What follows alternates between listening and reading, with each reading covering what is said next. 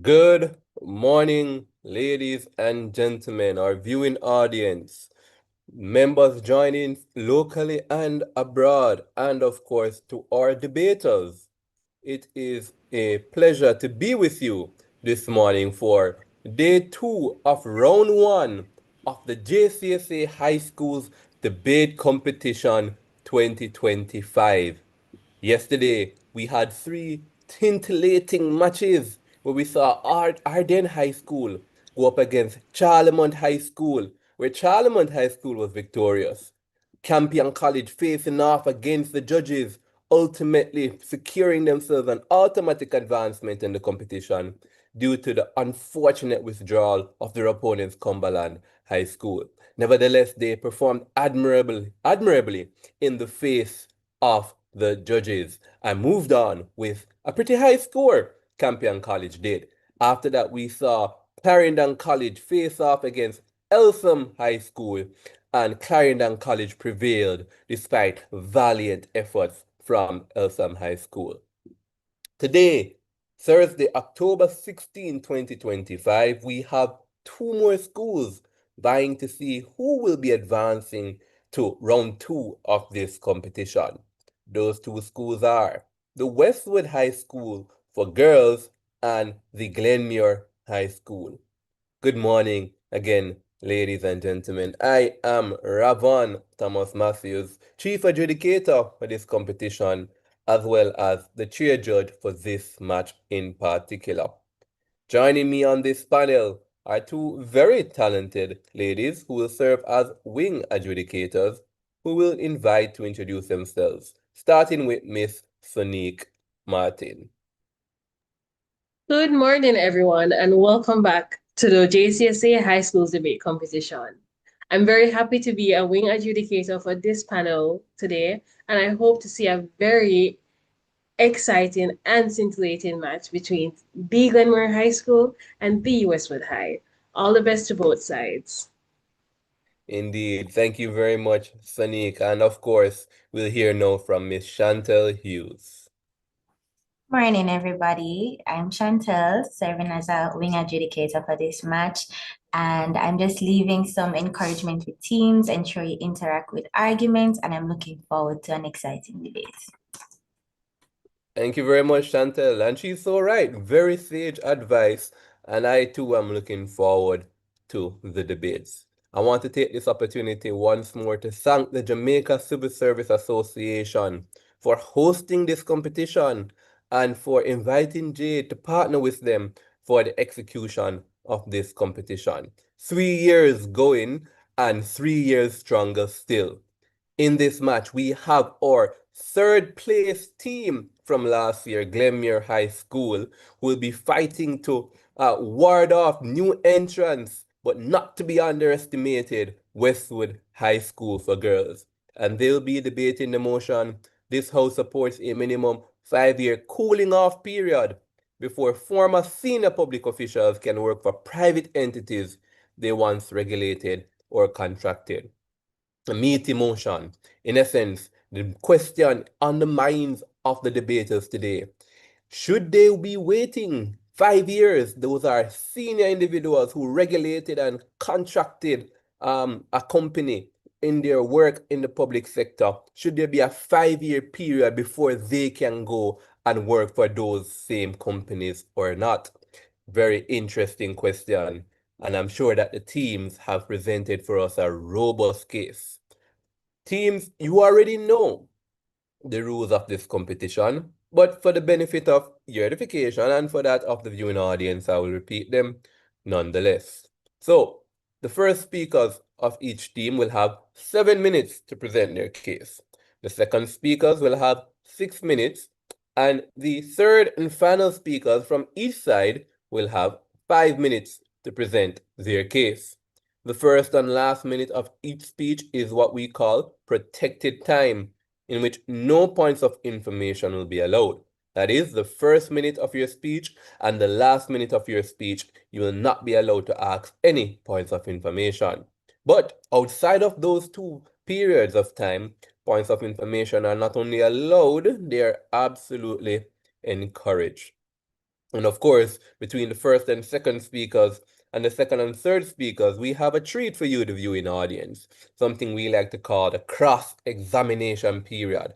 A super intensive clash where teams ask questions on the spot and teams are forced to respond to those questions on the spot to showcase their critical thinking abilities. But fret not, I'll tell you a little bit more about the cross examination period when we get there. So, with all the rules out of the way, let's get this debate on the road.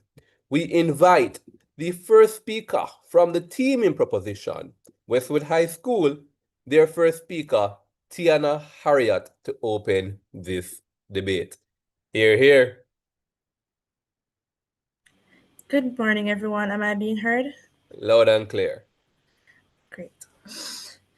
I will begin thusly. Distinguished adjudicators and fellow competitors, a pleasant good morning to you all. For years, Jamaica has been rocked by scandal after scandal, from the Royal Reed and Petrojam crisis to scandalous rumors being spread about our very own Minister of Health, Dr. Christopher Tufton. Thus, more must be done to safeguard the security of the Jamaican government and, by and large, the Jamaican society as a whole. We are here today to speak about the need for a minimum 5-year cooling off period for former senior public officials before they can work in private entities they once regulated or contracted. However, there are some terms which need to be discussed. Firstly, regulated means to be overseen or governed by a supervisory entity, and contracted means to enter into a formal and legally binding agreement. Additionally, a private entity refers to any organization that is outside of the government. A senior public official is an individual who holds a high position within the government, and a cooling off period is a specified duration during which former government officials, politicians, or public servants are restricted from engaging in certain activities after leaving public office. For this debate, we'll be discussing the points of undue influence on private entity executives, the unauthorized dissemination of government information, and the destructive power of rumors and how this policy can help to mitigate it. We'll be taking an ethical and social perspective. Firstly, my claim: former senior public officials can use this previous position to influence the hiring decisions of government regulated or contracted private entities, even if they were not directly involved with said entity. For example, the former finance minister, Dr. Nigel Clark, accepted the position as the deputy managing director of the International Monetary Fund, IMF.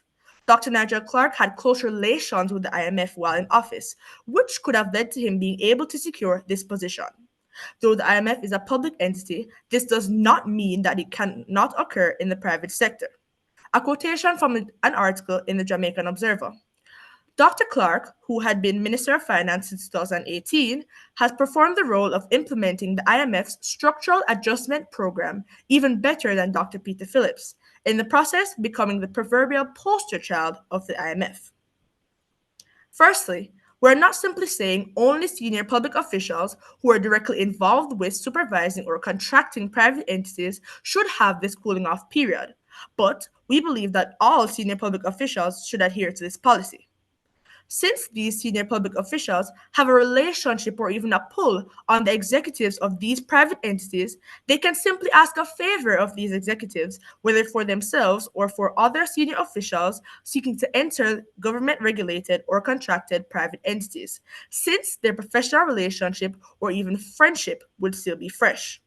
Even if they are not friends, they could simply pressure private entity executives into giving them a job by leveraging sensitive company information, which they recently had access to, or by offering to do them a favor in return.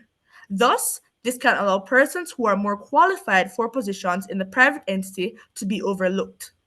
The 5-year cooling off period helps to reduce the influence of former senior public officials by ensuring current officials are seen as the true authority figure. It also provides time for companies to introduce new policies that former officials would not be privy to, promoting fair treatment and minimizing undue influence. Now, some may argue that 5 years is excessive, that it could discourage skilled professionals from entering public service. But let's be clear: This policy targets only senior officials with long-term relationships with government-regulated or contracted private entities. It does not apply to senior staff or technical advisors. The goal is not to punish ambition, but to prevent corruption.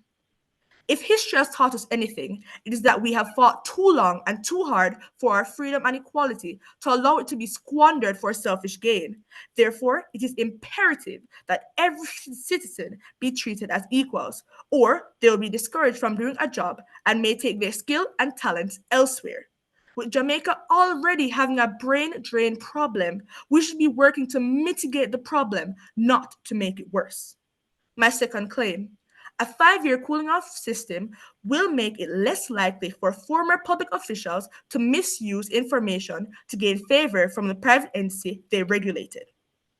When vacating a senior government position and transitioning to a government regulated private entity, a minimum 5-year cooling off period is necessary to ensure the protection of government information.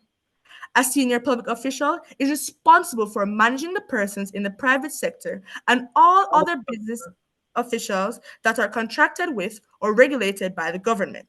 With intimate knowledge of the inner workings of our government and other businesses still fresh in their minds, these officials will have no trouble passing along said information to their employers in the private sector. However, a 5-year cooling off period acts as a buffer, ensuring that sensitive information becomes outdated, unstable, or replaced by the government after a senior official has left their post, thereby protecting the integrity of both sectors. The possibility of unauthorized dissemination of private government information is a threat to stability and government security, as the revelation of certain government policies could allow individuals to take advantage of flaws or loopholes and may even be able to avoid detection from criminal activity. Accepted. It's out of order. Ah, indeed. You are in your final minute. Please continue, Tiana. Okay, thank you. Therefore, it is imperative that we do everything in our power to protect our government. Others may argue that existing ethics laws or disclosure rules are enough, but we have seen time and time again where this is not the case. Consider the case of David Cameron, former UK Prime Minister, who lobbied for Greensill Capital after leaving office, using his connections to influence government actions. This scandal exposed how unchecked transitions can lead to undue influence and favoritism. Jamaica must learn from these examples and act preemptively. Some may argue that this policy could slow innovation or limit collaboration between public and private sectors. Sorry.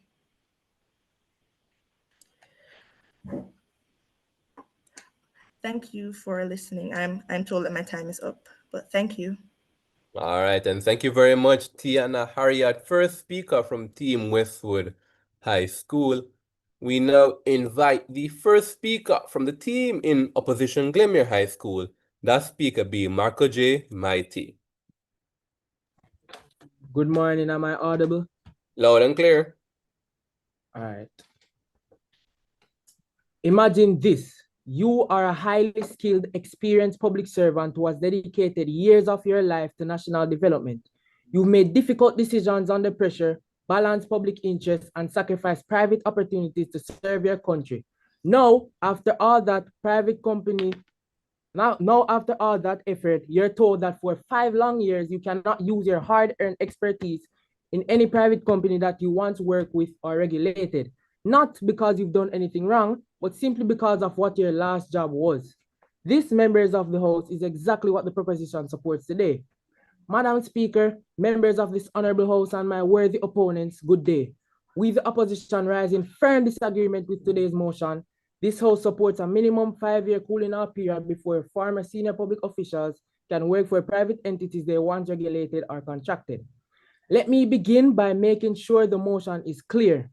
A cooling off period refers to a legally enforced time gap during which a person must wait before taking up certain employment after leaving the public office. A senior public official refers to high-ranking figures such as cabinet ministers, permanent secretaries, and senior technocrats who have direct influence over policy or contracts. And a private entity refers to any profit-driven company or organization outside of government control. So, to clear up any misconceptions from the proposition, this motion restated says that anyone who has served in a senior public position cannot work for or with a company they once regulated for 5 years. The intention sounds noble, to prevent corruption and protect public trust. However, when we peel back that surface, we find a policy that is impractical, unfair, and damaging to Jamaica's governance and development. The opposition case stands on three major pillars. First, this cooling off period will lead to talent drain and deter qualified people from public service. Second, it represents a dangerous overreach of government power that infringes on personal freedom. And third, we offer a fair, more realistic alternative that balances integrity with practicality. Let me outline our stance today. I will cover how this cooling off period will cause talent and deterrent costs, and how a mandatory 5-year cooling off period represents an unnecessary overreach of government power and undermines individual freedom and parliamentary choice.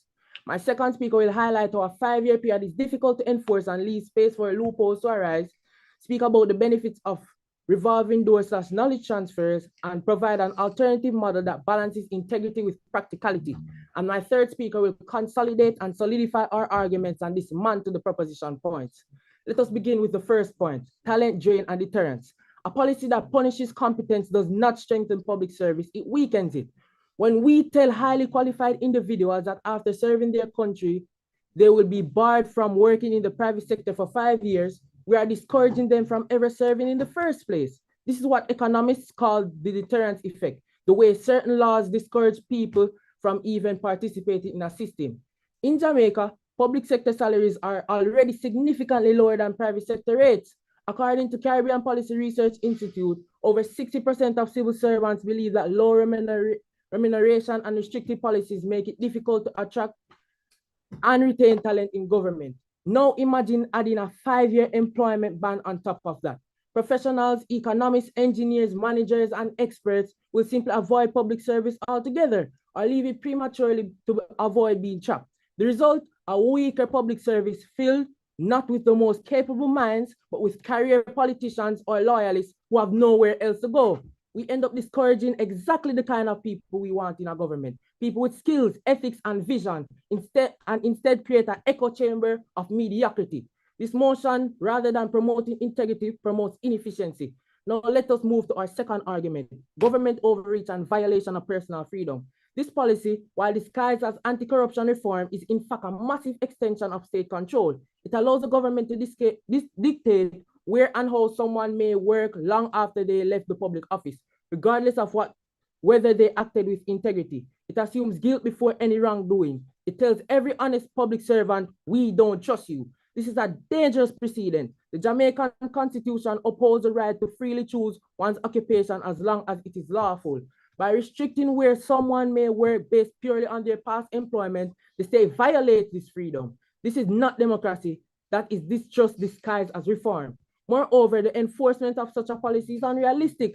Our Integrity Commission as of 2024 already struggles with staffing, digital tracking, and delayed reporting. Even its own reports to Parliament highlight difficulties in monitoring asset declaration and conflicts of interest in real time. To expect the same commission to track every farmer official's post-retirement employment for 5 years is simply unrealistic. It adds bureaucracy without solving corruption, like putting a padlock on a door that already has no hinges. And then there is the issue of proportionality. Why 5 years? Why not 2 or 3? The OECD's international standards on public ethics recommend cooling off periods of 1 to 2 years, not 5. Canada, Singapore, and the UK countries, the proposition often uses as models, all have shorter and more flexible restrictions. 5 years, by comparison, is punitive, not preventative. It's like cutting off a hand to treat a paper cut. Now let us consider the broader effects. If a public official worked once with Grace Kennedy or JPS, must they now wait half a decade before working in any company in the energy or food sector?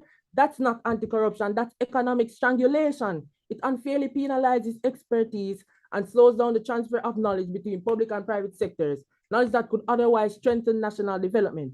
Madam Speaker, members of the House, and the proposition's motion is not a solution, it's a reaction. It assumes corruption is inevitable and punishes everyone for the sins of a few.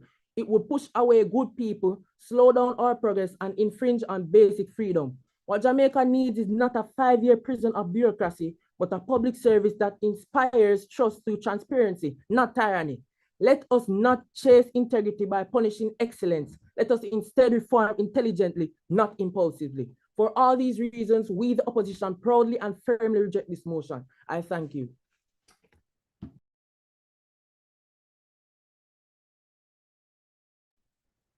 And thank you very much. That was the first speaker from Team Glenmuir High School, Marco J. Mighty.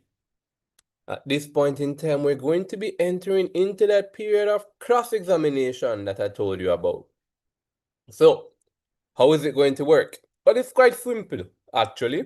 Team opposition, that is Glenmuir High School, is going to pose a series of questions to the proposing team, Westwood High School. So they will ask one question first, and then Westwood High School will respond to that question. Then Glenmuir High School will pose another question.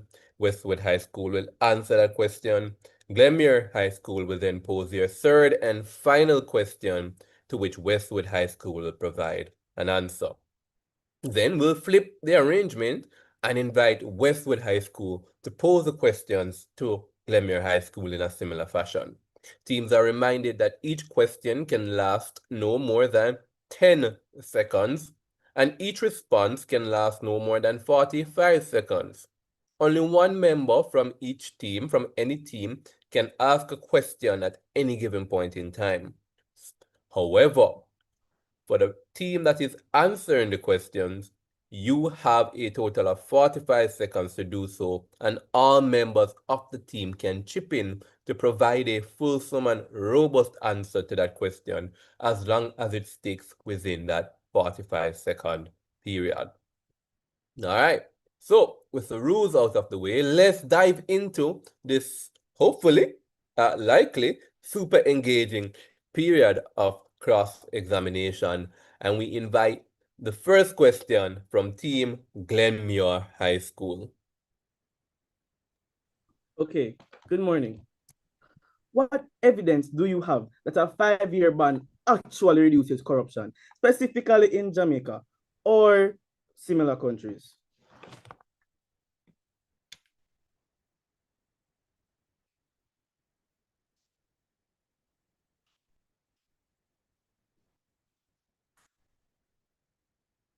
Am I being heard? Loud and clear. In terms of if this policy will be able to be implemented in Jamaica, we are unable to answer that question as it has not yet been implemented. Therefore, we will be unable to provide any evidence of such in Jamaica.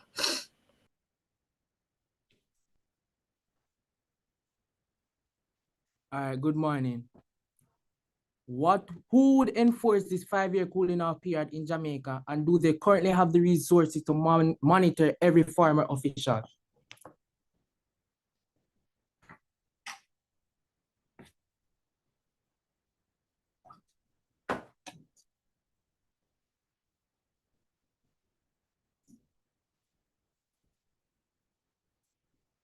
To answer, I would say that this 5-year period would be put in place by the Jamaican government. And it would be better because taking a blanket approach would allow them to actually monitor all problems and simultaneously solve it. Instead of going in a case-by-case scenario in which they would have to take each problem separately and try to solve it, then providing less work for the administration. Then does the blanket approach prove that this proposal assumes that every former official is corrupt until proven different? Thank you for that question. It does not say that every official is corrupted, but it solves the problem from before it is even it solves the problem from before it even comes up.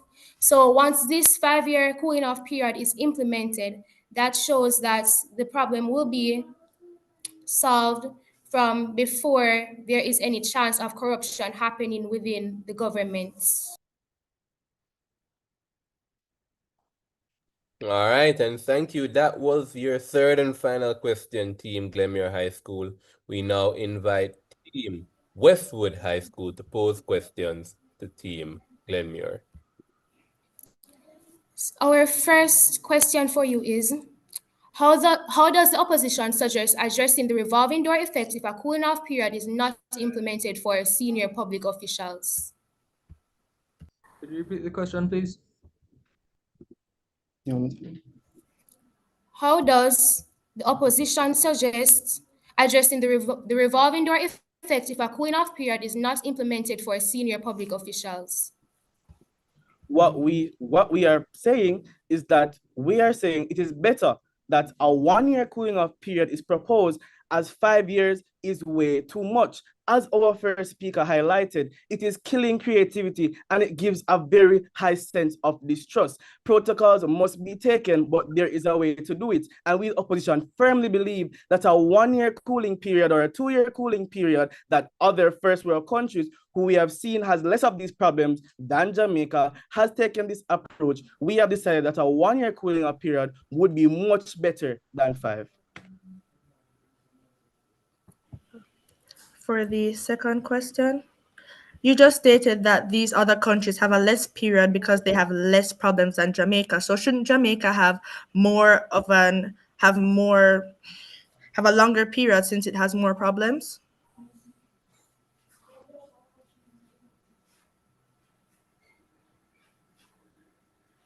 Could you please repeat? Since these countries have less problems than Jamaica, shouldn't Jamaica have a longer time since it has more problems?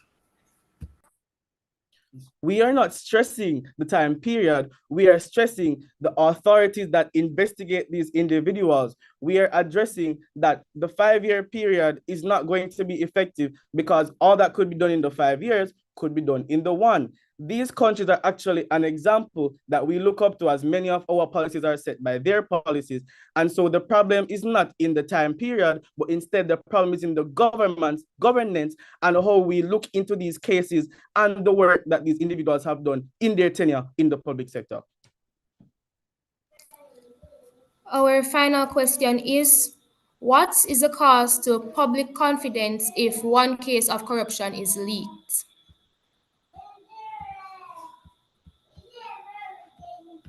The point that the proposition would have brought is that each individual or overwatcher of the public sector would be guilty until proven innocent.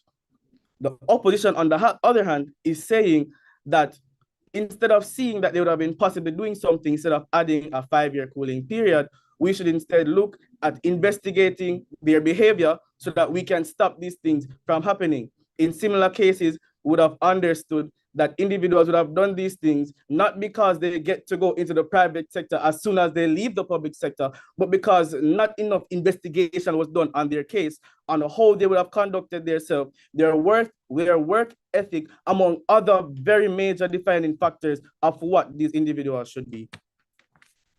And that is time. Thank you very much, Westwood High and Glenmuir High, for that period of cross-examination. We now press this debate forward and invite the second speaker from Westwood High School to extend the case for side proposition. We invite Shaloni Marshall. Mr. Speaker, members of the opposition, my fellow colleagues, adjudicators, and viewers online, a pleasant morning to you all. I'm here to reiterate what my Prime Minister has said and to also emphasize the need for the 5-year cooling off period. I begin with my claim. The 5-year cooling off period would help disperse rumors of familiarity between private entities and public officials. Firstly, rumors are the spark that can light the flame which could destroy a government. For years, and even in the present, rumors have led to calls for senior public officials to step down from their posts. Even now, we can see our very own Minister of Health, Dr. Christopher Tufton, battle rumors amid the Market Me scandal, which could lead to him having to step down from his position. This goes to show just how powerful the Jamaican rumor mill can be. Therefore, a 5-year cooling off period could help to prevent said destructive rumors from wreaking havoc on our government. On another point, rumors are speculations that are created by the public due to the lack of transparency from the public official or the government as a whole. If they are not addressed properly, they could lead to the public making accusations which could be detrimental to the government's operations. Consider the case of our former Minister of Education, Royal Reid, and his family being accused of misappropriating government funds, leading to his immediate dismissal. This highlights just how rumors can cause an uproar in the day-to-day operations of our government and lead to disciplinary actions taking place. On the other hand, a 5-year cooling off period would create necessary distance between the former official and the entity which they once regulated or contracted, further dissolving the rumors of corruption due further dissolving the rumors of corruption due to the relationship between the official and the entity in which they were involved.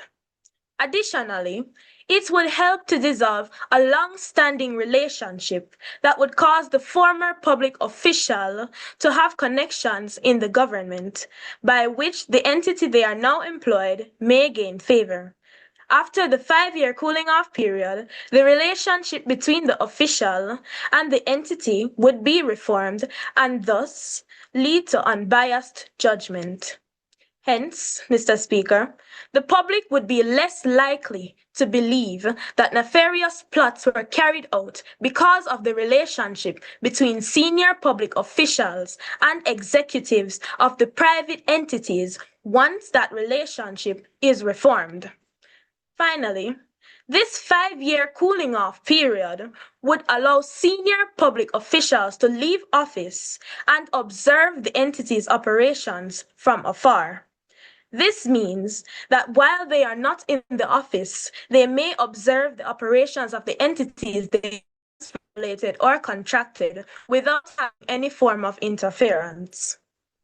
So, Mr. Speaker, I conclude with this. A 5-year cooling off period would be necessary to disperse any speculation that can create a negative image the citizens could generate towards the government. Furthermore, a 5-year cooling off period would disperse the rumors that the senior public officials use their connections within the government to facilitate their misdeeds. Thank you. And thank you very much, Shaloni Marshall. We now invite the second speaker from Glenmuir High School, Keno King, to extend the debate for side opposition.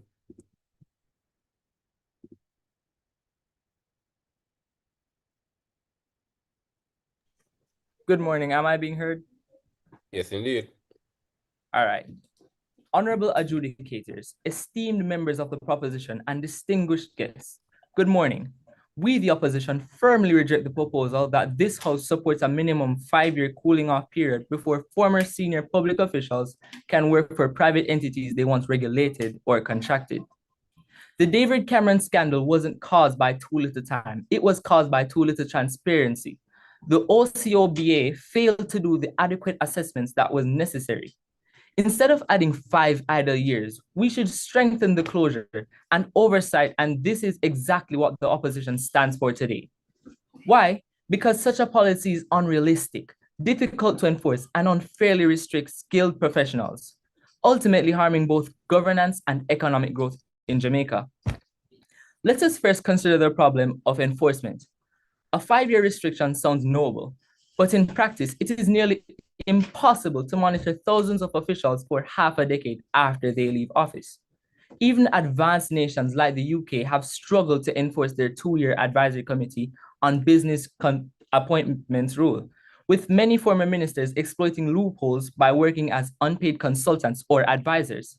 The Jamaican government, a third world country with fewer monitoring resources, would face even greater difficulty as we lack the time and money to effectively enforce these rules.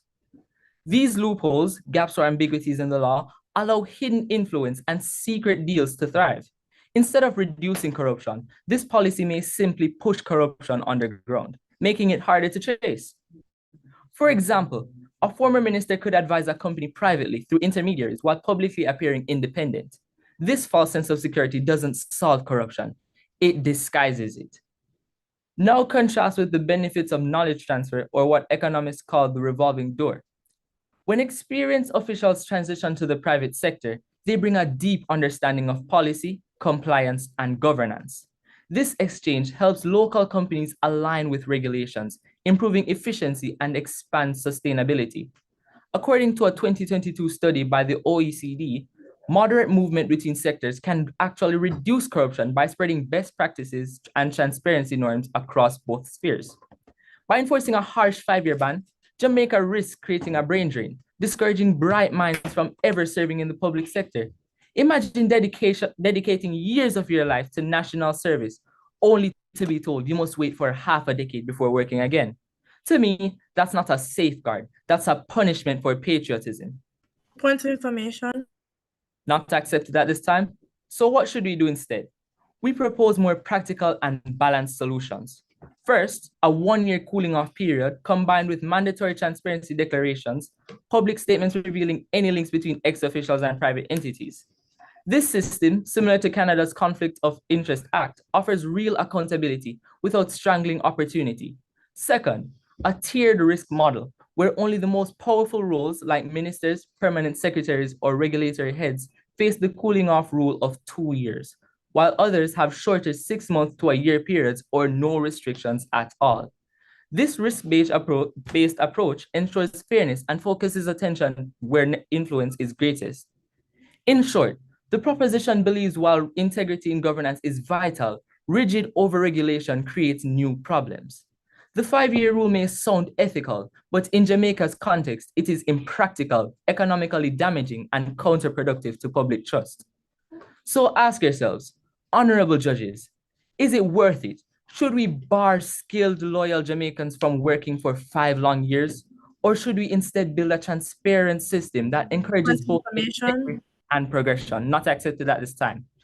We say, reject the 5-year cooling off period. Choose practicality, fairness, and growth. Thank you. Now I will be accepting any points of information that arise during my speech. Okay, thank you. Firstly, we were not saying that they cannot work at all, as was mentioned in your speech. We are simply saying they cannot work in the private entities once regulated or contracted by the government.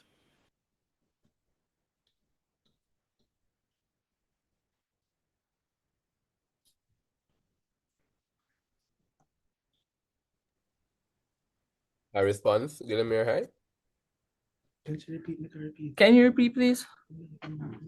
In your speech, you said that they will be barred from working for 5 years. However, we did not say that they could not work at all. We were simply saying that they could not work in private entities regulated or contracted by the government. That's not a question. It doesn't have to be a question. You can feel free to respond. Oh, we will not be responding.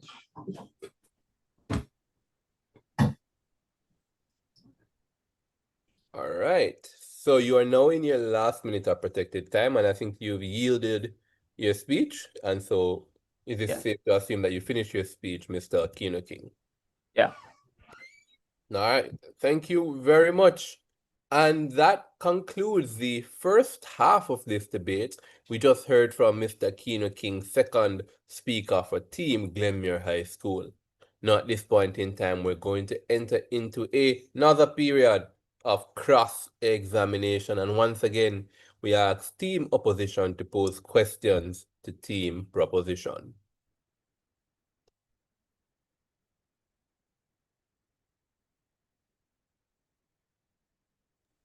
Are we audible? Loud and clear. Okay.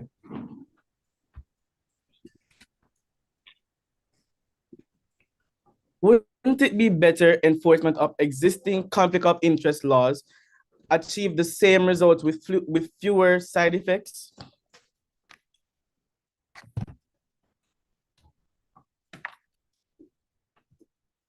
Could the question be Can you repeated? please repeat? Instead of a 5-year ban, wouldn't better enforcement of existing conflict of interest laws achieve the same results with fewer side effects rather than the 5-year ban?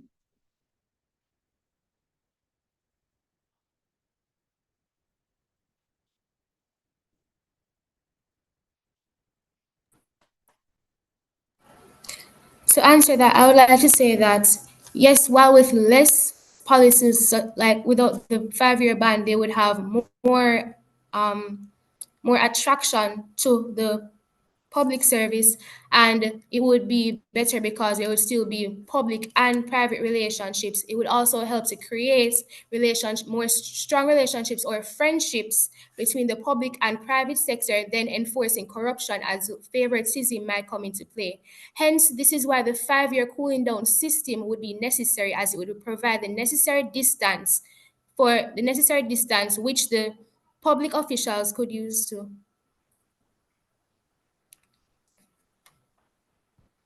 Sorry, time is up. Okay. Instead of just having a cooling down period, wouldn't this just simply push corruption underground, making it harder to trace? This would not make corruption harder to trace, as the Integrity Commission would put the former senior public officials under scrutiny during the 5-year period. Then, how will this law prevent corruption after someone leaves office if people can still hide these relations informally?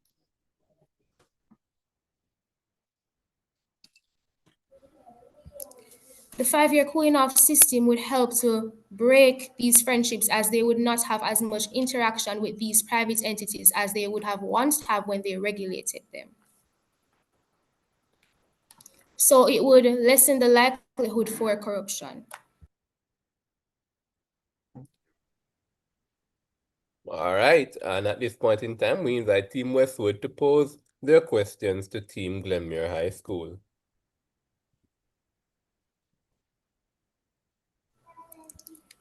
Our first question is, how can you ensure that decisions made by officials will not be influenced by future employment prospects? Can you please repeat the question? How would you ensure that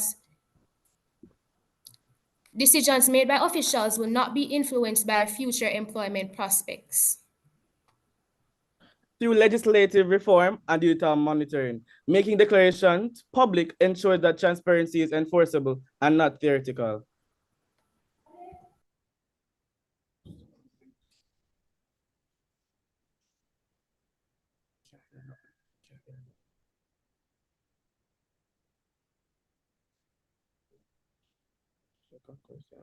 Our next question is, should former public officials benefit from the use of insider knowledge from their former job in the Jamaican government if there is no cooling off period? Could you repeat your question? Should former public officials benefit from the use of insider knowledge from their former job in the Jamaican government if there is no cooling off period? Then, if there's no additional steps taken place to ensure that this knowledge is now invalidated, a 5-year cooling period would not be enough to ensure that this corruption will not take place. People will become consultants or use proxies. Better to regulate ongoing disclosure than impose a blanket weight.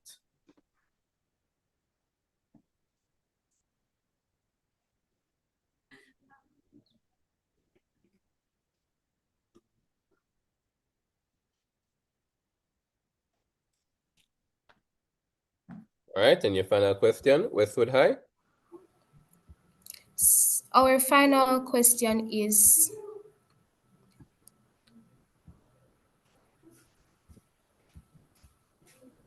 countries like Canada, Spain, and many others in the European Union utilize a 5-year cooling off period. Why should Jamaica diverge from this trend and not use a 5-year cooling off system when these thriving countries are using it? Firstly, that is not true. Through evidence and through what we have previously stated, first world countries who are most definitely thriving actually use 1 to 3 year cooling off period, and this has worked significantly for them. The opposition strongly believes that we should not go with the 5 years, but instead, as you said, with these thriving countries, go to a 1 year cooling off period, which will prove better results than a 5 year cooling off period. All right, and thank you very much. Now, at this point in time, we will pause the debate for 1 minute to allow the finishing touches to be placed on those reply speeches, after which we will invite the opposition reply speaker, who will be followed by the proposition reply speaker. And that 1 minute starts now.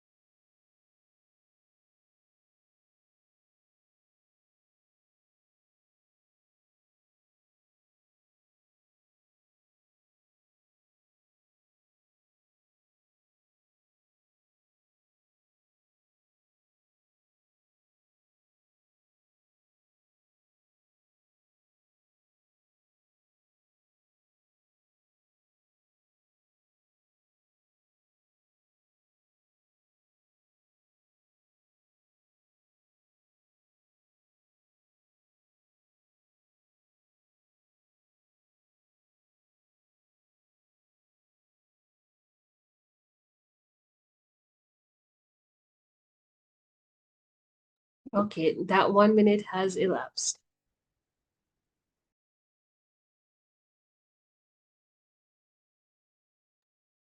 Thank you very much, Sanique Martin, for that notice. Now, at this point in time, we invite the opposition reply speaker to close the case for Team Glenmuir High School. That speaker, of course, being Mr. Nathan Clark.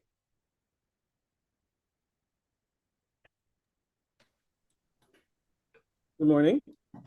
Honorable judges, respected members of the House, and my worthy opponents, good morning. Today, we've heard a lot of emotional appeals from the proposition. They say that this 5 year cooling off period will protect integrity and prevent corruption, but when we look behind the rhetoric, their plan is nothing more than a symbolic overreach that punishes integrity rather than protecting it. Let us address the major issues clearly. They say that this measure prevents corruption. I ask, what evidence? Jamaica already has the Integrity Commission Act, the Access to Information Act, and the Public Bodies of Management and Accountability Act, all designated to expose, report, and punish corruption. If these mechanisms are not being enforced, then that's not a time problem. It's a matter of governance. Secondly, fairness and personal freedom. The policy assumes that all senior officials are corrupt and treats every single one of them as guilty until proven innocent. That is not justice. That is collective punishment. In Jamaica, many of our more skilled professionals already take lower salaries to serve the country.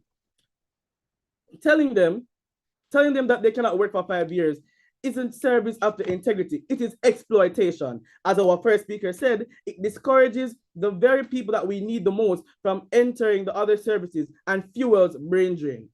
The opposition's model, a 1 year cooling off period, transparency declarations, and a tiered system is not only fairer, but it's globally proven. In Canada and the United Kingdom, cooling off periods range from around 1 to 2 years, not 5. Why? Because it balances ethics with economic growth. Senior officials moving into the private sector being more valuable in their expertise.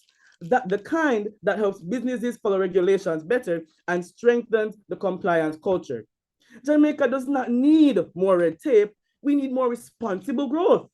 Finally, the moral clash. The proposition believes that integrity is about restriction, but we believe that integrity is about responsibility and realism. You cannot protect democracy by chanting those who serve it, by chaining those who serve it. You protect it by holding individuals accountable when they break the rules. So, honorable judges, when the proposition tells you that a 5 years will fix corruption, remember this, that corruption is not a matter of time, it's a matter of transparency and empowerment, because we stand for truth, we stand for Jamaica's future, and we proudly oppose this move. I thank you. And thank you very much, Nathan Clark, for concluding the debate for Team Glenmuir High School. To do so similarly, we invite Miss Ashane Kuzley, the third and final speaker for Team Westwood High School. Am I audible? Yes, loud and clear. Fellow competitors, viewers watching at home, and esteemed judges, a pleasant morning to you all. Let me start by quickly quoting Indira Gandhi. She states that if you do not show true appreciation to those who deserve it, they'll learn to stop doing the things you appreciate.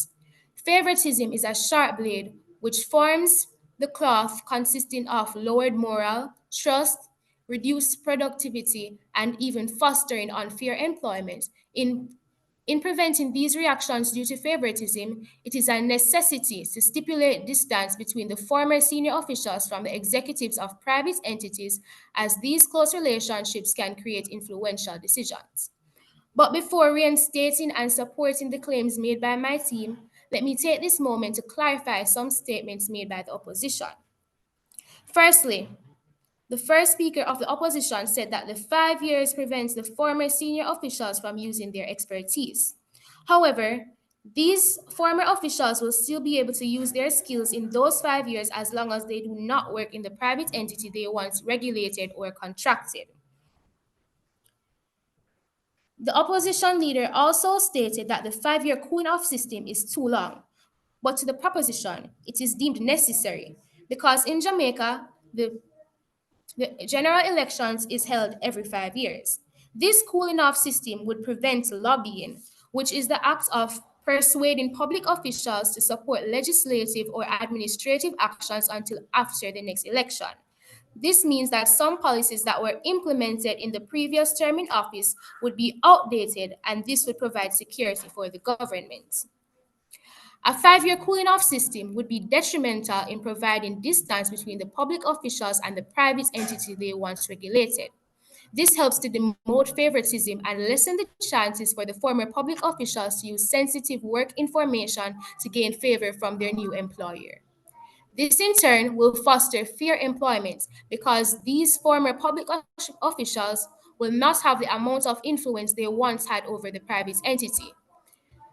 This means that more consideration will be given to qualified persons who are fit for a vacant position, effectively lessening the likelihood of favoritism among the executives of the private entity and the former senior public official. Additionally, the 5 year cooling system prevents the former senior official from knowing too much information about the running of the government, as the position was handed over to another individual who is now their superior. Furthermore, the 5 year cooling off period assists in the dispersal of rumors regarding the senior public official and the entity they once regulated or contracted. Since rumors are a strong force that needs to be disseminated, the 5 year cooling system would once again help to ensure necessary distance between the former official and the entity they regulated, dissolving their long-term relationship and gaining back the trust of citizens of Jamaica who were impacted by this rumor. Hence, Mr. Speaker, a 5 year cooling period would be detrimental to removing or lessening corruption between the senior public officials and the entity they once regulated. I thank you.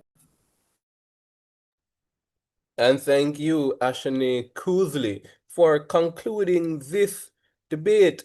The judges have a arduous task ahead of them. We now need to identify who the winner of this match will be and who will be securing a guaranteed spot in round two. So the judges will excuse themselves for a minute so that we can make that decision, and we will be back with you shortly.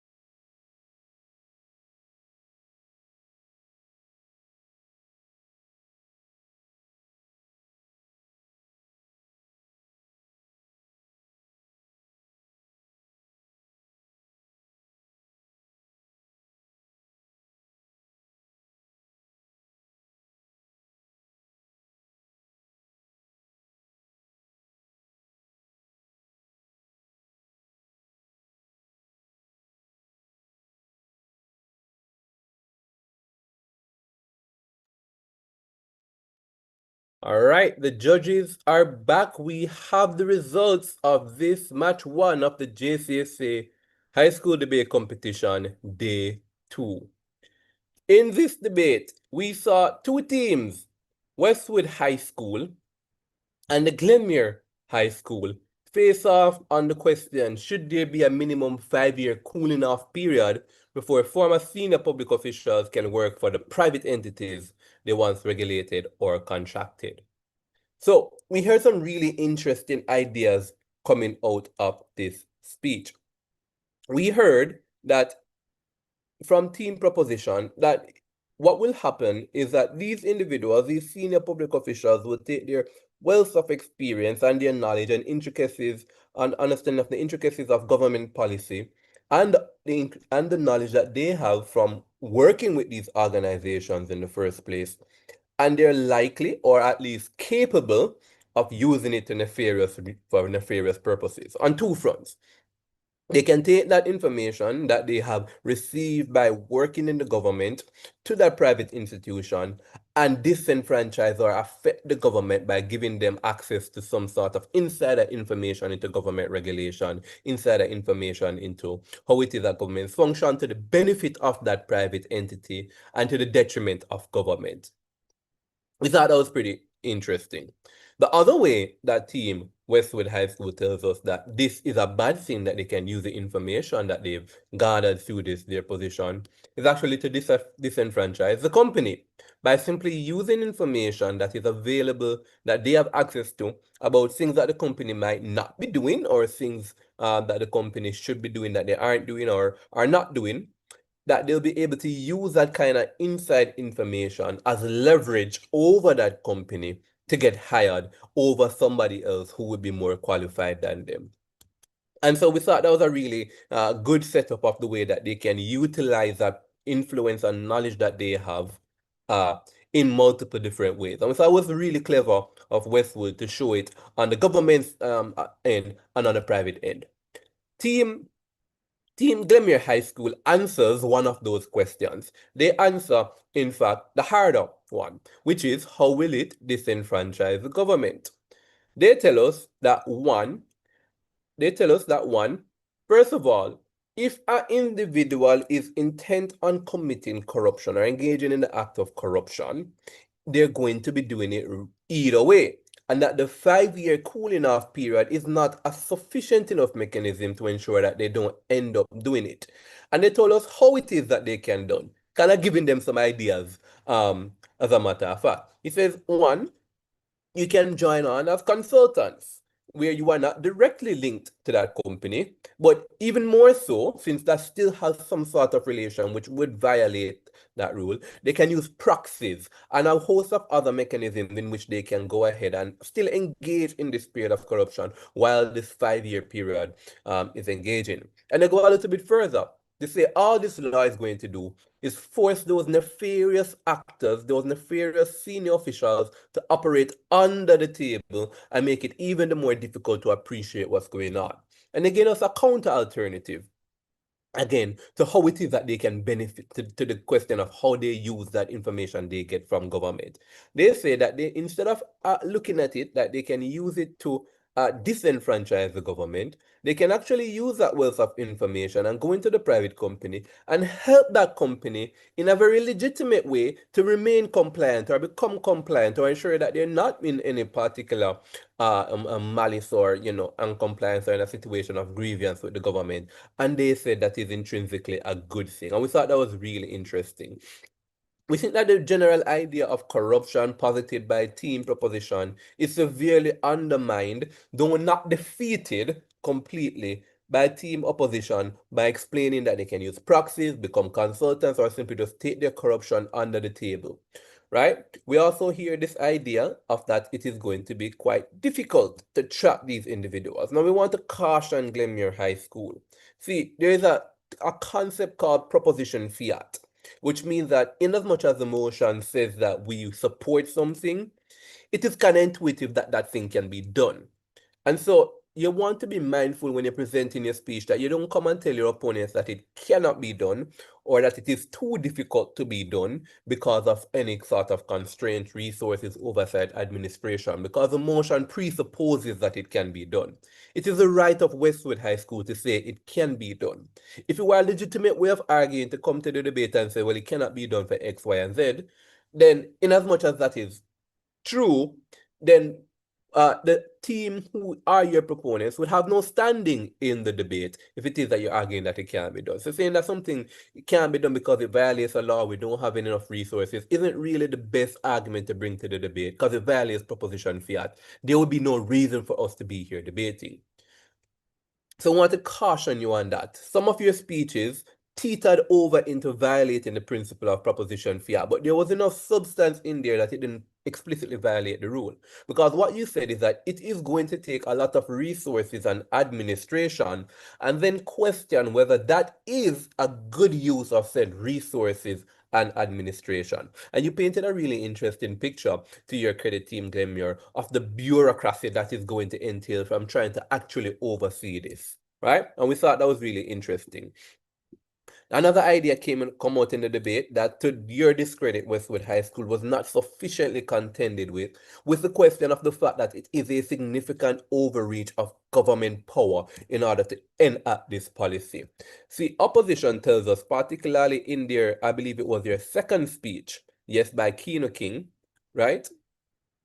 No, actually, it was their first speaker, Marco J. Mighty, who explains to us that this is going to venture on the extent of government overreach, where a government is now going to tell you who you cannot work for. And it is a constitutional right, once more, to ensure that you have an right to autonomy to work for an individual. And so what we needed to understand, Glenmuir posits, is what justification exists that we would want to override this constitutional right, because it, again, can be done.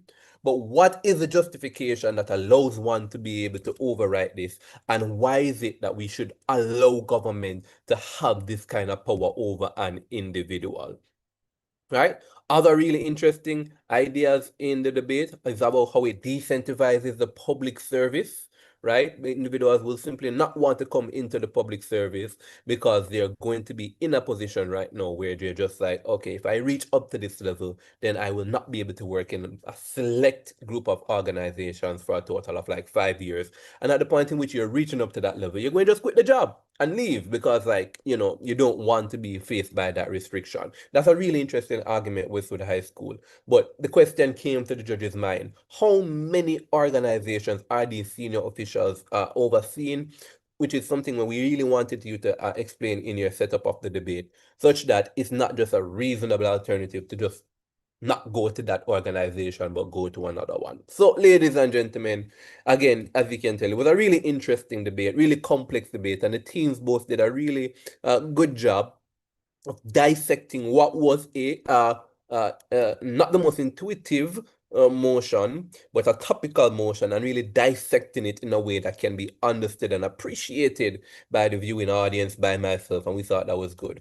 And so, with all of that said, you want to know who won the debate.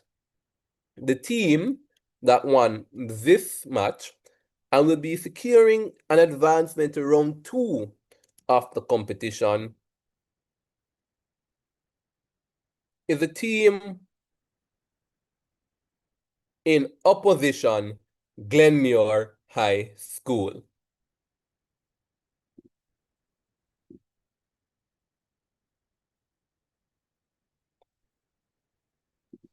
Thank you very much. Congratulations, Glenmuir High School.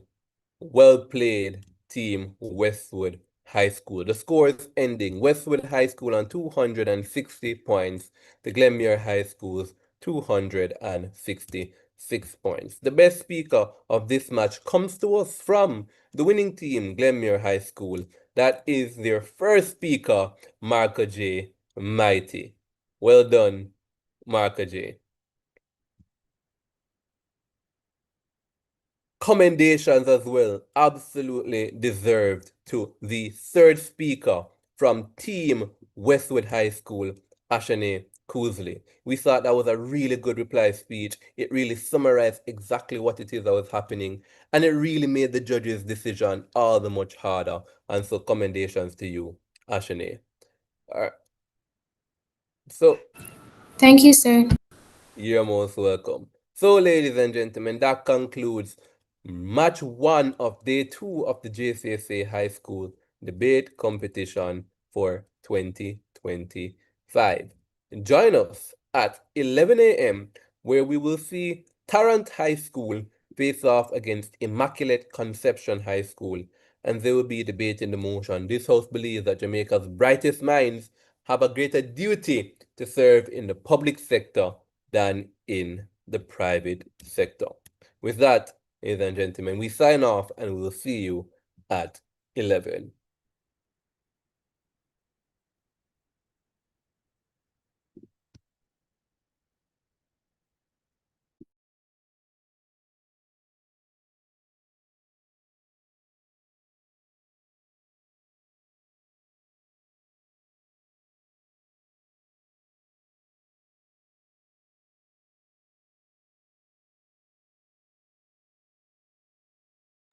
Ravon, check your messages.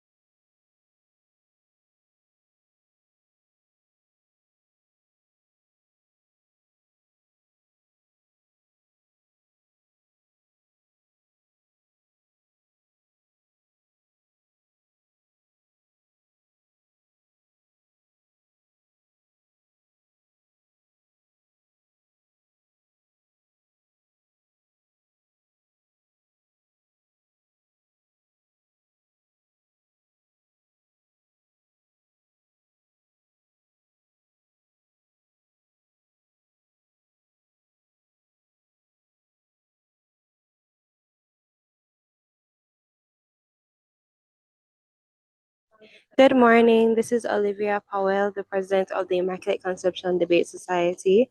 We're here just in advance for a match that should be at 11 o'clock. Hi, Olivia. Wonderful. Good. Let's run the test from now. Is the entire team with you? Yes, all of our speakers are here with us at the moment. Awesome. All right, you can set up your camera so I can see you. Make sure you're in frame. Okay, just one moment. Thank you. No problem.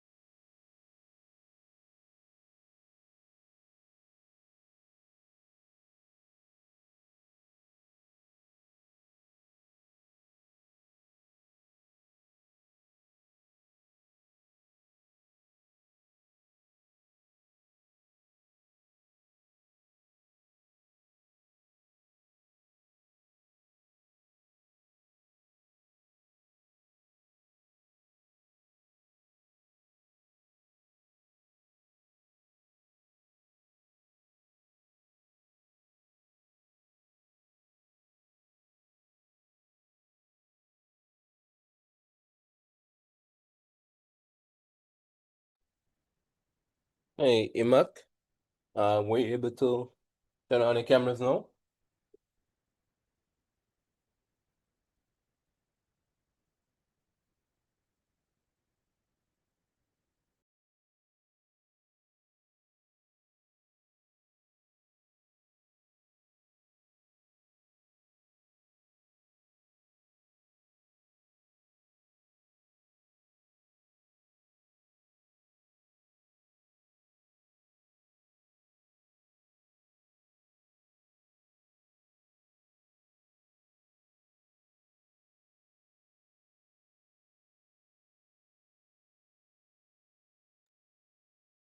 Hey, good morning, Mr. Ravon. We are the three speakers from Immaculate. My name is Paris Small. My name is Abigail Grindley. My name is Dijane Moshe. All right, Okay. it's nice to see you, ladies. I like your mic. You come across very clear and audibly. It's very cool. Thank you. All right, so I'm waiting on your opponents to join the call, but just before they do, let me just give you some pointers. So firstly, can you put the names of your speakers in the order in which they're speaking in the chat so I can have it? Okay. Secondly, you have a good mic, so there's no reason for you to ask if you can hear me when you're opening your mic to speak. And for the period of cross-examination, keep your mics open because I want it to be snappy and back and forth. So you don't have to wait on me to tell you to give you the next ask the next question. As soon as I finish answering the question, then you can ask another one, all right? Okay. Thank you. Mhm. Okay. You need to put Mr. Ravon, we are gonna join on another device so that we can type the names in the chat, but after that, we'll leave on the other device.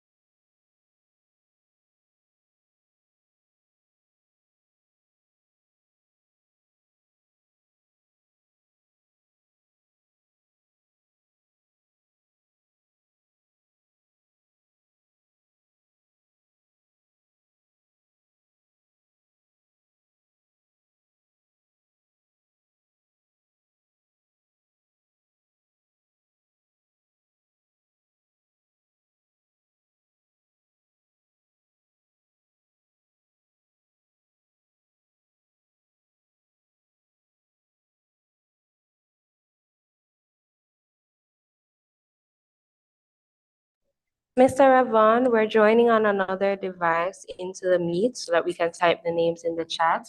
I'm not sure if you're seeing it in the waiting room.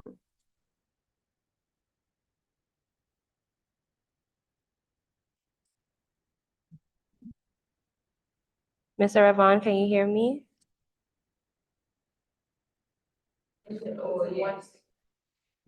Oh, okay. Okay, thank you.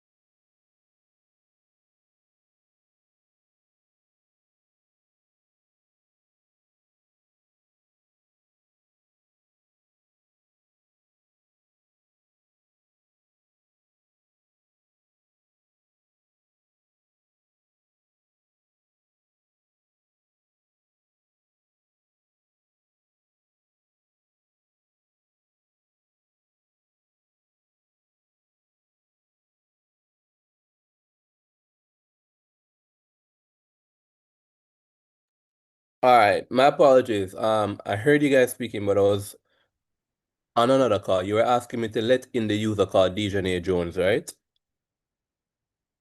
Okay. Yes, we were.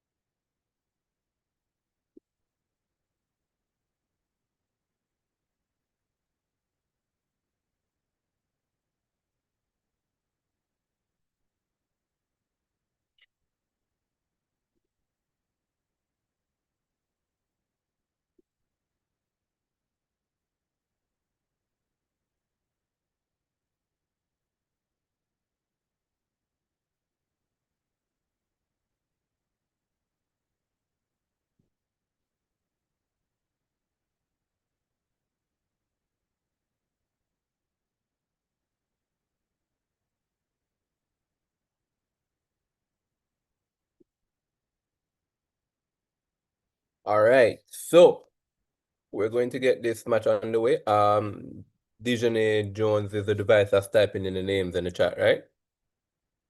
All right. So while we wait on that, so I have some good news for you, Imak. Bad news for you, Imak. So your opponents, Tarrant High School, have withdrawn from the competition.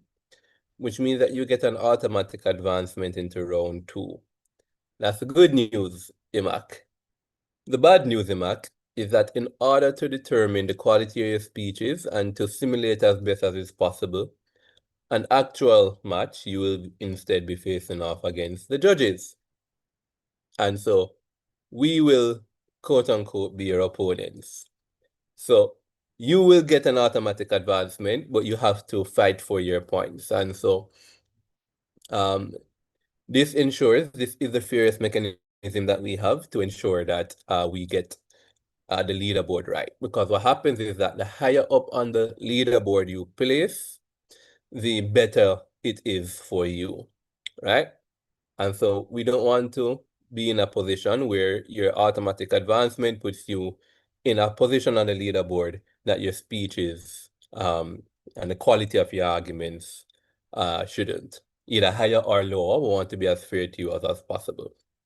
So this is how it's going to go. You are going to be presenting your speeches as per norm, assuming that you did indeed have an opponent, right?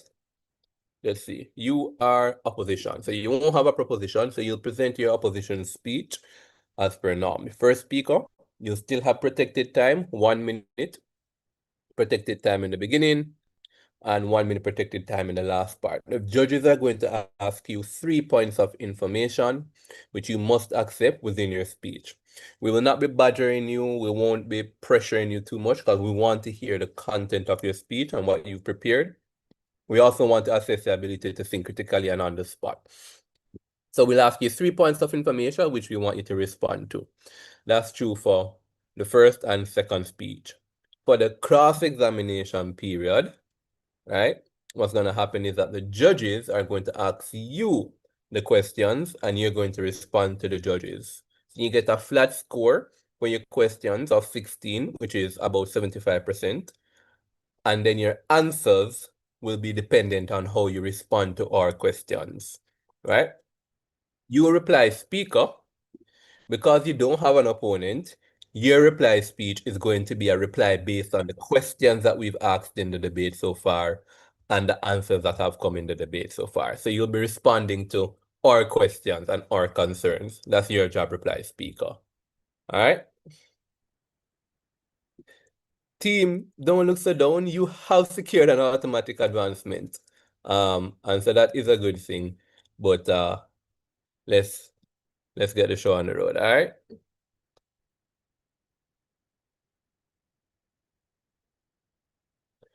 All right, confirming. Okay, I see you. All right, so good morning, ladies and gentlemen. Welcome back to match 2 of day 2 of the JCSA High School Debate Competition for 2025. You will see that joining us is the team Immaculate Conception High School. Absent, unfortunately, is their opponent, Tarrant High School. They had to, unfortunately, be withdrawn from the competition. With that said, Immaculate Conception High School gets an automatic advancement to round 2 of the competition. However, they will have to face off against the judges so that we can determine their scores and where on the leaderboard they will fall. And so I explained it to the teams. I will explain it once more in case you're just tuning in. Speakers, you will present your speeches as per normal. You will have your first and last minute of protected time as per normal. However, the judges will be asking you points of information. We'll be asking you no more than 3 points of information per speech so that we can understand the quality of the speech itself while simultaneously understand your ability to respond quickly and on the spot. For a period of cross-examination, because you have no opponent to cross-examine you, you will receive a default score of 16 out of 20, or about 75% for your questions. However, the quality of your answers will be determined by how well you respond to the judges' questions to you. And of course, as per the norm in cross-examination, 3 questions will be asked to you. And finally, reply speaker, you don't have an opponent to reply to. And so what we'll invite you to do is to respond to the contentions and issues that the judges have with the substantive that came from your team, and to summarize your case and posit your own rebuttals, analysis to the judges' contentions to the team, and really show why Immaculate Conception is the Immaculate Conception High School. All right? And so, the motion before us reads, this House believes that Jamaica's brightest minds have a greater duty to serve in the public sector than in the private sector. Immaculate is in the opposition team, so they will be saying that there is no greater duty from Jamaica's brightest minds to serve in the public sector over the private sector. So, welcome once again. I am Ravon Thomas Matthews from the Jamaican Association for Debating and Empowerment, repping Jade for the JCSA High School Debate Competition 2025, the third staging. And joining me on my panel, where I sit as the chair judge, will be two other brilliant, competent wing adjudicators who I invite to introduce themselves, starting with Miss Sanique Martin, followed by Calicia T. Vassell. Good morning, everyone, and welcome back to our second match of the day. The motion presented to us is a very relevant and important motion to Jamaica as a society. As you know, we're facing brain drain more and more every year. IMAC is a gladiator in the debate space, and I hope they do, in fact, show this to us, the judges, as they don't have an opponent. All the best. Thank you very much, Sanique. And of course, the other adjudicator, Calicia Vassell. Hi everyone. I echo Sonique and Ravon's sentiments. I don't think I can say it any much better. All the best in my kid. Looking forward to hearing your substantives, and I hope when we see each other in public after this, we can still hail each other.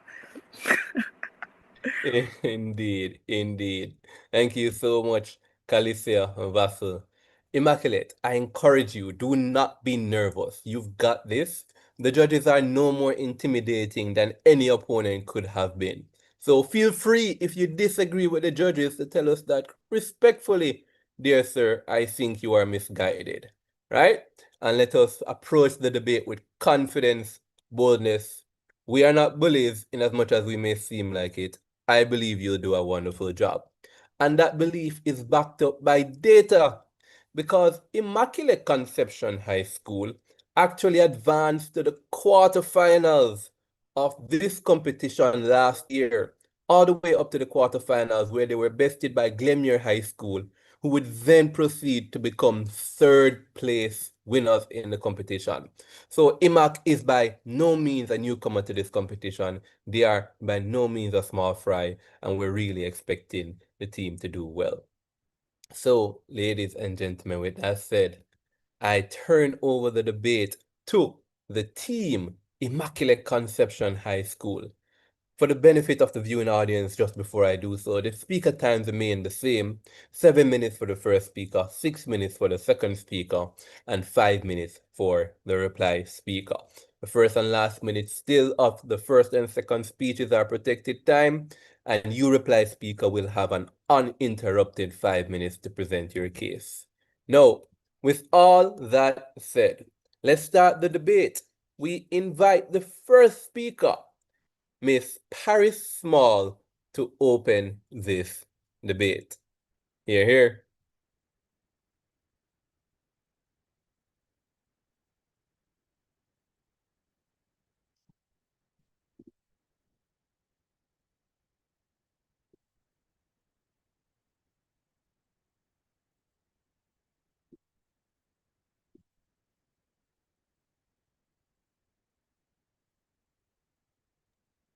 Okay, could you please let me know when I'm able to begin? Yep, ready when you are, Paris. Okay, I'm ready. Good day, Mr. Speaker, members of the House, and my worthy opponents. My name is Paris Small, and I stand before you today, valiantly opposing this motion, which states, this House believes that Jamaica's brightest minds have a greater duty to serve in the public sector than in the private sector. I will begin by defining the key terms, presenting our stance, and outlining why choice, rather than obligation, should guide where Jamaica's brightest minds serve.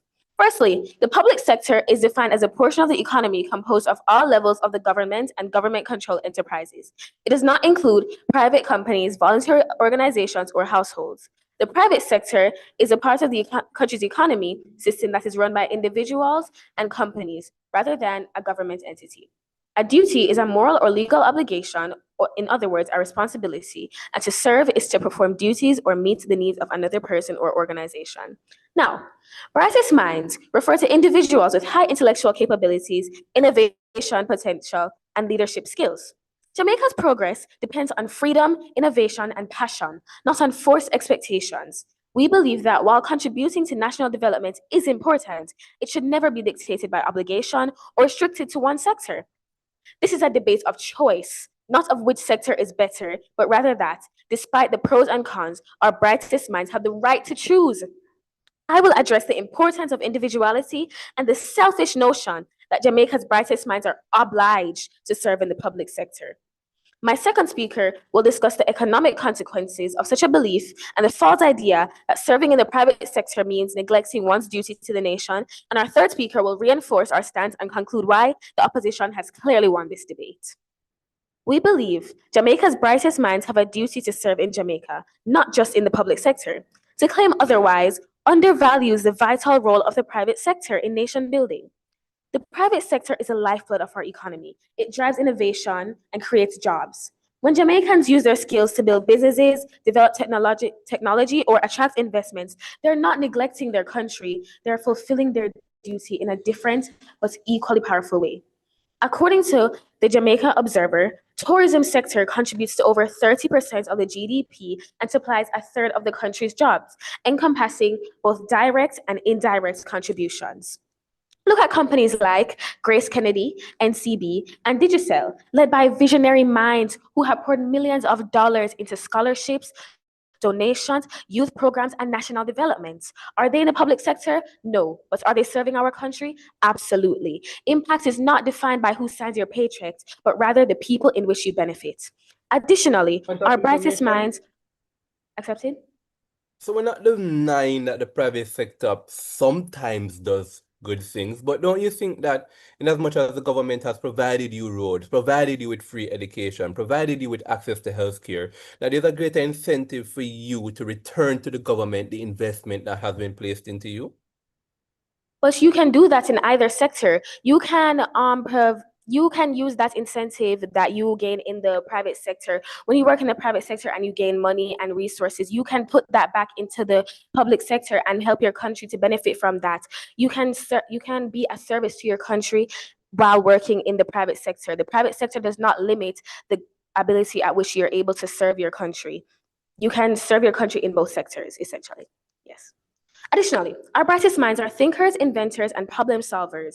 They thrive in spaces that reward new ideas, experimentation, and thinking. But the sad reality is that Jamaica's public sector is not structured to encourage those qualities. It is too often held back by bureaucracy, outdated systems, and rigid procedures that make it difficult for innovation to flourish.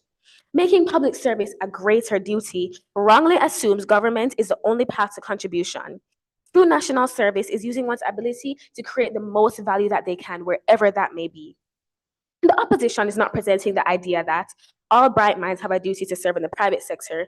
Our stance is simply that true service to one's country is independent of the sector that it is carried out in. The private sector and public sector both play an integral role in the betterment of our society. Who gets to decide which sector has the right to Jamaica's brightest minds? On to my next claim. The word duty implies an obligation, something that must be done regardless of the person's ambition or will. However, talent, intellect, and skill are personal attributes that belong to the individual. Point of information. Accepted. Throughout your speech, you have been saying that you can serve Jamaica in both the public and the private sector. But doesn't the public sector offer the broadest platform for structural and long-term national transformation? Yes, the public sector offers a broader opportunity for public transformation than the private sector, but the private sector still offers it nonetheless, and that is an obligation that the private sector doesn't necessarily have. Because as we both know and have established, the private sector is more catered towards profits, and the public sector, their obligation is towards the citizens. Yet the private sector, while prioritizing their profits, they produce their profits in a way that benefits the community and the country at large. Therefore, even though the public sector does benefit the country in a larger way, or they're more catered towards benefiting the country, the private sector still benefits the country nonetheless, and the private sector provides more resources that can benefit the country, because the private sector is dedicated to profits, and profits is revenue. Okay. The proposition may argue that Jamaica's brightest minds must enter the public sector in order to improve the nation. So that's why I ask, are these bright minds not individuals themselves? Why should they be forced to sacrifice their financial stability and personal future for the betterment of the country before they can Point even of secure their own information. lives? Accepted. Oh, great. Regardless, you're not in protected time. It's maybe like 20 seconds ago. Mhm. Yeah. Regardless of the opportunity trade-off that people are going to have to make by choosing public sector over private, don't you think that they have a moral imperative to be, to participate in the public sector through work, given that the public sector, i.e., the government, invests a lot in universal education and universal healthcare and stuff like that? What? Would you like me to repeat? Yes, please. Okay, no, rather than Regardless repeating, of the opportunity. I'm sorry. Okay. To that, I say that a moral obligation should not be imposed on by the government onto people, because, as I will later explain in my speech, the brightest minds are individuals in themselves, and they deserve that right to choose. Our constitution in Jamaica verbatimly states that they have the right to choose. A decision as personal as career choice is yours only to make, and therefore should not be dictated by your government or state. Okay. To place moral guilt on something as deeply personal as career choice is simply selfish. Furthermore, Mr. Speaker, the proposition assumes that entering the public sector will automatically create great impact. But let us be honest, that impact is not guaranteed. In fact, the public sector often suffers from bureaucracy, underfunding, and understaffing. Placing pressure on our brightest minds to save the country in that environment is unfair and ultimately leads to burnout.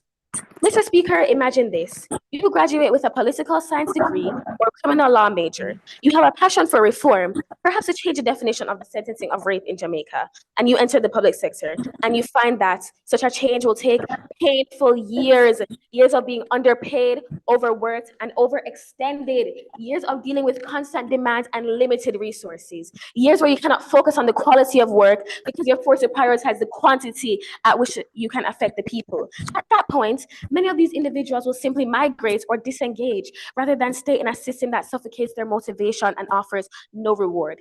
In fact, they may develop resentment towards the country and lose their sense of patriotism. Mr. Speaker, we argue quality over quantity. In the private sector, our brightest minds often gain freedom, resources, and financial security. There, they can choose to give back through mentorship, innovation, and philanthropy. Not because they're forced, but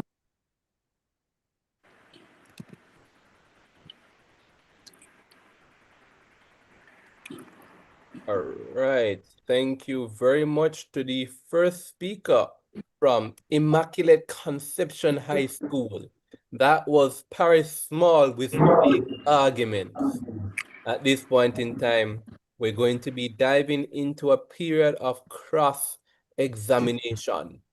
In this period, as I explained, the judges will be posing 3 questions to the team. Our question will be short. Your answer, you have 45 seconds to answer our question. As always, all 3 of you can chip in to provide the best answer possible. All right? And so now we will engage and start in this period of cross-examination. And we will field our very first question.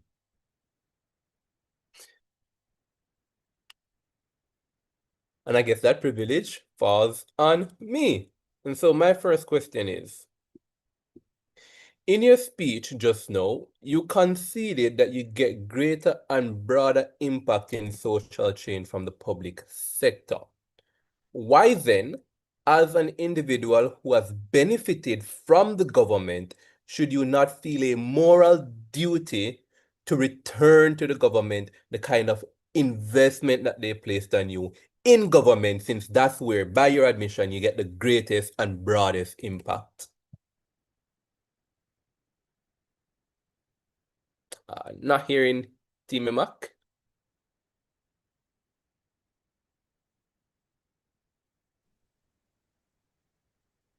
Are you hearing us now? Yes, loud and clear.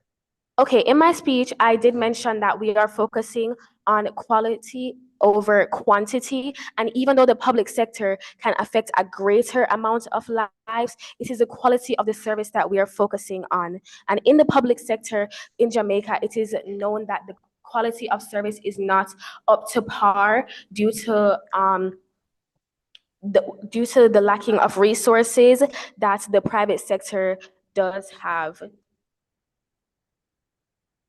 Oh, as well as to the point that stated why they do not feel the moral obligation to return resources back to the public sector. That can be done just the same while working in the private sector, because, for example, senators who also work in the private sector do give back money and can benefit the public sector as well.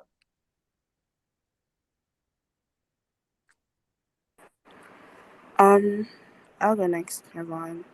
So in your speech, you said that the reason why, at least one of the reasons why they shouldn't choose the public sector is because it's riddled with problems like bureaucracy and a lot of red tape.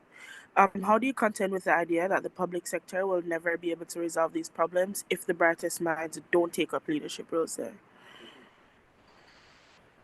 Okay, so we are not presenting the statement that all of the brightest minds should never work in the public sector, and that is a huge factor of our argument. We are presenting the idea of choice, not obligation. That is simply it. We're not stating which sector is better. We're presenting that these people have a choice. So if the brightest minds want to work in the public sector, they will. If the brightest minds choose to work in the public sector, they will, and they can help the public sector to recover from their bureaucracy and rigid mandations. But the argument that we're presenting is that they have their own choice, and if they choose not to work in the public sector, that is their decision and not the government's decision at the end of the day. My final question. So when I read the motion, this house believes that they have a greater duty to. I'm not seeing where there is a policy or a government telling you that you need to. And so my question to you is, why do you think that there is a policy or law to influence this when it is simply just a question of should you do this? We never stated that is a policy or a law. We stated that a moral obligation would be imposed onto these people, and that in itself is still wrong, because trying to guilt somebody into working in a job that they do not want to, even though they have worked years of their life to become considered a bright mind as they are now, is simply immoral and selfish. Why do people who have the qualifications have a moral right now? Because they are being guilted into feeling like they have a greater obligation to the public sector. Why do they now have a moral right to work in the public sector rather than the private sector? All right, thank you very much. That was the first period of cross-examination. We want to thank the teams thus far and invite Miss Abigail Grindley to extend the case for Team IMAC.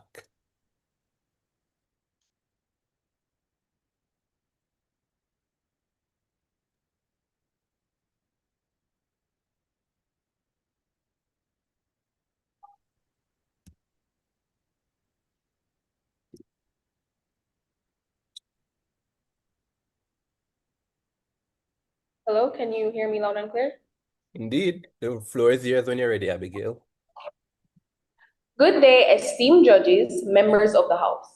I, Abigail Grindley, rise proudly on the opposition bench to continue this case.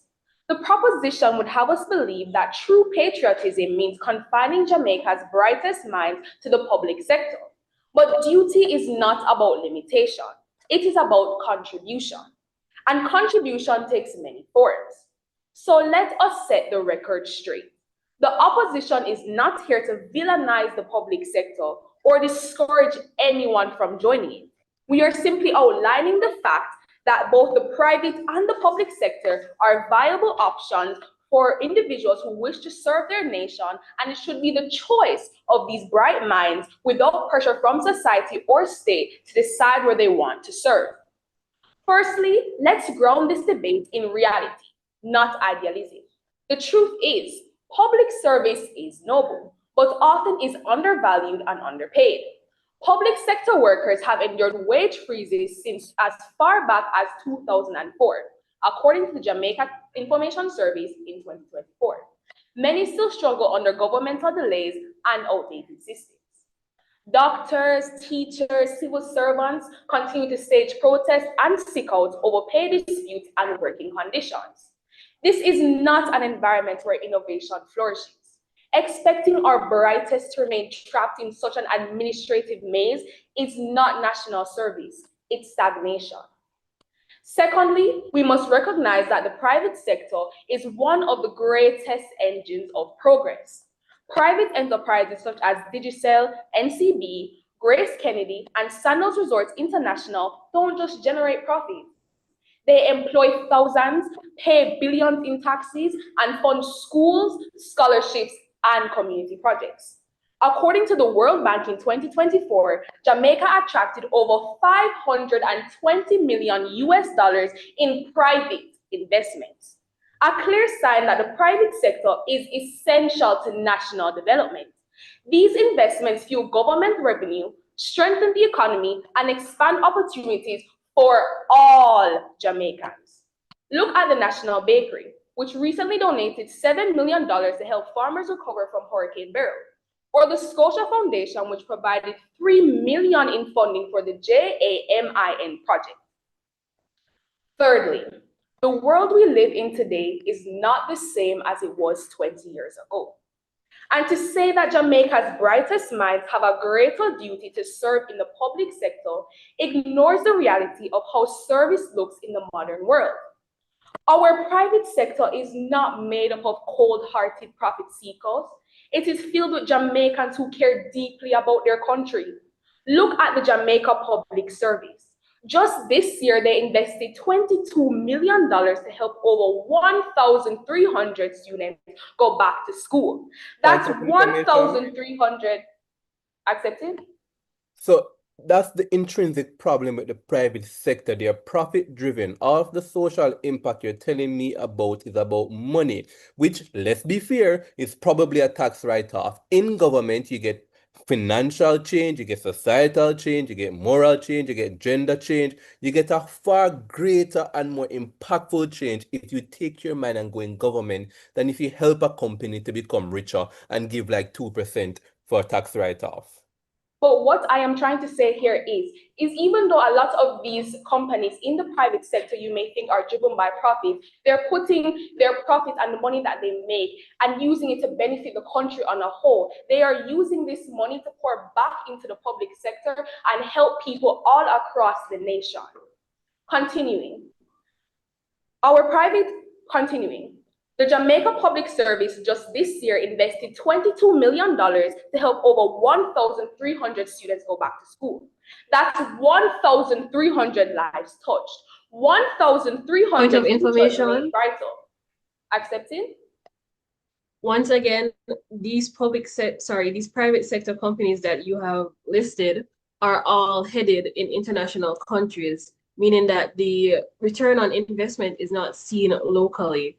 How does most of our profits going away from Jamaica overall benefit Jamaicans compared to the minds that could have been in the public sector? Okay, so in terms of these things, a lot of these persons working in the private sector, they invest. They do things that, as I said before, and I've been saying throughout this speech, and will continue to emphasize that they benefit the public sector.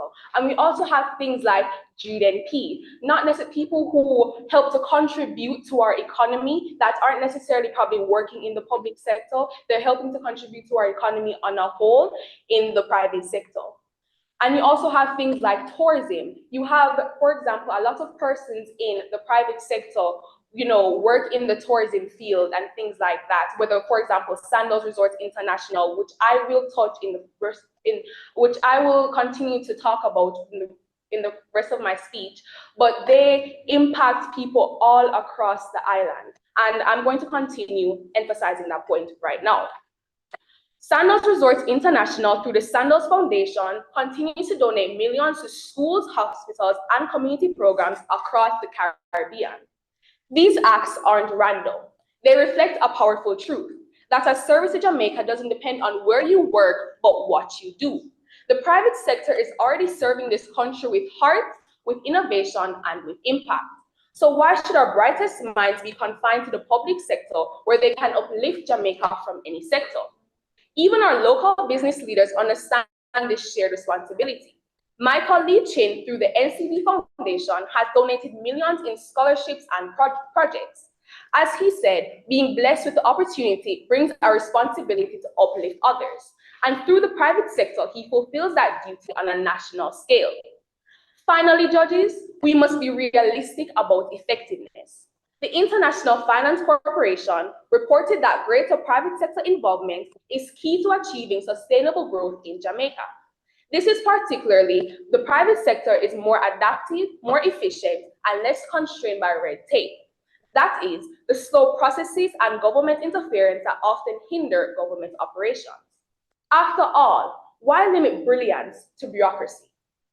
It is our sincere belief and concern that with what the proposition suggests would set a harmful precedent of the state, interfering the fundamental human right to choose one's profession or work freely without coercion or fear of judgment. Therefore, judges, let us not equate patriotism with confinement. Jamaica's brightest minds do not owe loyalty to one sector. They owe it to the nation's progress. Whether in government or in business, true service means working where one's talent can have the greatest impact.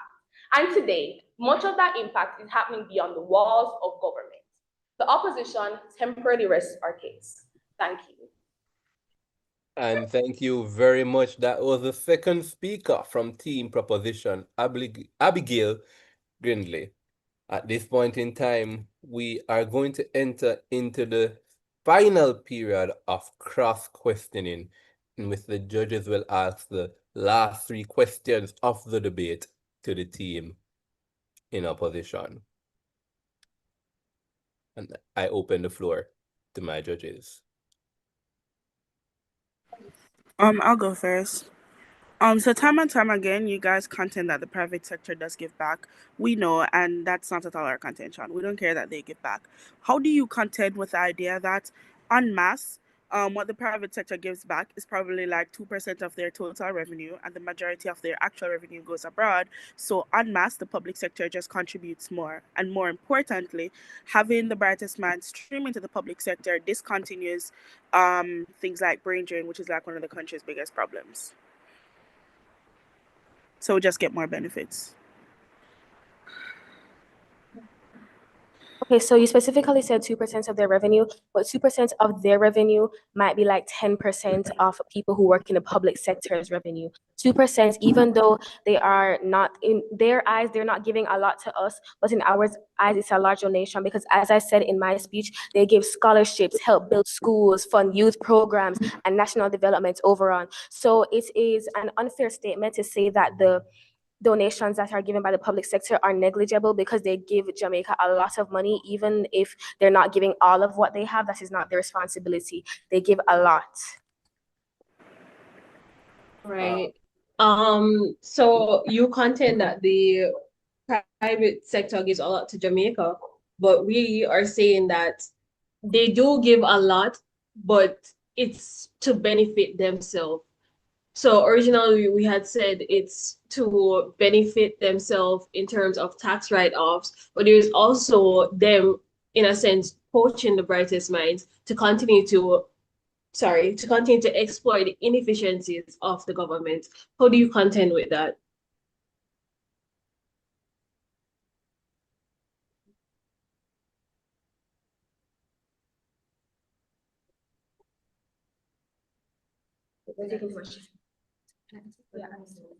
Okay, so you're saying that by doing this, the private sector is coaching Jamaica's brightest minds to join the private sector, but isn't that what you're presenting that the public sector should do, give them a moral obligation to join the public sector, but you're stating that the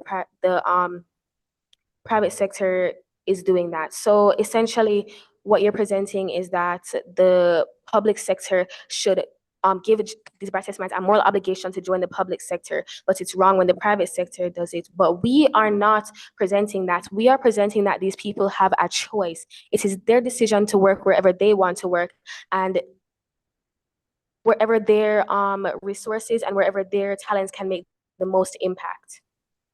Additionally, we want to just emphasize the point that we are not shunning, or we're not saying that the public sector is all bad. We're saying we're supposed to give people a choice to allow them to work in, like, if they want to work in the public or private sector. We are saying that the brightest minds, if they want to work in the public sector, they may be able to, like, because you will realistically have bright minds who want to work in the public sector, who want to lead, who want to do those jobs. But we are saying that the private sector is not all bad, and they can directly benefit the public sector and directly benefit the nation on a whole with working in the private sector as well. As well as you stated that the private sector is only helping the community. All right. And I'll take the final question. Again, that 2% might seem a lot nominally, like $10 billion. But when you weigh that contribution to the contribution that the brightest mind can get in government, such as unraveling the same bureaucracy, the government not getting anywhere, no progress, no sort of thing. My question to you is it not a self-fulfilling prophecy that if the brightest minds don't go into the public sector, then the public sector does not become more efficient? In which case, why then should I not have a moral duty to go into the public sector to fix the problems that exist currently in the public sector so that we can get social change, monetary change, legal change, and all the other changes that you can get that you simply cannot get in the private sector? Mr. Speaker, what we're arguing is that they should be given a choice whether or not they want to work in either the public or private sector. We're not saying that the private sector will give more contribution, nor that the public sector will give more contribution than the private sector. We're saying that they should be given a choice to work wherever they want to work and wherever they can give more impact. There's nothing wrong with, also you stated that they are doing it because they want to benefit from working in the private sector financially. But as I said, these people are individuals, and there's nothing wrong with choosing your own financial stability first, because how are you expected to help your country if you cannot first help yourself? And additionally, you mentioned something about putting the brightest minds, or, getting the brightest minds to work in the public sector to kind of build the public sector and help to uplift the public sector. But some of the issues is that the public sector lacks a lot of resources. And sometimes putting these brightest minds in such an environment where there's a lack of resources, lack of tools, things to help them be creative and innovative, this will lead to burnout for some of these brightest minds and won't be as beneficial as they were could be in the private sector, where they don't have as many government restrictions up on them. Also, and to emphasize, And that is time. Thank you so much. Thank you so much, ladies. At this point in time, we're going to allow you to present your reply speeches. We give you 1 minute to take into consideration all that the judges have said so that you can present that speech. And that 1 minute break starts now.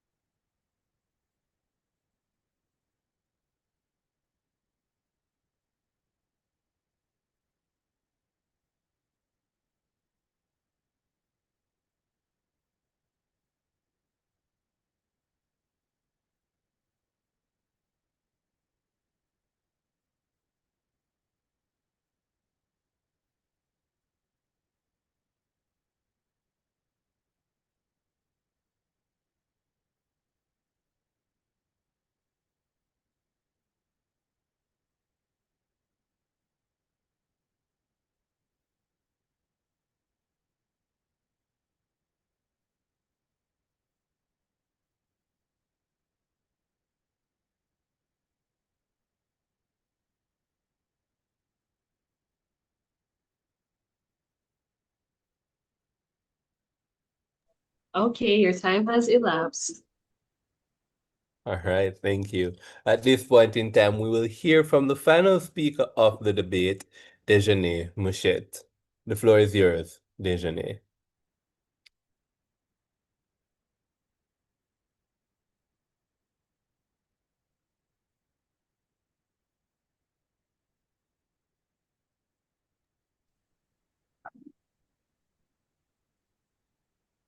Good afternoon. Can I speak now? Ready when you're ready. All right. I'll begin in 3, 2, 1.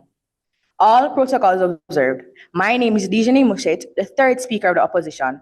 Throughout this debate, this House has firmly opposed the motion that Jamaica's brightest minds have a greater duty to serve in the public sector than in the private sector. I will be summarizing the points made by my teammates and explaining why our team is clearly the winner of this debate.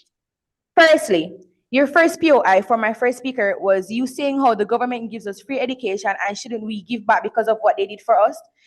We're not saying that it's free. First of all, it's not exactly free education because we still have to pay school fees. Even though the government may say that the contribution is not mandatory, at the end of the day, some schools you cannot advance into sixth form or you cannot graduate if you don't pay the school fee. So it's really and truly not free. Secondly, my first speaker answered and said that you can give back while working in the private sector. Your second POI was the public sector offers a broader sector to give back, and my first speaker said that the private sector, even though it's smaller, it still gives people to give back. What we're arguing is that they should be given a choice, not that the public sector is better, but that it should be an option. Throughout this entire debate, what the point that we're trying to drive home is that we're not saying the public sector is better. We're not saying the private sector is better. We're saying that we should give the brightest minds a choice in whether or not they want to work in the public or private sector. They should be given a choice where they can work in which aspect they feel like they can make the most impact, and they can always work in the private sector and then give back to the public sector and give back to the citizens of Jamaica. Think about non-profit organizations where you have people who are making homes where homeless can go and get food. That is them giving back. A lot of those organizations are non-profit. Secondly, your last POI for the first speaker was about Mora, and what my first speaker answered and said that they should have a right to choose. As what I said before, it should be an option, it should be a choice. We're not saying nothing is better than anything. For my second speaker, you're saying that the private sector is profit driven. And she answered and said that even though the private sector is profit driven, they still can give back.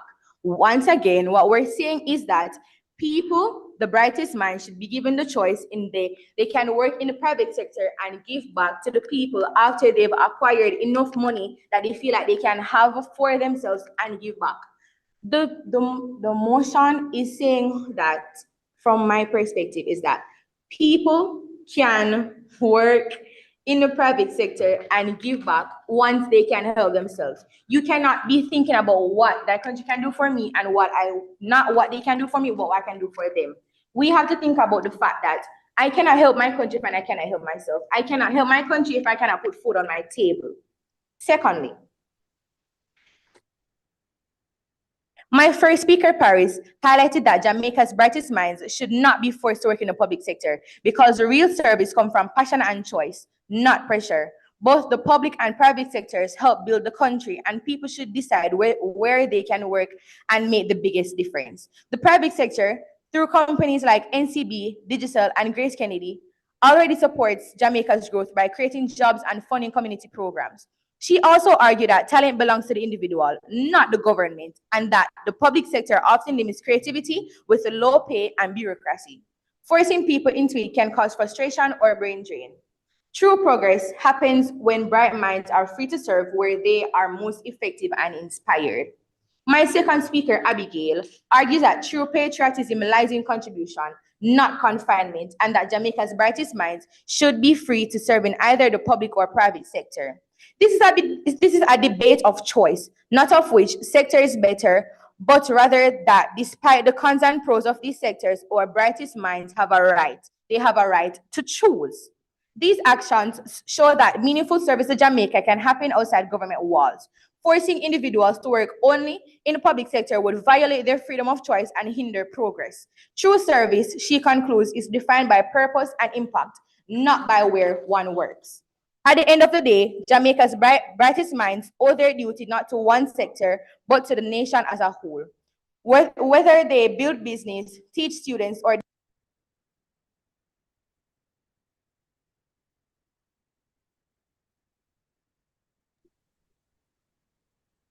All right, we pause the time. We seem to have lost you for just a second there, Dejeuner. Can you speak again for me? No, your audio is gone. Are you hearing me? Yes, all right. You can go back about 10 seconds and we'll have your time restarted from then. And you're gone again, Dejeuner. No, no audio.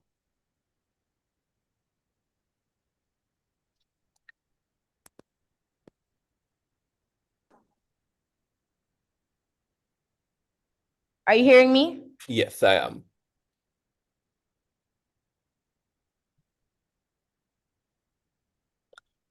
And no, I'm not.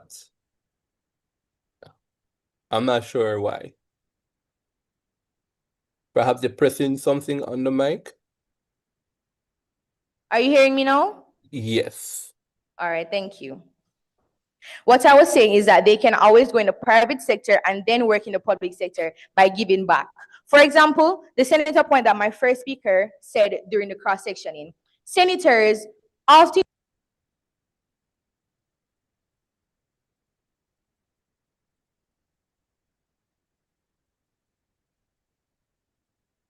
Confirming, it's not just me, right?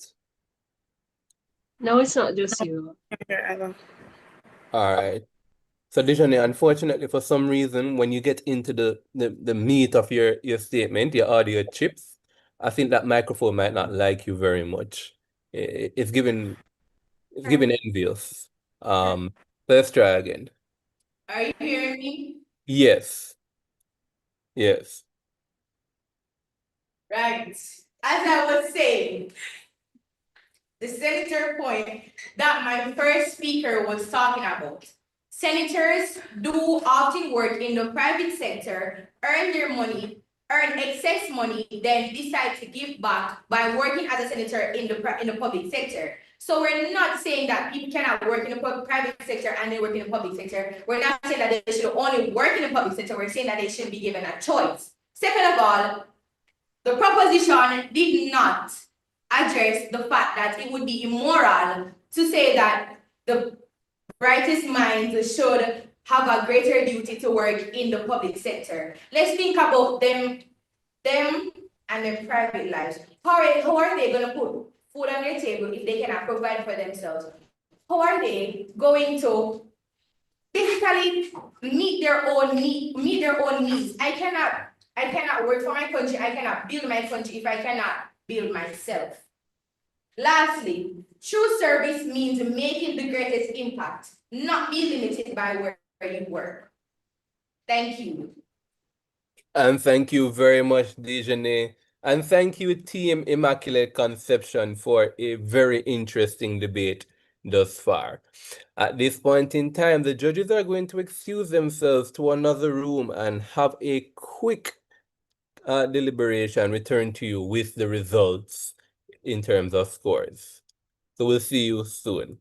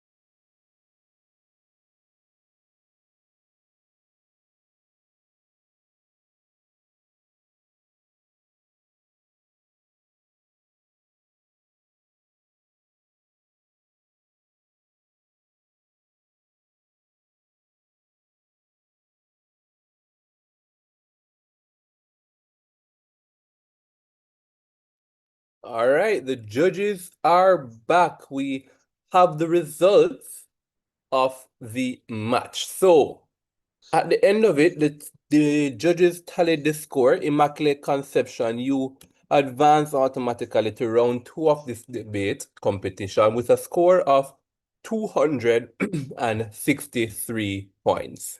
263 points. Now, what do we hear in the debate, and what do you want?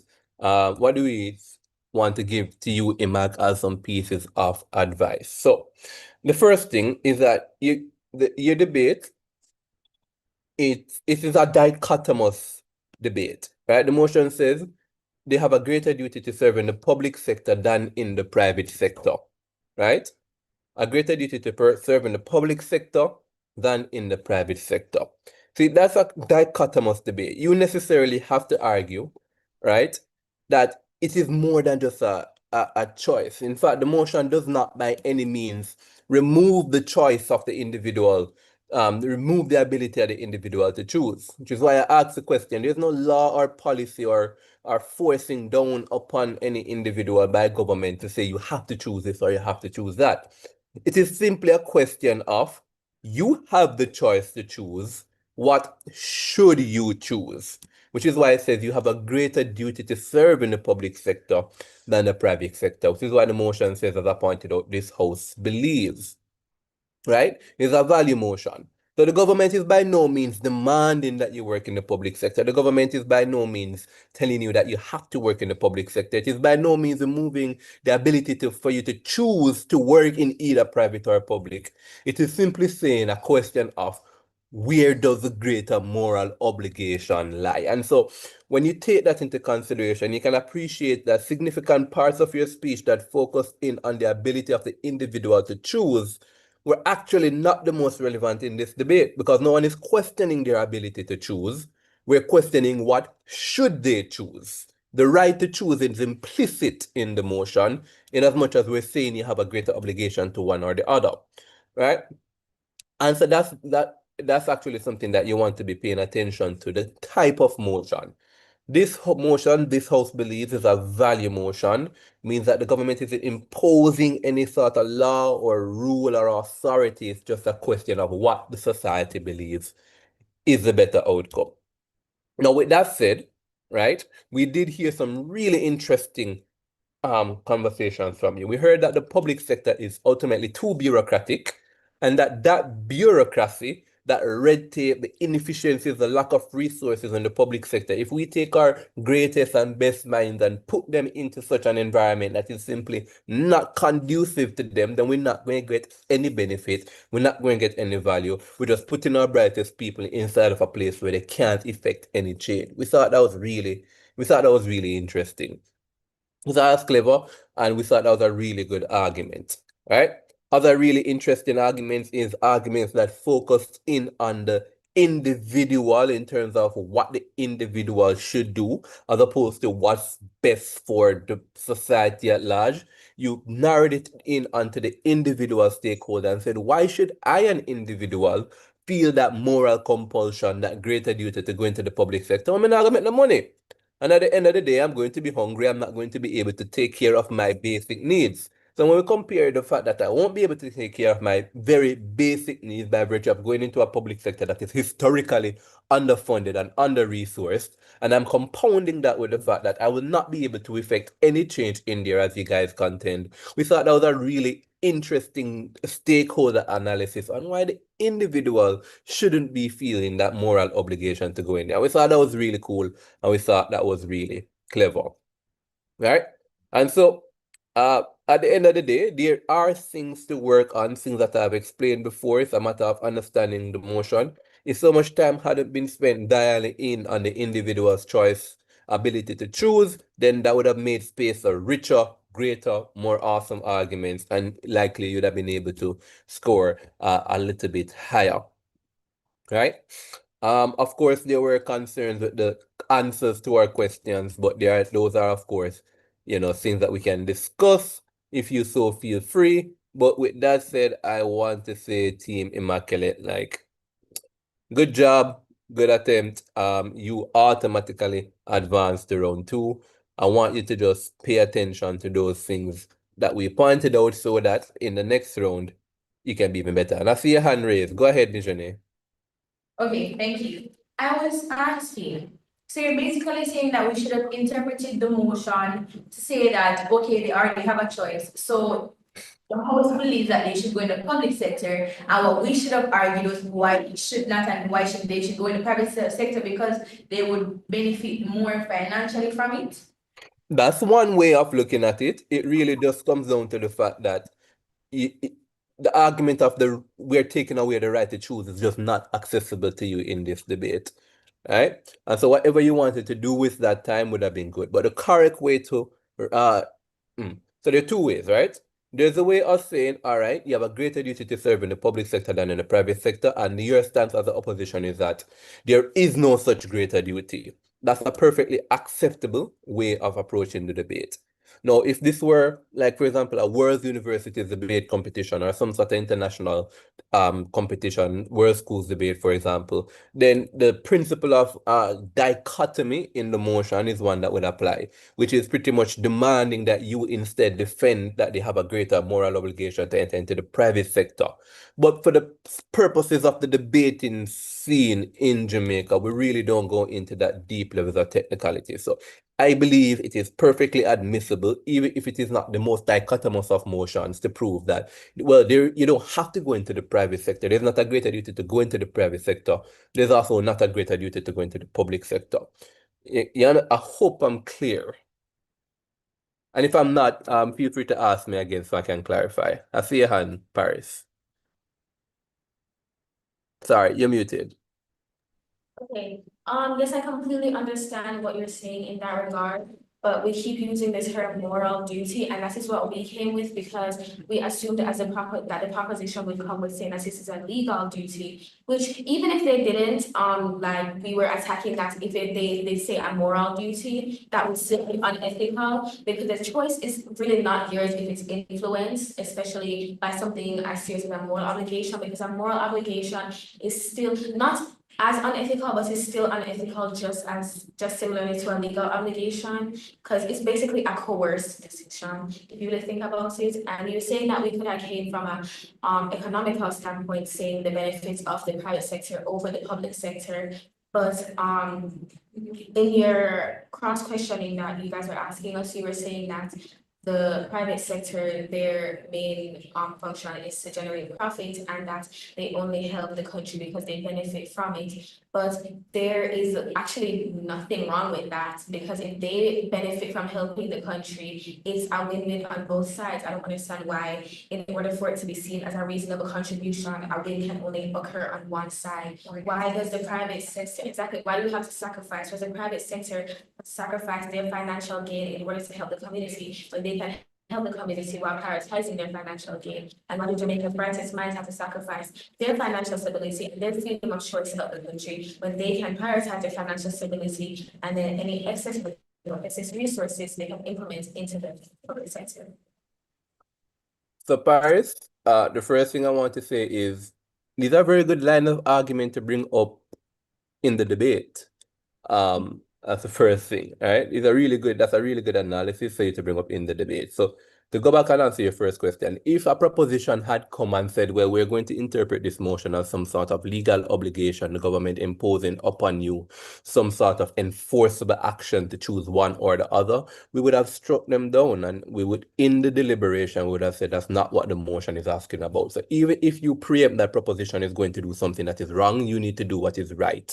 Because again, the motion is questioning, this House believes that Jamaica's brightest mind have a greater duty to serve in the public sector than in the private sector. Nowhere in the motion is there any type of mechanization of kind of enforcing upon them or removing from them the right to choose, right? In fact, I'd venture and to go as even far as to say it is a matter of coercion, yes, but not so that you remove from them matter of choice. The matter of choice. A proposition that came into the debate with this particular assessment of, government is going to do this and do that and do this and do that to ensure that they choose the public sector, we would have discredited it because that's not what the motion is actually asking for. And to answer your question as to why we think it was an insufficient answer in the debate at the very least, you explain it a little bit better here, but even then, insufficient, because our question to you is that the private sector exists. The private sector exists right now for, as by your admission, to be profit driven. That is your primary incentive by your admission.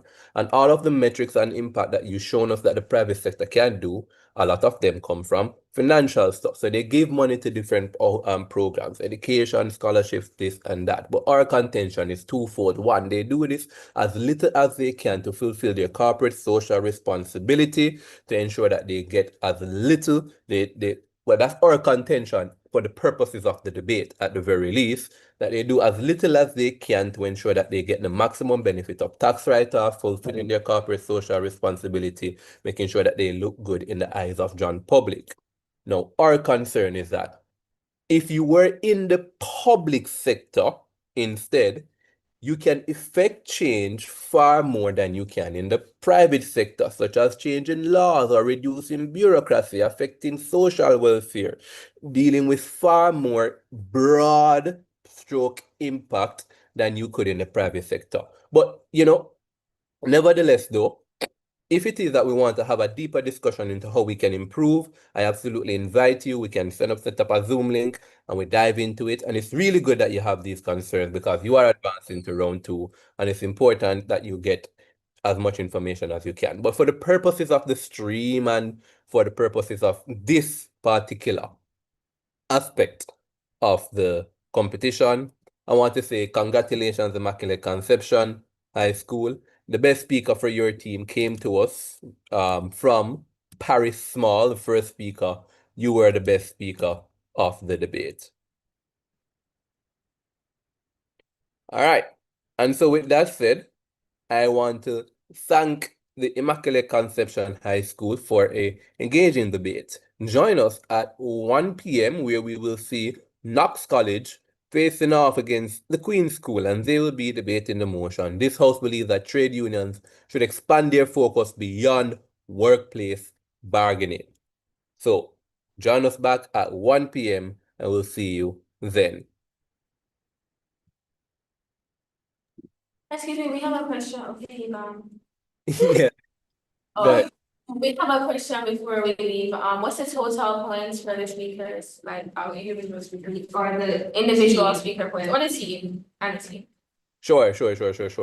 So we got Paris Small ending on 75, Abigail Grindley ending on 72, and Dijonay Mouchette ending on 74. All right? Yes, sir. And what's the maximum for each speaker? Around 80. So based on what we did in the training and how we explained, a score of 80 is like super, ooper, duper, really good debate speech. At that point in time, we're saying to you, you are a master at the craft. All right? Okay. Thank No you. problem. Thank you. Imak, I'm looking forward to that email from you, so we can set up a meeting, because I think that's something that there is absolute benefit in it. All right? All right. Take care. Yes, you too.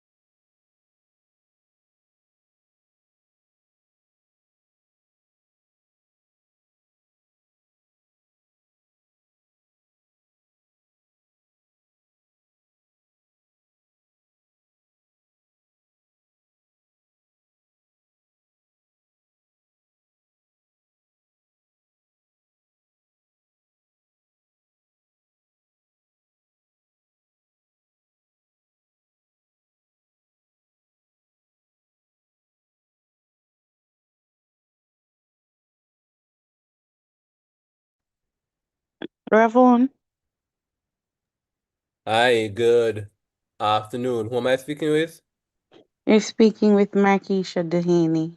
You call me Markeisha Powell, Knox College, but I'm Hey, Markeisha Dehaney. Hi, how are you? hey, Danny. I'm doing well. I'm good to hear from you, man. It's good to hear from you too.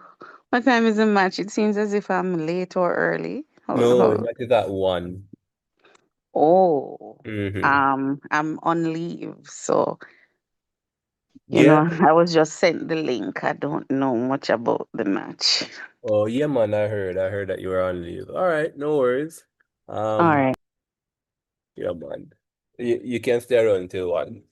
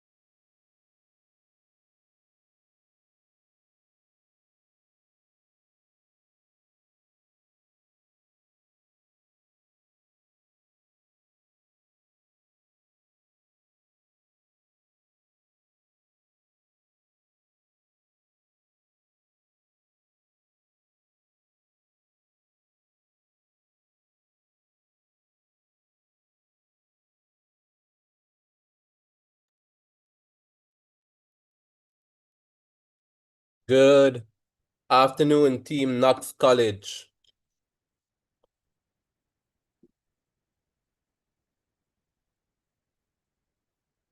Good afternoon. Good afternoon. All right, so are you ready? Can I see your cameras? Can you give us a moment, please?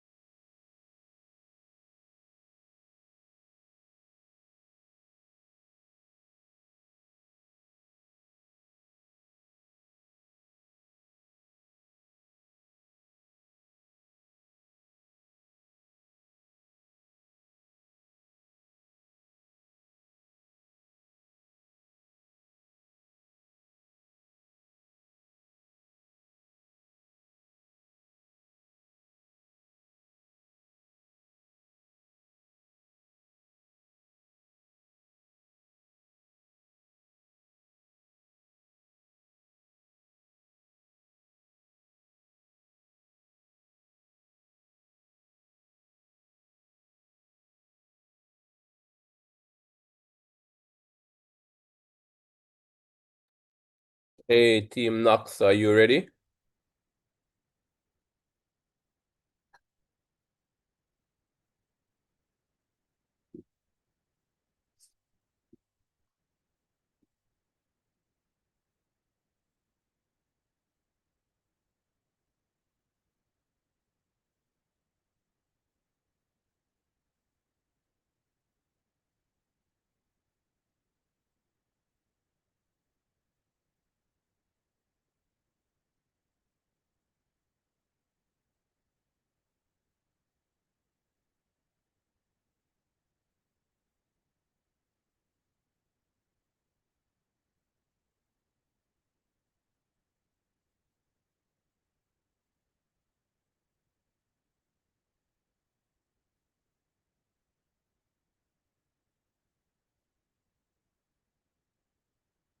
Team Knox, can you hear me?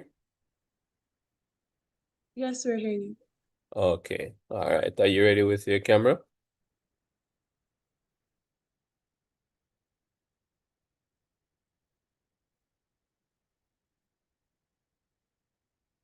Yes, just give us 1 second. All right.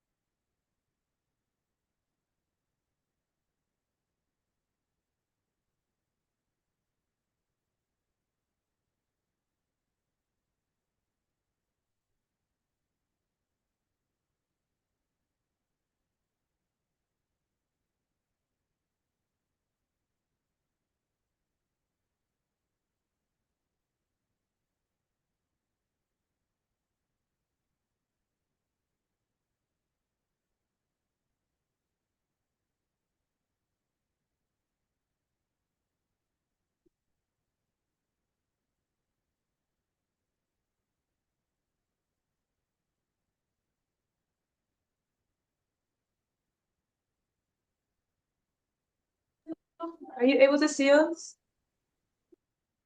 Um,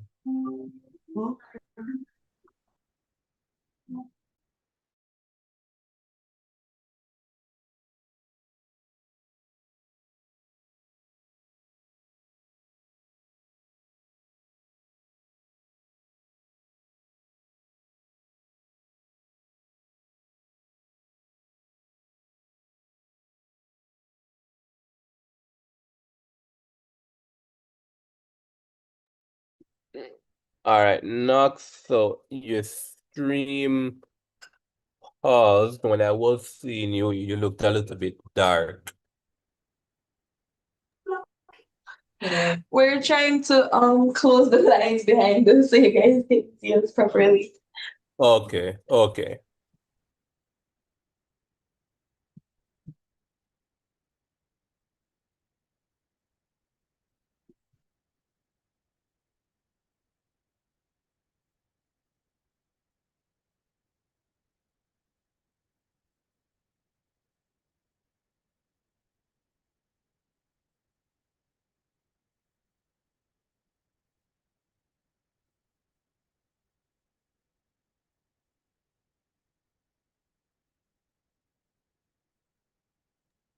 Is it better now? It doesn't seem it.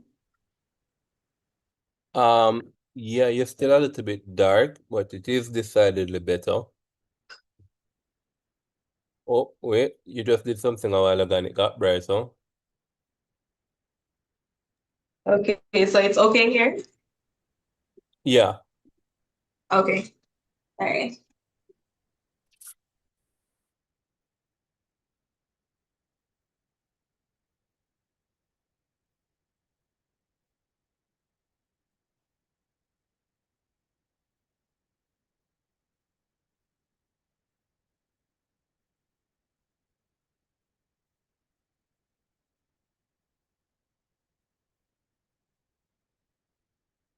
All right. Could you put the names of your speakers in the chat in the order in which you're speaking? Confirm. Are you hearing any background noise from me on your end or only my voice? Just your words. Okay.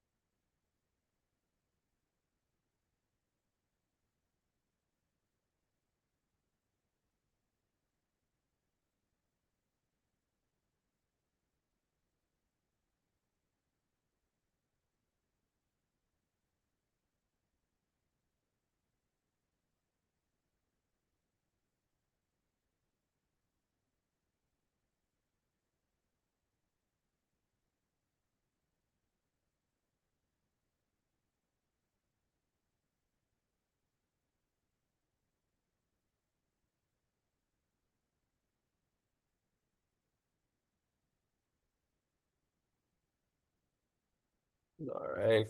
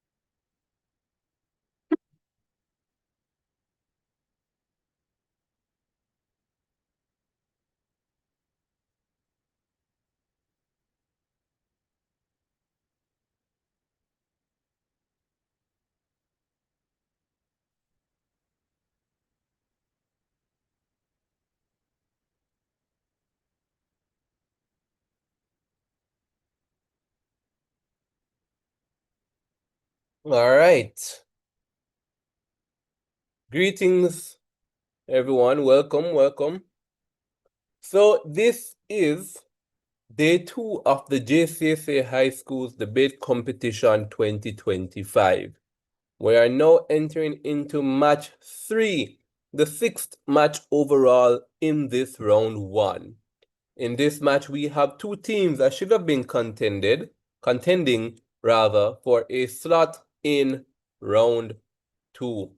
However, most unfortunately, the Queen's School will not be present today, which means that Knox College gets an automatic advancement into round 2 of this competition. I see the smiles on Knox's face, but I also have some news that may just remove those smiles for a little bit. Even though you received an automatic advancement into round 2, your opponents today are the judges. So, how will this work? You'll present your speeches as per normal. That will be for your first and second speaker. During your speech, you will have your protected time as per normal. However, the judges will be asking you 3 points of information, which you must accept. Now, only 3 points of information because we want to hear your speech and be able to vet it and to provide to you a score that accurately represents what you would have received had you had an opponent. For the period of cross-examination, you will receive an automatic score of 16 out of 20, roughly 75%.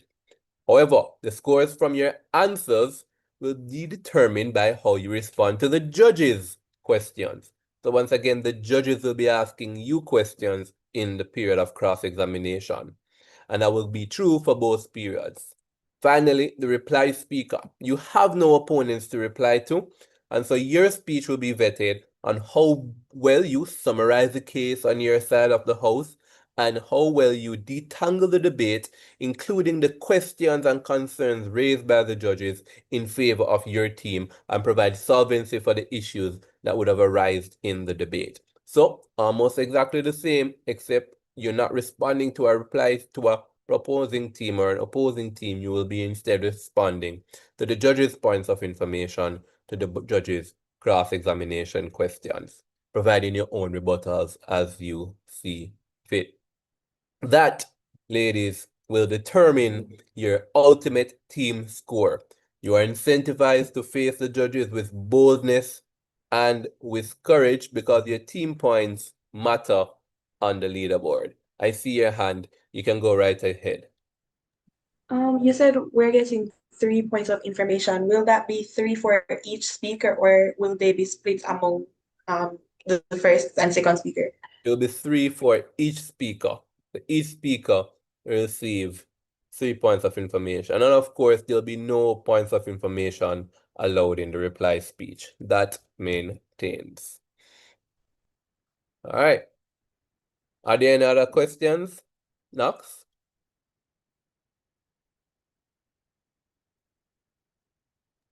Yeah, so the situation here is that we prepared to construct majority of our speech according to what the opposition brought. So naturally, you know exactly what I'm saying. Yes. And we will bear that in mind, but of course, you cannot always preempt what your opposition will say. And we will treat this debate as if your opposition came with something completely different, which is what the judges are going to bring. Nonetheless, we won't go out of the way. Any argument that you would have pre-prepared for reasonably are arguments that the judges will present to you for the most part. All right? And so it shouldn't be too rough. Again, it is always an unfortunate situation. I say unfortunate. Of course, the privilege is yours that you automatically advance, but we want to see debates. And it's always sad when we don't get to see a debate. But nonetheless, we will make do with what we have. So, the judges for this match, there will be only 2 judges for this round. Myself, Robin Thomas Matthews. I am the chair judge for this particular match. Joining me will be Calicia Vassell, my other wing adjudicator, who will I invite to introduce themselves. Good afternoon, everyone. I hope you're well. In the absence of your opposition, I'm still looking forward to the interesting ideas that I know you guys will bring forward, and I implore you to meet the questions from Ramon and myself with the utmost confidence that I know you guys are capable of. So with that being said, all the best. And thank you very much, Calicia. Team Knox College.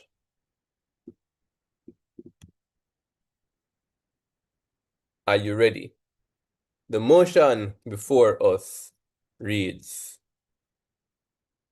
this House believes that trade unions should expand their focus beyond workplace bargaining to include broader social issues such as climate change, gender, and equity. The team in proposition is the Knox College. Speakers, you know your speaker times, but for the benefit of the viewing audience, I'll repeat them nonetheless. The first minute of each speech is protected time in which us, the judges, will not be allowed to ask you any points of information. Similarly, for your last minute of speech.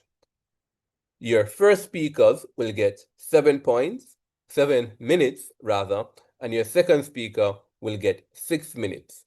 Your third and final speaker will get 5 minutes, and of course, absolutely no points of information allowed in the reply. Now, with that out of the way, let us get this debate started by inviting the first speaker, Miss Janae Scott.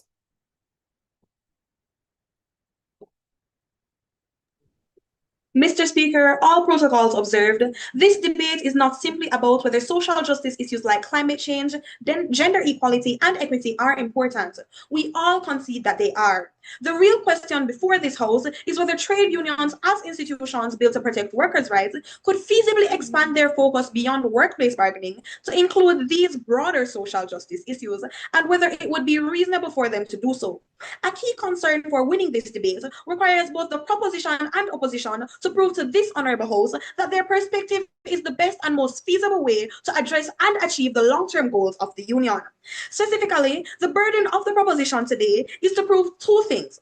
First, that the current structure of trade unions is insufficient to meet the evolving needs of workers, and second, that expanding their mandate to include broader social justice issues is the most effective strategy to ensure their survival, membership, relevance, and strength in a rapidly changing labor landscape.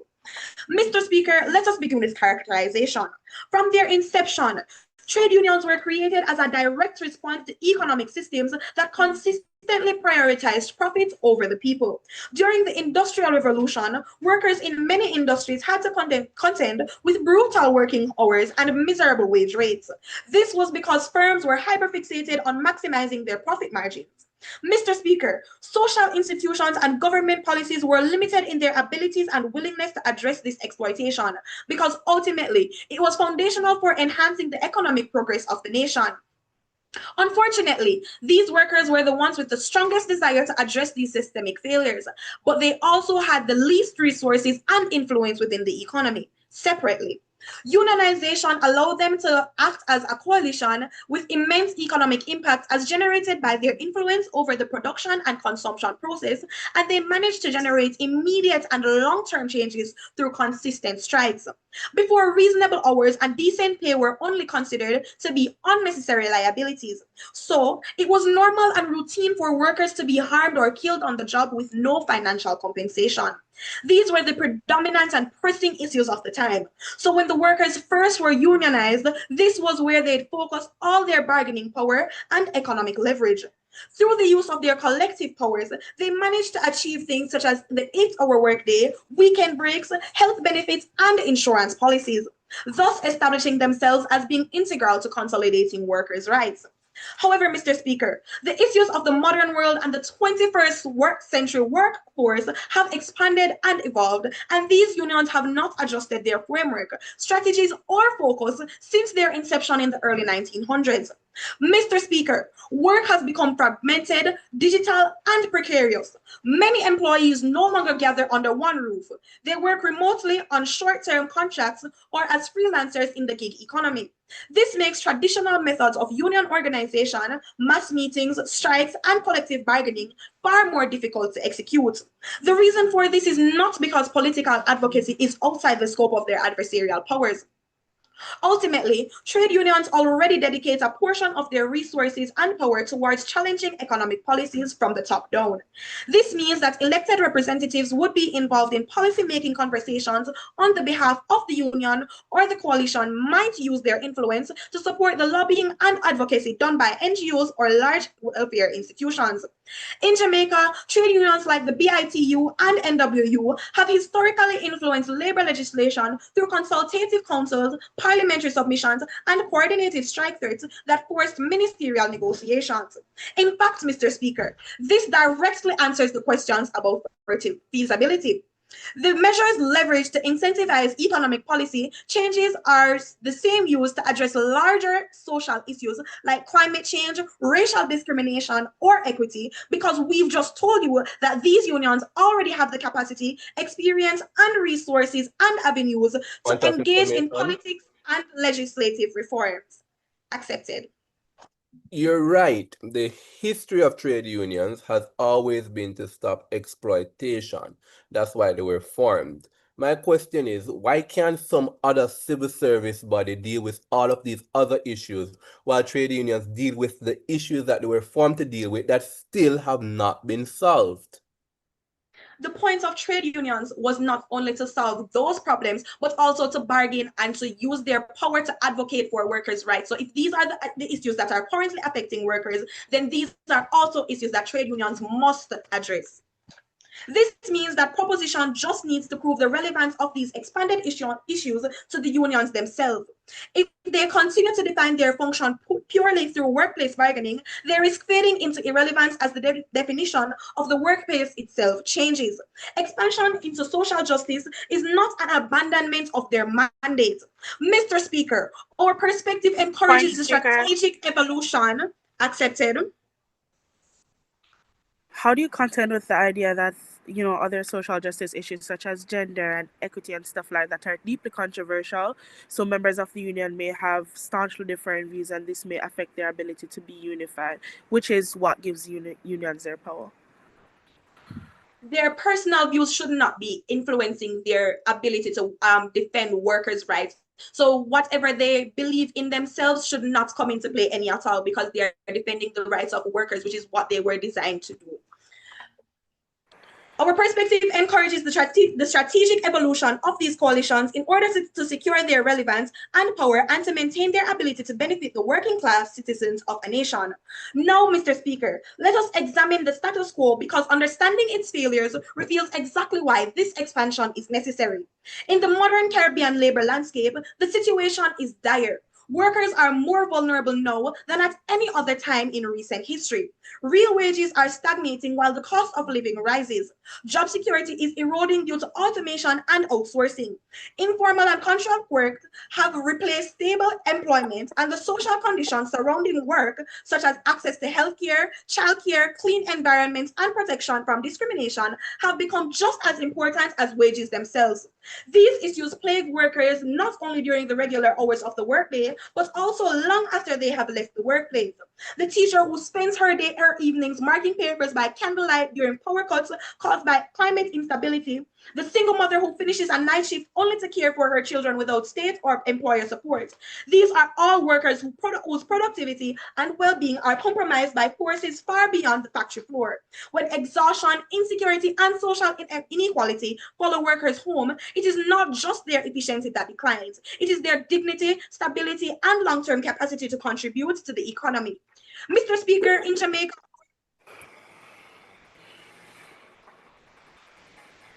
Please continue. Mr. Speaker, in Jamaica, over 40% of workers are a part of the informal economy, meaning they have no pension, no sick leave, and no collective protection. The Internal Labour Organization reports that climate change threatens to displace thousands of jobs in agriculture and tourism, the very sectors which rural Jamaicans depend on. Simultaneously, gender inequity persists in the workplace. Women dominate low-wage service industries, yet remain underrepresented in leadership roles. Pay gaps persist, sexual harassment goes unpunished, and caregiving burdens keep women out of union participation altogether. In other words, the That's same overall systemic... time. Thank you, Speaker. And thank you very much to the first speaker from the Knox College. That was Janae Scott. Now, at this point in time, we're going to enter into a period of cross-examination in which the judges will pose questions to the team, Knox College. And we invite the first judge to do just that.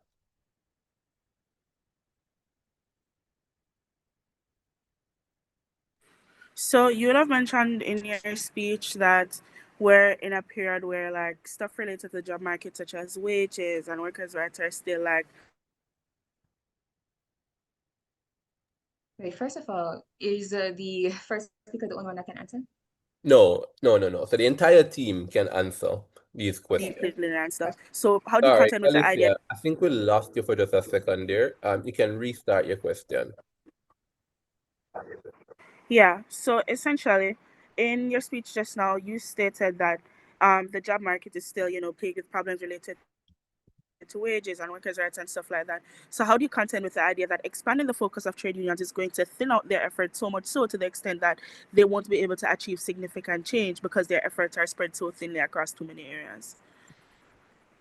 Okay, so first of all, we're not going to have a case where we are unnecessarily addressing issues. For example, the primary demographic or the primary industry that you see addressing climate change issues or unions addressing those will be, for example, construction workers that are disproportionately affected by climate change in their day-to-day life. So in that case, now the unions are not going to be addressing things that don't have any relevance to the workers. So the workers themselves will still see a net benefit by addressing these issues, even if it's just the workplace becoming more comfortable or like the working becoming more comfortable, or then resulting in increases in their wages, as would be the case in service industries or workplace like secretaries, where women have an issue with scaling upwards and are therefore denied a substantial amount of money just because of how they stagnate at a certain level economically or like financially at the workplace. All right. My next question, once again, there are many civil service organizations that exist with different mandates to fulfill. The trade unions are one such civil service organization whose job is to do workplace bargaining. In a context where they haven't fulfilled their role, the teachers are still angry, police workers are still angry, and some civil servants are still angry. The job hasn't been done. Why should the trade union now take up the role of other civil service organizations? Okay, so first of all, we've kind of explained to you already that some civil service organizations, they're alienated from these issues in such a sense that they can't effectively address it in comparison to these unions or to these workers that are like directly affected by it and know the nuances of the issue as it is affecting them. Additionally, most of these unions, or rather most of these organizations that you're describing, like the NGOs or like welfare organizations, are actually partnered with by trade unions in order to effectively address these issues at the ground level as it is affecting these workers. Oh, additionally, as it relates to these trade unions ineffectively addressing their core issues of like workplace bargaining and increased wages, these are things that we're telling you are actually connected to larger social issues. So it's hard for you to effectively address those without addressing the root concerns that propagate them at the level that you see in the society.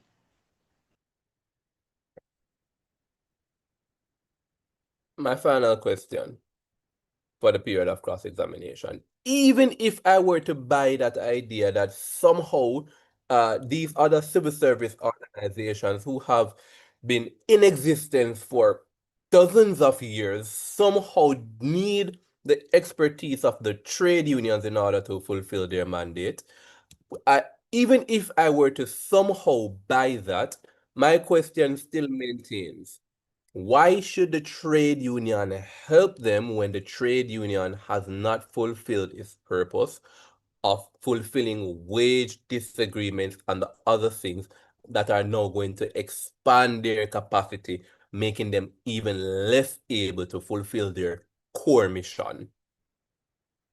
Okay, so first of all, you're kind of presupposing what the core mission of the trade union is. The trade union is primarily supposed to benefit the workers and contend with the issues that the workers are facing at the workplace level, because otherwise there are very few entities that are able to accurately or adequately advocate for these workers. So if the workers are plagued by things like climate change affecting their ability to perform productively in construction sites, then it is the trade union's prerogative to address this if they have the bargaining power and coalition ability to address it. Additionally, they are able to answer if the trade union currently is incapable of adequately or efficiently addressing the issues of like wage discrepancies, then that's more so an issue of the fact that trade unions are currently losing bargaining power because they're considered to be too stringent, too strict, and too outdated by the majority. And therefore, people are not incentivized to continue maintaining occupation or like maintaining their roles in these trade unions because they don't see them as equipped to deal with the current modern workspace, because their frameworks and their regulations are still based on the 1900 system, when the majority issue was simply that workers had awful working conditions and like miserable wages. All right, thank you. That now concludes the first period of cross-examination. We now invite the second speaker, Ms. Summer Anderson, to extend the case for side proposition. Okay, before I begin, when I was saying that we pre-prepared our case, you kind of misunderstood what we were saying. We said that we actually left most of our case open so that we could then fill it with rebuttals for the opposition. So I'm going to I'm going to do what I can do, and I'm going to meet my time. Just know this, okay? Okay, thank you. So please tell me when I can start. Ready when you're ready.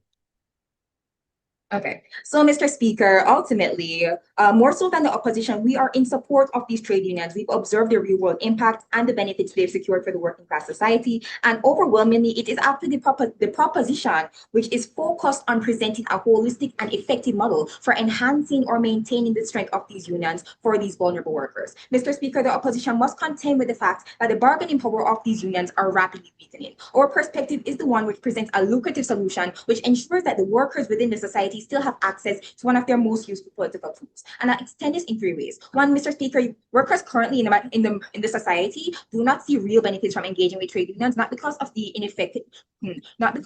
inefficiency so much as because these trade unions are not adequately equipped to contend with the modern workspace. So majority of people currently, especially adolescents or like younger youths, they're currently in the gig economy, which means that they're operating in jobs that don't necessarily have contracts for the long term. They don't have one employer.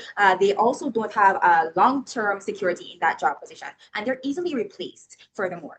So that's to say that it's very hard for these particular workers to unionize, despite the fact that they are a growing coalition and they're very much well affected by certain issues like awful wages and horrible working conditions or strenuous efforts that are not necessarily rewarded because they tend to be overwhelmingly in the service industry, which is notoriously mentally taxing. So on that front, these workers being incredibly vulnerable are not addressed by the current framework given to trade unions or the current framework that trade unions operate on. So additionally, my second point I'll highlight the decrease in power for these bargaining entities. Their way, or rather their focus in addressing the issues that plague their workers happens to be through two ways, and that's through striking and that's also through bargaining. However, because automation and AI has presented like an alternative to machinery, an alternative to like labor from human beings, it means that it's not necessarily quite as stringent or as immediate the impact or the efforts or the ability that these workers might have to directly impact the production or the consumption process. So that means that consequently, just because AI is presenting itself in such like a holistic and profitable manner, and companies are continuously investing in it, these workers are simultaneously decreasing, or like their prevalence is decreasing as like a power or like. I don't follow the logical leap because trade unions are, as you say, now suddenly weaker because they don't have the buy-in from other individuals.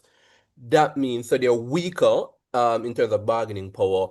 That means that they should now dive into other industries. But then, if that is the case, will it not just be seen as them not fulfilling their mandate and giving up? So actually, what we're trying to say ultimately is that these trade unions are not able to appeal to the majority because they're considered to be stringent and they're considered to be old school, and their current frameworks do not address things at the ground level. However, the current demographic of individuals who would be interested in joining a trade union and are vulnerable in such a sense that they do benefit significantly from being in a trade union are not willing to do so, because these are the adolescents. These are the college-age students or the college-age children that are characterized primarily by being heavy advocates. Hold on. Okay. I'm not convinced that the inefficiency of trade unions right now is completely limited to internal issues regarding their membership. I think the inefficiencies with trade unions right now is also concerned with the externalities such as funding, political backing, and stuff like that. So in a world where those externalities are also impeding them, how does taking on a bunch of other problems that are far more expensive than worker rights going to fix any of those inefficiencies in a world where the problem is not just internal? Okay, lovely. So I'm going to first address what Urban said. And to address that, I'm going to tell you that actually we can appeal to a large demographic of people in the gig economy who are adolescents because they are actually very, very interested in advocacy. They're very interested in advocacy. They're considered to be the advocate, the political generation. They're very politically active, very politically aware, and they also have something of like an invested interest in participating in social advocacy, political advocacy, and overall advocating for change in the society. So we could appeal to them if only we adjusted our framework to appropriately adhere to their current circumstance, which is that they are in the gig economy, and it's hard for people in the gig economy to appeal to or to contend with unionization because they have multiple employers, because they're spread thin, and because they don't have long-term contracts. So if we instead had a framework that allowed for these individuals to for these individuals to contend with their issues, not at the workplace level, which needs like an employer, like a single employer to contend with, instead like something that's like a legal framework, which is like all expansive and large spanning and like applies widely across the industry. So not necessarily going to apply to one store, which is like the issue that these people have in the gig economy, then they're far more likely to be included under our framework rather than the opposition's. Additionally, your question, Nicholas, that we contend with that when there are like a bunch of external issues that they also have. Actually, these external issues largely come from the fact that people still see these trade unions as having diminished importance. And we're telling you again that this diminished importance does not come from anything besides the fact that they have yet to adequately address their framework. They have yet to adequately address their framework. They're still stuck in like the 1900 framework that they've been using for quite some time, and the workplace is rapidly evolving. So if they were supposed to contend with the fact that the workplace was rapidly evolving, then we're far more likely to see invested interest in these trade unions and investment from other organizations or other people who are interested in using them or like partnering with them to achieve certain social changes. Additionally, in our first speaker speech, we would have told you in great detail that actually currently these trade unions already do partner with these people. It's very feasible. Additionally, not only is it that they do partner with these people to achieve certain changes, the external issues that you're describing, overwhelmingly, these issues are not necessarily issues that come from, let's say, low. I'm gonna drop that point and move on. So yeah. Additionally, what we're trying to say to you is ultimately, as our framework in addressing these people, or like addressing the adolescents which are actually interested in social issues, they are far more likely to come into these trade unions, to buy into these trade unions, and to invest in us, and to invest in lobbying efforts. And therefore, we're more likely to see unionized efforts and revitalization of trade unions within the society. Yes, guys. And thank you very much for that second speech. That was Summer Anderson, the second speaker from the Knox College.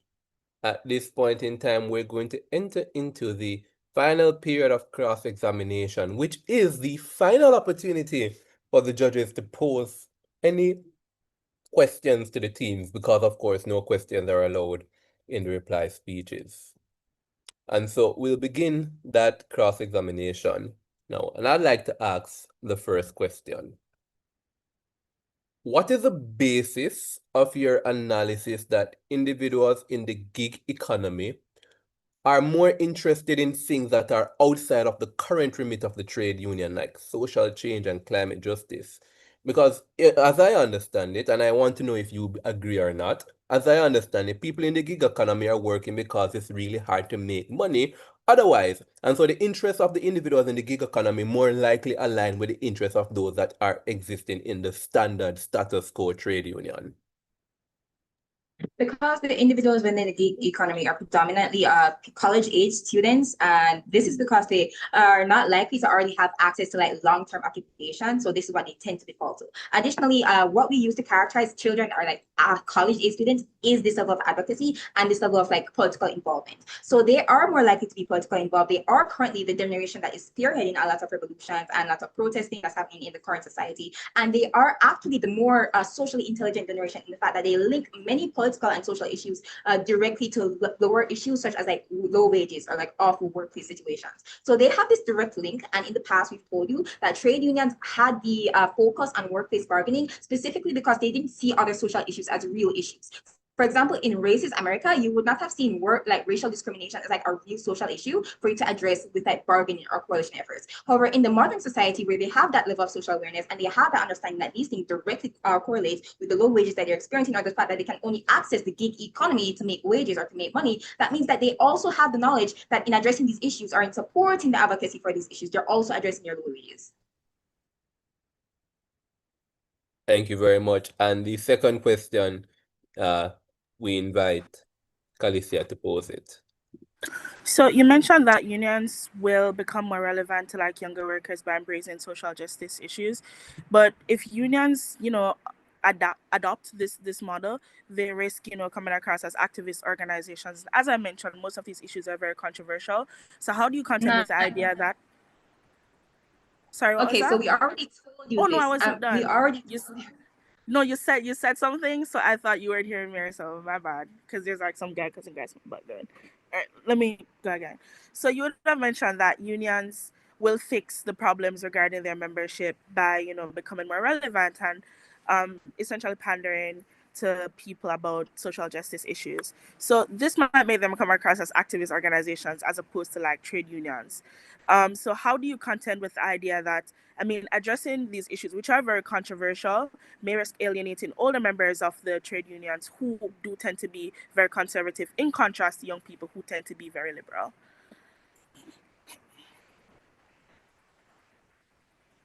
Okay, so first of all, we've told you already that these trade unions are already focused on political advocacy. They already partner with organizations. They already partner with social advocacy organizations, NGOs, etc., to do political work and to do advocacy. It's just the fact that they're advocating for things that are only economically related. So they're not addressing these controversial issues, as you say. However, in regard to alienating the workforce, or rather in alienating their older members, we're telling you that this is actually a non-issue, because ultimately, so long as they have the marginal benefits of like increased wages and better like circumstances in their workspace, they do not care. In fact, if you make the direct link to it, then they will not care. Additionally, if you're saying that these people might have different political beliefs, and that's why, I don't think people necessarily have different beliefs in the modern society in regards to whether or not racism is bad, or for example, whether or not climate change is actively allowing you or like decreasing your labor efforts or your productivity. These are like things that they see impacting them very directly, because it's very like it's well known, it's quite evolved. So as controversial as it is, we're kind of presupposing that the older members in the workforce just don't have any political like intelligence whatsoever, or political awareness whatsoever, or the fact that they're completely against like the long-term like benefits of increased wages or like increased workplace circumstances, because they so happen to be racist. I'm pretty sure they're going to place their immediate circumstances and like monetary situation over what would be biases that they could otherwise experience outside of the trade union, if you're getting what I'm saying. All right. My final question. Again, a lot of assumptions here. But even if I were to believe that the individuals in the gig economy are social justice warriors who care about climate change and gender and all of those stuff, and Oh, I'm sorry. Wait. How long do we have for each response again? about 45 seconds, but don't worry. It's okay. It's okay. Give a full sub response. So even if I were to believe your the unsubstantiated characterization that individuals in the gig economy care about social justice issues, my question still is, if you're in the gig economy, it's because you're either struggling to find formal employment or you find that you can make more money by working many odd jobs. Either way, money is a concern for you. Even if you care about climate change activism, why can't you not align yourself with a civil service organization that cares about climate change activism while aligning yourself with a trade union whose primary focus is to ensure that you don't starve to death? Because we're telling you that they don't see the modern perception of these trade unions is that they're very outdated. They need to be rebranded so they can even appeal to these people in the first place. And even though these people have monetary issues, and as much, okay, let's substantiate the reason why the people in the gig economy are more politically active. They're the ones who are on social media. They've been trained on social media. They've seen these things online. And for that reason, social media has in large scale radicalized them. So much so that they're very politically aware. They're very socially present with what's happening in the current society. And that's the overwhelming characterization of these people in the gig economy, because overwhelmingly, they are college-age students. And the ones who aren't college-age students, the ones who might, for example, be like the older workers who just happen to be stuck in that particular position, they're not likely to go to a trade union if they haven't already gone there, because people do not see trade unions as like a verifiable or like an efficient way of dedicating their time. Because trade unions, again, are seen as ineffective just because of how their framework has not been leading to large-scale benefits by the larger society. So therefore, they have awful PR right now, so people are not going to invest in them. And as it relates to like going to a social foundation, older individuals, as much as they might be politically aware, they're not quite as likely to invest in these social institutions themselves, because they see these things as somewhat like outside of them. So that's to say that even though they do have these issues plaguing them, we're also saying that, yes, ultimately they do have some level of political awareness in the sense that they're not immediately bigoted. They also, however, we cannot stretch it, we are not going to stretch it and say that they have the social like awareness that the other like adolescents do. So much so that they're going to go out and they're going to advocate for these things, or that they even know that advocating for these things will directly yield the results that they desire. So they're more likely to actually just go to a trade union, if these trade unions course correct, and say, hey, we're going to address these issues. And addressing these issues, we're also going to address all of the issues that you currently have in the gig economy, because we've otherwise kind of alienated you with our current framework. All right, thank you very much. And that is The period of cross-examination ended. At this point in time, we will pause the debate for 1 minute. That 1 minute is so that the reply speaker can put the finishing touches on the speech, taking into consideration everything that has happened so far, right? And so we start that 1 minute now.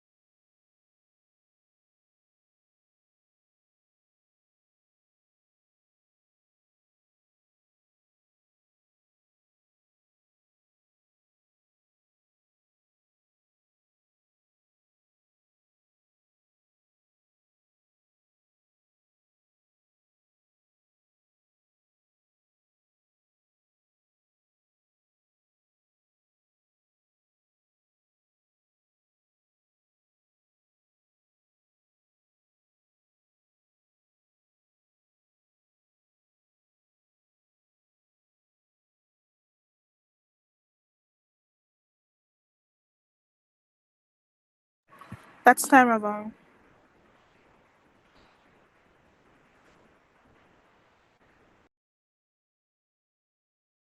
All right.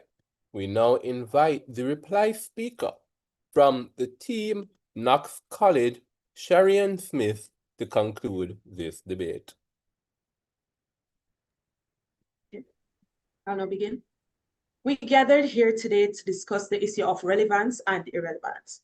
Mr. Speaker, the argument that expanding the focus of trade unions will somehow weaken them and that engaging in social issues like climate change, gender equality, and equity will somehow lose focus, lose purpose, and lose member is the argument that collapses under its own weight. Because the very history and success of trade unions prove the opposite. Our first speaker reminded us that trade unions were born out of evolution. They emerged to respond to injustice in their time. When strikes alone became ineffective, Mr. Speaker, they evolved into political advocacy. When governments ignored them, they entered the policy space. Every era demanded adaptation. And every time they rose to meet that challenge, they became stronger, not weaker. So when the thought is mentioned that we should stick to our own lane and saying that really what you're saying is that unions should stop growing, that you should ignore the challenges and the changes that are needed for the very people that you represent. This is not preservation, Mr. Speaker, this is extinction. It was mentioned by our second speaker that partnerships and collaborations are needed. Trade unions can build partnerships with experts and organizations that amplify their impact and access necessary expertise. NGOs are gifted with the resources and we have the ground level skills to combat. Our second speaker also demonstrated clearly that today's workers face threats that can be solved by wage negotiations alone. What good is a paid raise, Mr. Speaker, if the factory floods next week what good is a pay raise, Mr. Speaker, if the factory floods next month due to climate change? What good is job security if a woman cannot safely enter her workplace without facing harassment? When unions take on climate, gender, and equity, they are abandoning the worker. They are defending the whole worker, their job, their dignity, and their future. These issues are not distractions from labor rights. They are the modern expressions of them. And so when we realize now that, Mr. Speaker, when workers are treated fairly, protected against environmental losses, and given equal opportunity, businesses benefit through lower turnover, higher morale, and stronger economy, as we have said before. So let's be clear. The only people who fear empowered unions are those who profit from inequality. Social justice doesn't destroy economies, exploitation does. A world opposing this motion is one where unions stay in their narrow lane until that lane disappears, failing crops and deepening inequality. But in this proposition's world, unions evolve, protecting not just jobs, but justice itself. Mr. Speaker, we must understand that we are not overstepping this mandate. However, we are evolving our role. Trade unions' role is evolving to address the changing nature of work and workers' lives. Expanding focus must be necessary, must be a necessary response to these changes. At this time, the proposition rests our case. And thank you very much to the team Knox College. Once again, Knox College automatically advances to round 2 of this competition. However, the judges are going to excuse themselves for just a moment so that we can deliberate and return to you with their scores. Hello, was this recorded? Yes, and live streamed.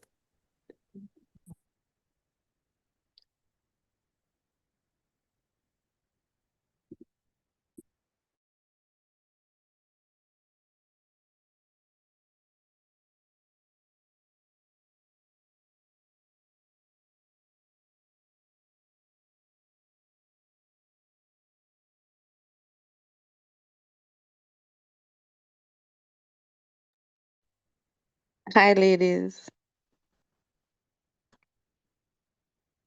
Not hearing you guys. Hi, Miss. Hi, darlings. Very good job. I'm so proud of you. I know. Hello. Yes, yes. For the next match, I'm ensuring that I am going to be a part of the coaching panel. I Wow. miss, I miss this aspect of school. Only this aspect. But Hi, very, very good. ladies. Very, Hello, very good. ladies. Hear Hello, Miss ladies. Lambert croaking. I'm here. Wait. Call us. I'm here. That's Miss Lambert.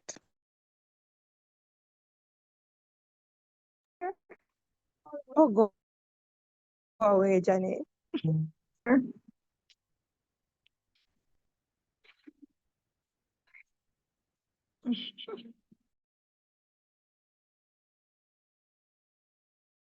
Oh, they're not supposed to attack.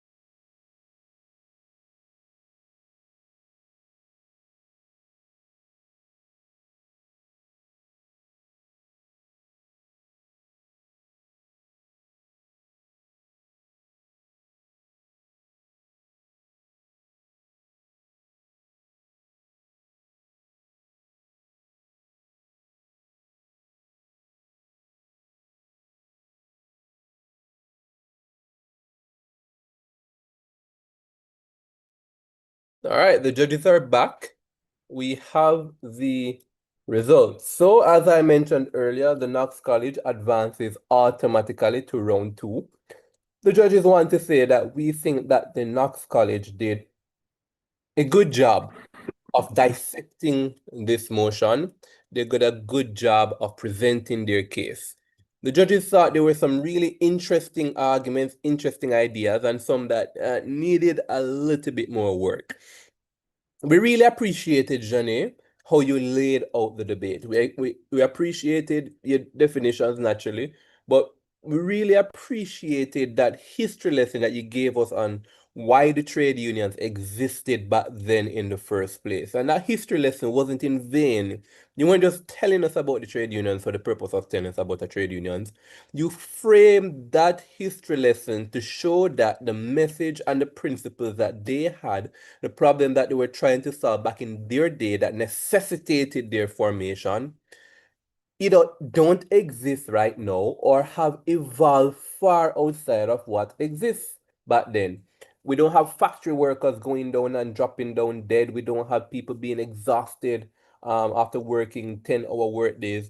And so the trade union has fulfilled for a large portion their mandate. Now their existence depends on them evolving to meet new realities.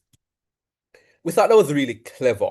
And we really did appreciate that. Sometimes when we get these history lessons, we don't see the relevance of them, but we really think you did a really good job with this one, Janae. And so we want to congratulate you. Want to congratulate you on that. You set up the debate well. We think that your actual claim could have dealt with a little bit more warranting, but in the context of setting up the debate spectacularly as the way you did, we kind of appreciate why your warrants were a little bit lacking for your claim, but it is something that we wish you could do nonetheless. Maybe tighten up something a little bit more so that you can spend the rest of your time warranting out your claim. That's if you can do that and set up the base the way you just set it up. Yeah, that's brilliant. Nevertheless, excellently done, Jenny. Then we moved into the second speech from Summer Anderson. Summer explained to us why bargaining power is being limited. She explains to us that this idea of individuals in the gig economy and that based on Janae's setup, that our landscape has just fundamentally changed. There are a bunch of people that exist right now in the gig economy. There are a bunch of people that exist outside of the formal workplace who simply have interests that are beyond those of the trade union. And we thought that was really interesting and really cool. We wanted to appreciate, though, a little bit more. You hear me keep asking it in the periods of cross-examination and the points of information. And you did eventually answer it. The question of what about an individual in the gig economy makes them fundamentally more interested in the kinds of general social justice change that this motion is proposing.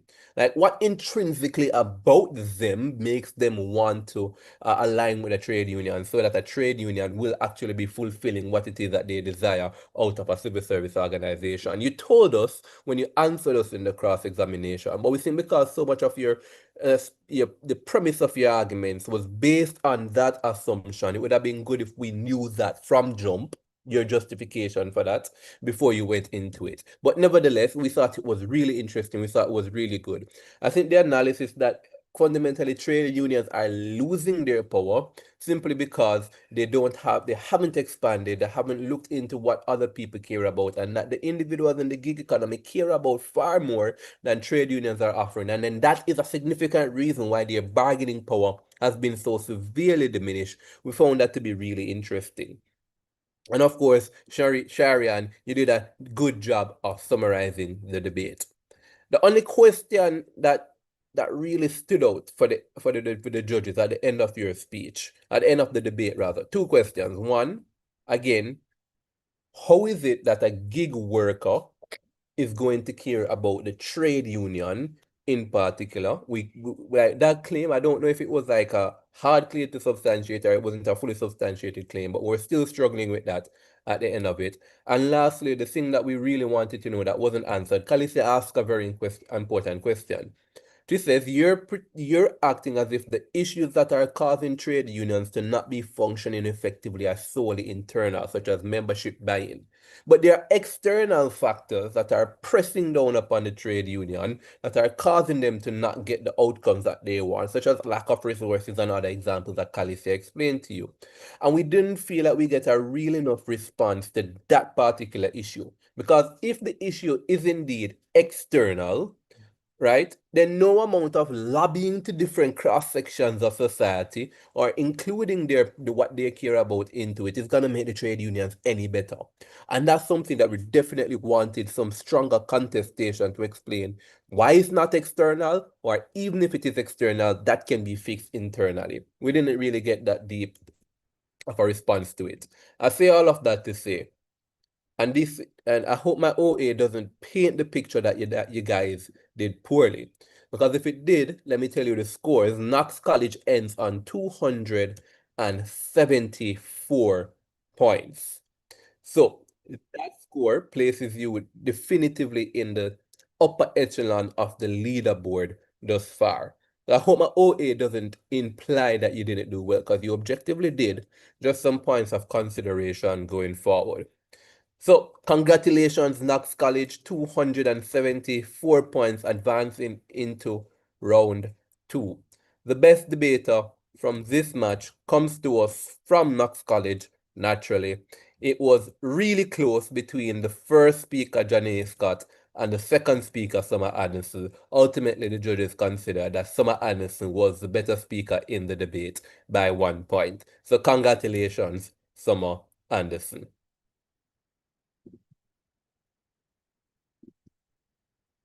Thank you. You are most welcome, Knox College. So, thank you. I'm sorry for interrupting you, Ravon, but do you perhaps know the results for one of the past matches? Do you know who advanced for each round? I do, and if you go back and watch the YouTube live stream, you will absolutely find it. All right? No worries, we'll be sending out the leaderboard to you very soon with all of the results. And on that same note, ladies and gentlemen, join us promptly at 1 p.m., rather 3 p.m., where we see two other titans of debating, St. Jago High School and the Manchester High School. Debate the motion. This house would bar individuals found guilty of corruption from being a member of the Jamaican Parliament. St. Jago High School advanced up to the quarterfinals of the competition last year. Manchester High School, first time entrance into this competition. But based on what we've been seeing on the debate circuit, they are not a team to be trifled with. So you don't want to miss that match. But until then, take care. See you at 3 p.m.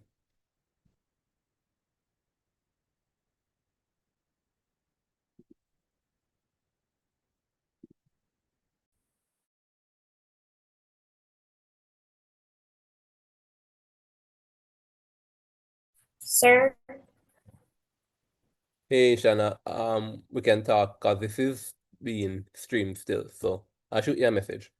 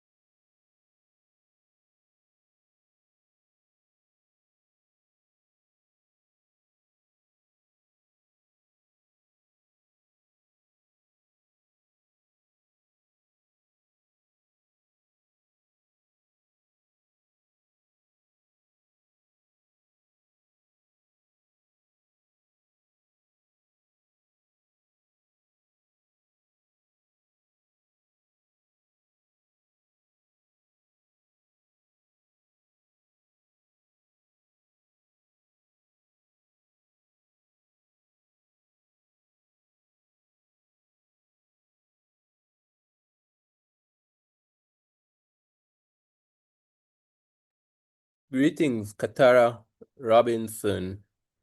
Which institution are you from? Greetings, sir. Manchester High. Okay, Manchester Um, High. can you do me a favor? Can I have the meeting? Yeah. Never mind, never mind. All right, so this is the entire Manchester High School team. No, we'll be joining soon on a different device. Okay, very well.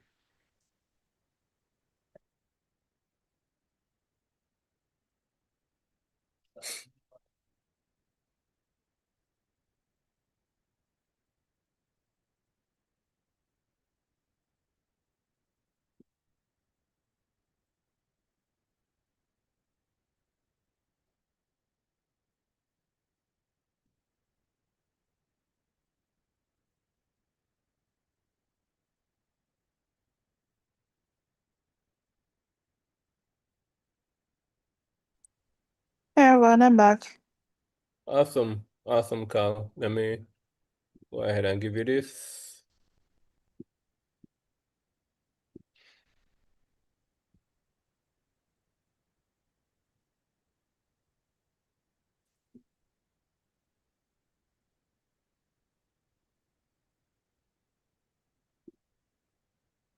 Oh, could you also send me the background thingy that you use? Yeah, Where's Manchester's in the next round? yeah, it's St. Jago versus Manchester. Joining from 217 is crazy, right? But I love it. For a 3 o'clock match. Yes, for a 3 o'clock match. Well, I guess they're here for the web. Get it? Because they're early bird. Very good, Khaleesi.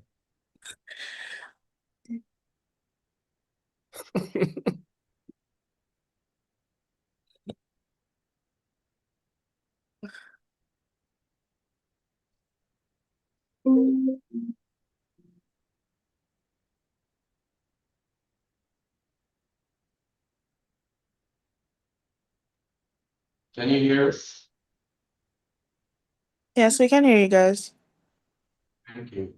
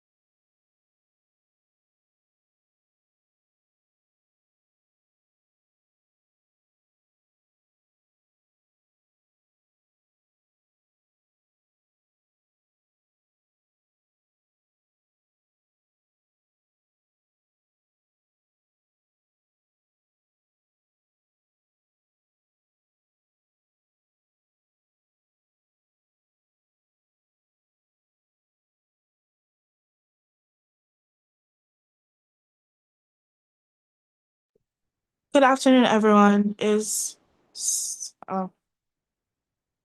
One second.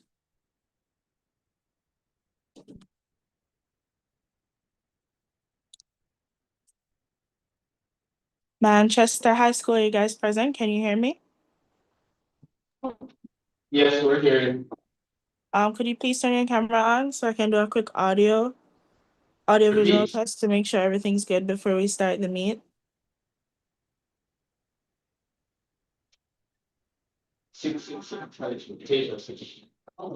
Okay, that's good. Who's the first speaker? Can you say something, please? Testing 1, 2, 3, your name, something like that. Oh, I'm not hearing you at all.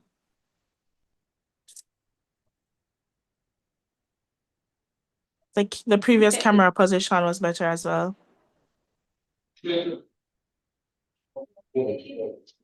Pardon? Are you hearing us? Yeah, I am. You guys aren't like, okay, the camera's gone like too much to the right now. So it is speaking from that podium. So what's the hearing from here? Oh, okay. Okay, cool. No problem. Great. So I'm seeing the podium just fine. Could you go ahead and speak again, please? You're really low. Could you possibly bring the podium closer?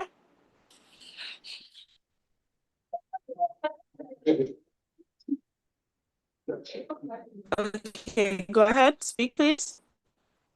I'm the first speaker. Okay, yeah. Here. That's, No.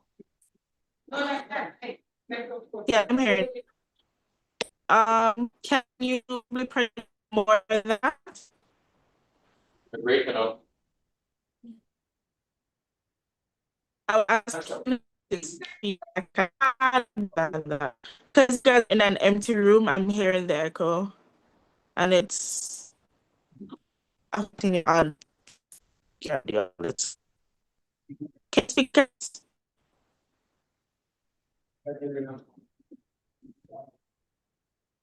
So, Are you hearing me now? yes, we're hearing you. One of the things, Yeah, raise pouring outside, so it's kind of raise pouring outside, so that the echo that you're hearing.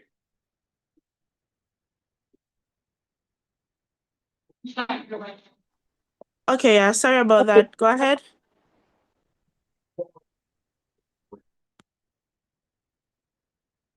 Hello, go ahead. Oh, we're saying that the rate is pouring outside. Okay, no, I'm hearing you guys loud and clear now. You're good. Yeah, so we're saying the rain was pouring, so it's kind of echoing on the roof.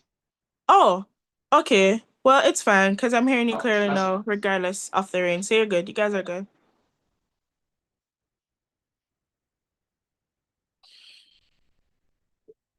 Okay, great.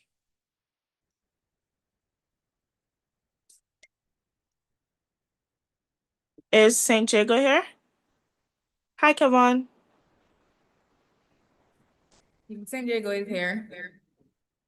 Okay, hi, guys. I'm hearing you all very, very clearly.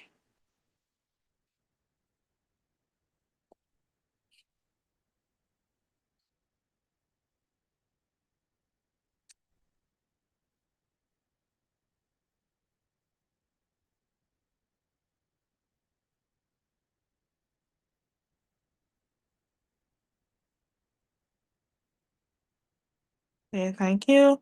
Excuse me, Manchester?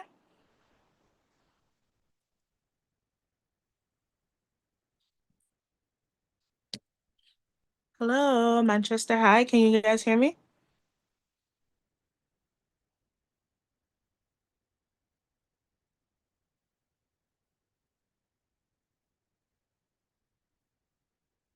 Sorry, just to confirm, is anybody hearing me?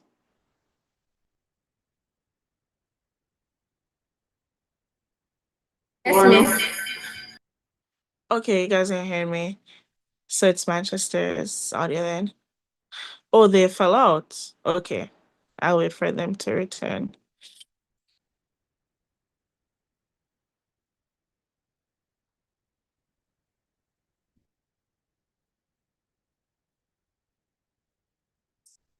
How are you guys doing today? Are you looking forward to another year of competition?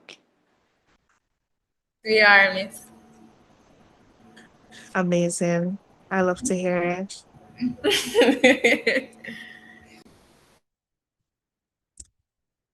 So I think Manchester might be having a little bit of an internet problem because they said it's raining pretty badly where they are and they just fell out of the meeting.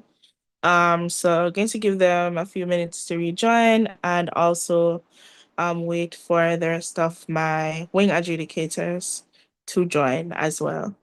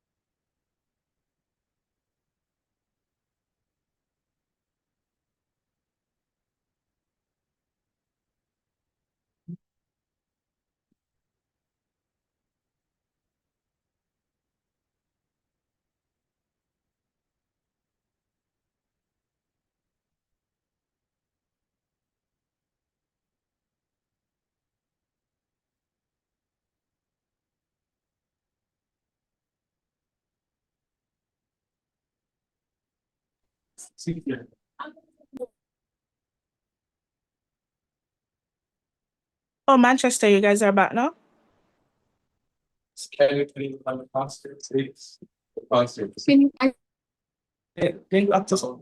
Yes, we are here now. We are having a little bit of Wi-Fi issues, but we're getting them solved. Yeah, I figured because I remember you guys said it was raining. Yes, because the rain is Falling.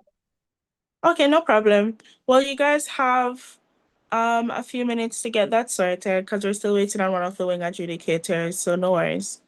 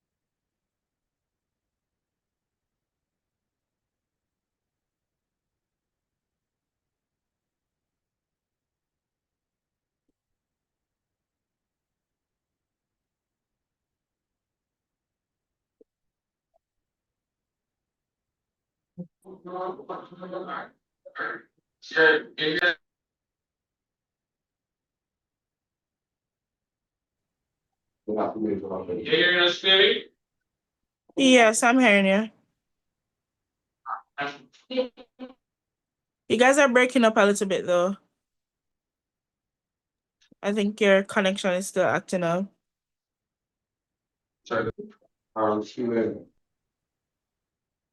Are you at the podium? Yeah, I'm hearing you from the podium.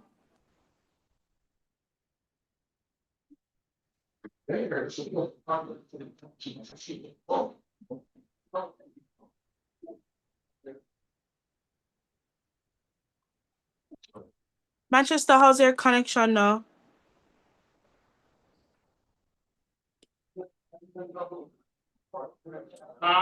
It is okay for now. But share this because I'm hearing you properly. Okay, great. So I'm going to ask you guys to please Put your speaker names and positions in the chat. So for example, Jane Doe, first speaker. Jack and Jill, second speaker. So just put your names and speaking positions in the chat, please, for both teams. Thank you very much.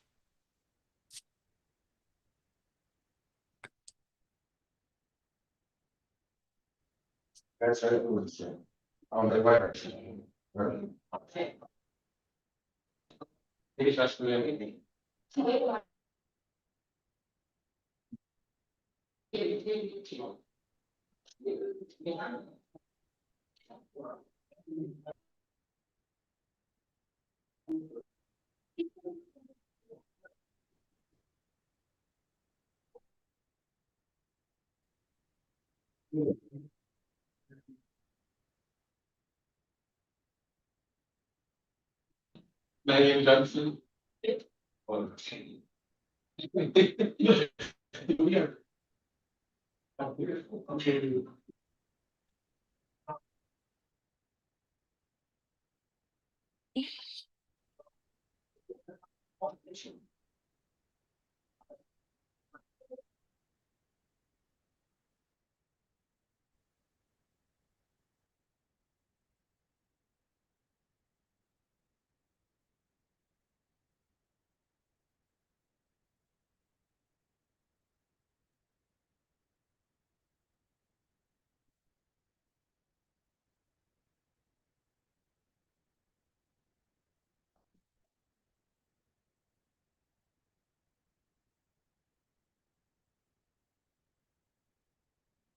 Okay, thank you guys.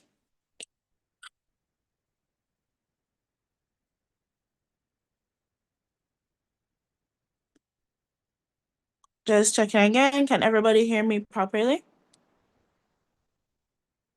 Yes. Okay, great. Manchester, you guys can hear me properly as well?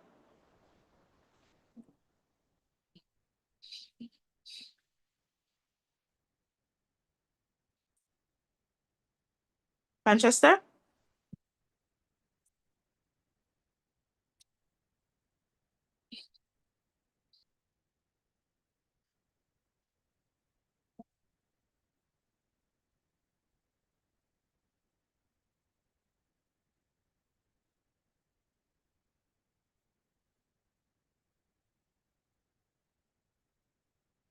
Hello? Is it me? Yeah, I'm hearing you guys now. You guys are ready? Ish? What's happening?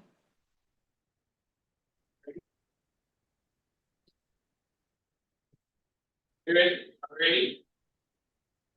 Yeah, we're going to get started in a minute or so. You guys are good to go?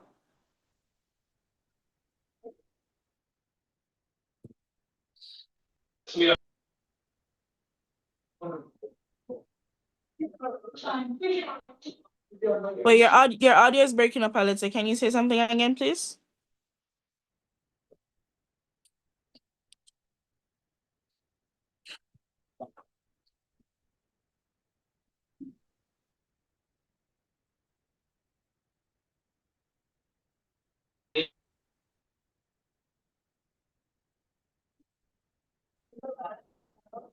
Yeah, your audio is still breaking up for me. Can somebody else confirm that the Manchester's audio is also breaking up for them as well? Because it could just be on my end. No, Kalisa, I'm not hearing them clearly either. Okay, I'm gonna use the iPad speaker. Are you hearing now? Yeah, I'm hearing you now. If you guys' Wi-Fi problems persist, what you can probably do is turn off the camera during your presentation so it uses up less bandwidth. Okay. Okay.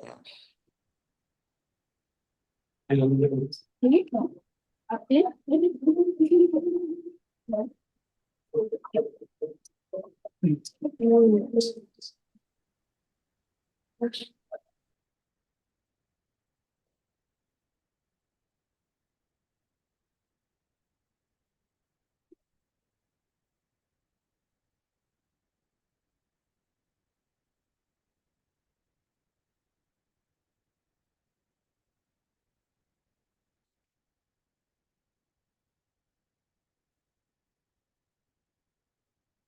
are both teams good to go now?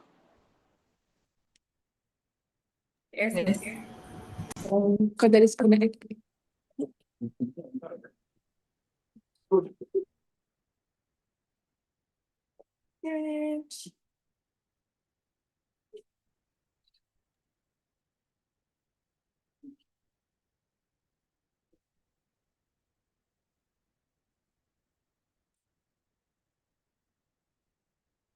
Okay. Sarah, one, just to confirm, we've started live streaming, right? Okay, great. So without further ado, welcome back to our final match for today's round one debates for this year's hosting of the Jamaica Civil Service Association debating competition. I'm Felicity Vassa. I'll be serving as your chair adjudicator for today's match. And in today's match, we have contending with each other the Manchester High School and St. Jago High School, and they will be debating the motion. This house would bar individuals found guilty of corruption from being a member of the Jamaican Parliament. This house would bar individuals found guilty of corruption from being a member of the Jamaican Parliament. Before we get into the thick of things, we would just like to thank and highlight the organizers of this competition alongside Jade, who are the Jamaica Civil Service Association. We're eternally grateful for them for continuing to advance debating and critical thinking in Jamaica. And we're so happy to be staging this competition again this time around. We're on day 2 of our round 1 matches, and I believe we're at match 7 overall. And the energy has been great, the spirits have been high, and we're looking to continue this in our final match for day 2 in round 1. As aforementioned, I'm Calista Tivasa. I'll be serving as your chief adjudicator, and joining me will be 2 other equally skilled and equally, I'd say, capable adjudicators who I will allow to introduce themselves, starting with Ms. Chantel Hughes, followed by Mr. Javon Downey. Good afternoon, everybody. My name is Chantel Hughes. I'll be serving as one of the wing adjudicators today, and I'm looking forward to an exciting and engaging debate. All the best to both teams. Thank you so much, Chantel. Over to you, Javon. Hello, everybody. My name is Javon Downey. Yes, I'm in Cold, England, and I'll be serving as the other wing adjudicator for this match. Well, thank you so much, Shaman. See, guys, I told you the spirits have been high. We have adjudicators coming from as near as Kingston and as far as the United Kingdom to come and see this exciting showdown, this exciting contestation of ideas, and we're looking forward to it and we cannot wait. Before we get into the debate itself, I'm going to take you through just a bit of housekeeping matters regarding the speaker times and applicable rules and stuff like that. So the first speaker has 7 minutes within which to make their submission. The second speaker has 6 minutes, and the third speaker has 5 minutes. But that's not all. We have a very special treat for you guys, the debaters and the viewing audience, and it's called the cross-questioning period. So what this is essentially after the first set of speeches from the Prime Minister and the Leader of Opposition, we will have a period of cross-questioning in which each team will pose 3 questions to each other. After the second set of speeches has gone from the Deputy Prime Minister and the Deputy Opposition Leader, we will have another period of cross-questioning in which both teams, again, will pose 3 questions to each other. Then we will pause for 1 minute to allow the speakers to gather their thoughts about all the exciting material we would have heard in the debate, and then they will deliver their reply speeches, which will last for 5 minutes. Your first and last minute of your debate speeches, as usual, is dubbed protected time, during which no points of information can be asked or accepted. When your first minute has elapsed, you will see a time signal in the chat. And when you're entering your last minute of protected time, you will also see a time signal in the chat. Chantal, is it possible for you to keep time? Sure. Okay, great. So you will be getting your time signals in the chat from the ever capable Chantal Hughes. So without further ado, we're going to get into the match once again. Your motion for today is this House would bar individuals found guilty of corruption from being a member of the Jamaican Parliament. So I'm going to turn the floor over to the first speaker from the team St. Jago High School, the Prime Minister, to make her submission. Please make her welcome. Hear, hear.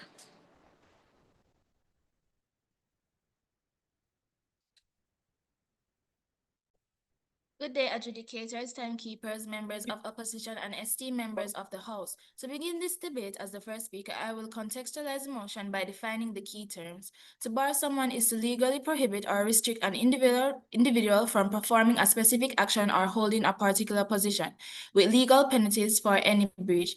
In Jamaican law, corruption is defined as the abuse of entrusted power for private gain and includes offenses like bribery, embezzlement, fraud, and money laundering. The Major Organized Crime and Anti-Corruption Agency Act 2018 specifically defines an act of corruption as an offense under the Corruption Prevention Act or any offense arising from the abuse of the office for private benefit under common law or other enactments. Prevention of Corruption Act 1988 describes corruption basically in terms of taking gratification other than legal remunerations in respect of an official act. Corruption, in other words, is used as official position, rank, status, public office, or poverty by office barrier for his own personal benefit. The term guilty refers to the act of being found legally responsible for committing an unlawful act through the due legal process. And finally, the Jamaican Parliament is the Jamaican legislative or lawmaking body. They are separated into the Senate Upper House and the House of Representatives, the Lower House. It is for this reason that we will present a policy that prevents individuals who have been found guilty by a legally constituted investigative body or of nepotism, fraud, theft, or other forms of unethical practices from serving as lawmakers in Jamaica. For the proposition to win, we must demonstrate that corruption in all its forms fundamentally undermines the nation's governance, economy, and trust in democratic systems. We must also show that existing forms of punishment such as resignation or public criticism or prison time are insufficient and that only legal bar for parliamentary participation can correct the harm done and prevent it from reoccurring. For the opposition to win, they must prove that individuals guilty of corruption can still serve in public office without threatening national integrity, or that other forms of punishment are equally or more effective than barring them. They would also need to argue why it is acceptable or even safe to allow lawbreakers to become lawmakers. You will hear from me the first speaker arguments showing that corruption has a direct and dangerous impact on the country's stability, particularly in areas of governance and finance. The current system has failed to hold corrupt individuals accountable and lesser punishments have proven ineffective. The second speaker will expand on how barring individuals found guilty of corruption from serving in the Jamaican Parliament is essential for upholding good governance, preventing recidivism, reinforce legal deterrence, and ultimately protecting the nation's stability and integrity, and then outline our proposed policy in barring corrupt officials. The third speaker will also solidify our arguments and dismantle any inconsistencies in the opposition's case. Mr. Speaker, Jamaica cannot continue to pretend that allowing corrupt individuals to sit in parliament has little to no consequence. The law must set a clear moral precedent. If you have been found guilty of corruption, you cannot make laws for every people you've stolen from. Let's begin by examining the real cause of corruption. Corruption is not just moral failing, it's a national crisis. When politicians engage in embezzlement or fraud, they divert public funds from where they are most needed, from schools, from hospitals, from roads. When they engage in nepotism, they rob citizens of the chance to access opportunities for which they are qualified than others. Corrupt parliamentarians violate the public trust and replace merit with personal connection, competence with loyalty, and the truth with deception. These are not accidents. They were deliberate abuse of power, and the individuals involved should not be given another opportunity to participate in making the very laws they once broke. Not only is corruption a moral issue, if left unattended, corruption will grow to an extreme. The economic cost of corruption at the extreme level can lead to dire consequences. No IMF funding companies that are monopolized who have exclusive deals with the government founded on corrupt basis get shut down and thus crippling the economy such as was the case in Brazil and a petroleum company. And this is why people who have been proven to be corrupt should not get access to the government. Mr. Speaker, when a nation allows people guilty of corruption to remain in return to Parliament, it sends a message to the public, and that message is corruption is not a deal breaker. This message breeds apathy. The Jamaican people sees no real consequences for corrupt officials, begin to disengage from the democratic process. This was evident in historic low voter turnout in the last election, where large portions of population simply refused to vote, not because they did not care, but because they no longer believe their voices matter. And when people no longer trust that elections are fair or that their leaders are honest, the very foundation of democracy crumbles. Here's how the policy would work. Guilt will be determined through the judicial process based on a conviction in the court of law for corruption-related offenses under Jamaican legislation such as the Integrity Commission Act 2017, the Corruption Prevention Act, or the Public Bodies Management and Accountability Act 2001. The Integrity Commission, an independent anti-corruption body, investigates all allegations against the public officials. Where sufficient evidence is found, the matter is referred to the Director of the Public Prosecutions, DPP, for criminal prosecution. A guilty verdict rendered by a competent court will therefore constitute the legal and moral basis for enforcing the bar. The bar will be enforced immediately upon conviction by of investigative body or office otherwise empowered by the law confirms a parliamentarian was guilty of some form of corruption. Once a guilty verdict is issued, the Speaker of the House of Representatives will be notified, and the member's seat will be declared vacant immediately in accordance with the Section 42A of the Constitution Thank you, of Jamaica. Speaker. That's overall time. Thank you so much. We thank the Prime Minister for her submission, and we now turn over the floor to the Leader of the Opposition to make their case. Hear.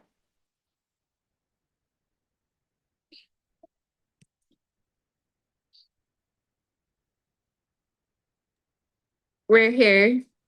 I'm trying to the audio on your phone. Ready when you guys are, Manchester. Mr. Speaker, members of the proposition, and my fellow Jamaicans, good day. The motion before the House is, and I quote, "Thus, this House would bar individuals found guilty of corruption from being members of the Jamaican Parliament." As the leader of the opposition, I rise firmly to reject this motion. We on the opposition bench believe that while corruption must be condemned, this proposal is misguided because Jamaica's problem is not the lack of legislation, but rather the failure to properly enforce the laws that already exist. For these reasons, the opposition believes that barring such individuals outright is neither just nor effective. Let us firstly begin by redefining the motion clearly. According to the Cambridge Dictionary, bar means to officially prevent or forbid someone from doing something. Individuals found guilty refers to those who have been convicted in the court of law after due process. Corruption, as outlined in the Corruption Prevention Act and Integrity Commission Act, refers to abuse of public office for personal gain. As defined under Section 39 to 41 of the Jamaican Constitution, a member of Parliament refers to those elected or appointed to the House of Representatives or Senate. As the opposition leader, First, I will show that Jamaica already have legislative safeguards in place to address corruption among parliamentarians. Second, I will explain that the real issue lies in implementation and not enforcement, not in the absence of laws. And third, I will argue that ambiguity in defining corruption makes this motion both unfair and impractical. My deputy leader will further expand on the morality and practicality of this motion. Our whip will concretize our stance by summarizing our claims. Now, Mr. Speaker. Now, Mr. Speaker, let us be honest. We already have laws that do exactly that. So the motion is unnecessary because the real issue is not the absence of laws, but the failure to enforce them. The Constitution of Jamaica, which is the highest law of the land, and the Corruption Prevention Act and the Integrity Commission Act already creates mechanisms to hold public officials accountable for corruption. These laws define offenses, set penalties, and establish oversight bodies like the Integrity Commission to investigate and prosecute misconduct. For instance, the Corruption Prevention Act Section 14 to 15 imposes penalties for corrupt acts and allows for prosecution. The Integrity Commission 13 decline Section 6, 36, and 46 empowers the Commission to investigate and refer matter to Director of Public Prosecution. Section 39 and 40 of the Constitution already defines who qualifies or is disqualified from being a member of Parliament. So the claim that we need... Okay, cool. I'll call you back because I'm judging. So the claim that we need to bar individuals through new policies ignores the legal framework that already exists. Creating new legislation would just duplicate existing laws. If Parliament keeps passing new anti-corruption laws without fixing enforcement, Jamaica ends up with strong laws and weak justice. The motion is performative. It gives the illusion of reform while avoiding the real problem. What Jamaica needs is accountability, not add-on. Mr. Speaker, the proposition must be clear. Are they calling for a bar or a ban? Because a bar already exists in Jamaica, decline because a bar already exists in the Jamaican law, the Jamaican Constitution and the Representation of the People Act already bars individuals under certain conditions. Individuals are barred while they are serving a sentence or under certain legal disqualification. But a ban, which a proposition language is suggesting, is a permanent disqualification regardless of whether the person has served their sentence, been rehabilitated, or had their record expunged. That is undemocratic and violates due process. Mr. Speaker, there's a saying that goes, Jackass say the world's a level. And the issue being had here is not about implementation, but enforcement. Even more concerning, Mr. Speaker, is that the same leader who claims to want stronger anti-corruption measures are the ones undermining the institution already responsible for enforcement. We have seen cases last year where the Prime Minister himself has taken legal action against the Integrity Commission, the body constitutionally mandated to investigate misconduct and ensure accountability. If those in power are bringing the underdog to court instead of supporting its work, then how will adding new laws make any difference? This goes to show that Jamaica's corruption problem is not about implementation. It's about enforcement being stifled by politics. So if the proposition is saying that they will bar these individuals, they are not introducing a new solution. They are repeating what exactly exists in law. What Jamaica truly needs is a stronger enforcement, not more legislation. We don't fix a broken system by adding another rule. We fix it by ensuring existing rules actually work, Mr. Speaker. Mr. Speaker, this motion also raises the question about what happens when we apply the motion to our current parliament when we speak about corruption. We all know that there are sitting members who have been convicted and still are here. So will the government, will they force them out too, or will the government decide who stays and who goes? because this exposes in the impracticality of the motion. We already know if That's a protected time. She's in protected time. You can continue, speaker. we know if it were truly enforced today, half of the House might have resigned because corruption allegations are common, but convictions are weird. Mr. Speaker and Prime Minister, if the Mr. So, Mr. Prime Minister, so Mr. Speaker, what does the proposition believe? The proposition believes that corruption must be fought, but with fairness, clarity, and accountability. Because we already have laws in Jamaica, we already have the highest law in this land that stipulate all these acts. Jamaica does not need Thank more you, laws, speaker. it needs stronger enforcement of the ones we already have. And for these reasons, opposition poorly rejects the motion. Thank you. We thank the opposition leader for her fine submission. And now we've gotten to that very, very, very exciting period of the debate that I would have mentioned before, which is our cross-questioning period, within which both teams will pose 3 questions to each other, starting with the team in opposition. You have 10 seconds within which to ask a question, and the team that's responding has 45 seconds within which to make a response. When a question is asked and a team is fielding an answer, the answer can be a combination of input from all the team members, or it can be just one person answering it, or whatever. Essentially, it's up to you. So with that being said, we're going to invite the team in opposition to field their first question to the team in proposition. Please proceed.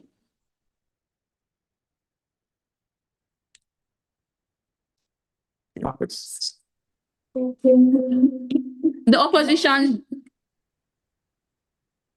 opposition bench would like to ask the Prime Minister what was the law before when we're speaking about the time frame. Please repeat the question. Manchester, could you repeat the question, please?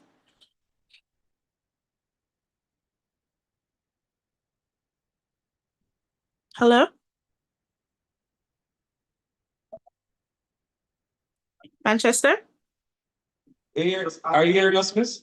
Yes, we are. Sanjay hi. was asking you to repeat the question that he just asked. Wi-Fi dropped for a moment. We'll answer this right now. Okay, thank you. The opposition bench would like to ask the Prime Minister, what if the laws that they're mentioning right now is already in legislation? So to answer your question, the laws that are currently in place are clearly not effective because we have members of parliament who have been found guilty of corruption that are still serving. All they did was get a little slap on the wrist. They went out for a little bit and they came back in new positions, and they still have access to the public purse and to public funds so that they can commit the acts of corruption that they're committing. Next question, Manchester.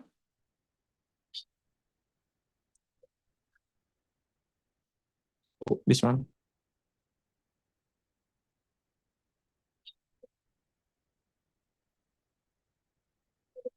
Would it be limited to? Hello. Would it be limited to criminal convictions under the Corruption Prevention Act, or would it extend to the findings of the Integrity Commission or other bodies that demonstrate a severe breach of public trust, even without criminal conviction?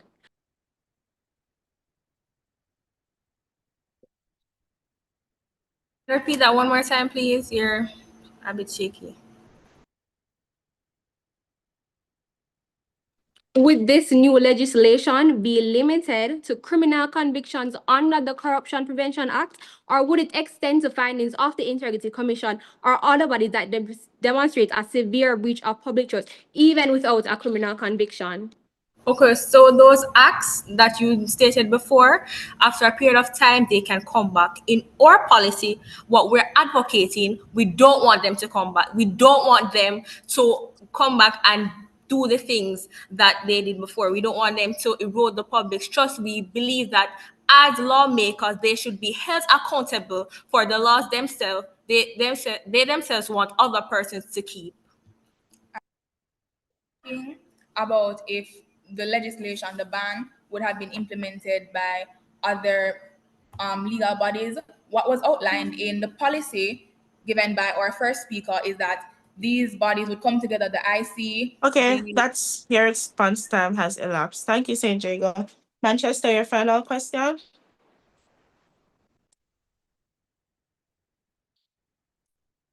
So, what is your government suggesting to add to the law that will differentiate it from the ones that are pre-existing?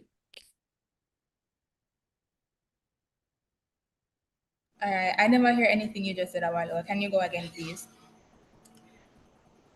So, what we're saying is, what is your government suggesting to add to the pre-existing law that will differentiate in than the ones that A complete ban. They're supposed to be completely banned from don't want them re-entering back. politics.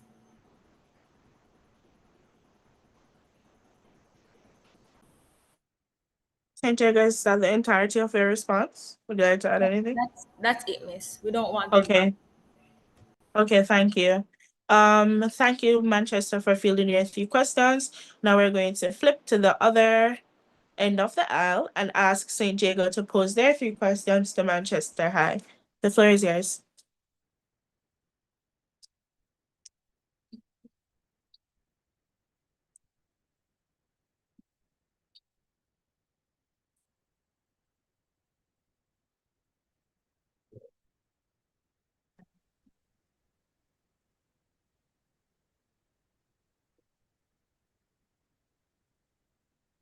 St. Jago? Can you hear us, miss? Yeah, you can go ahead.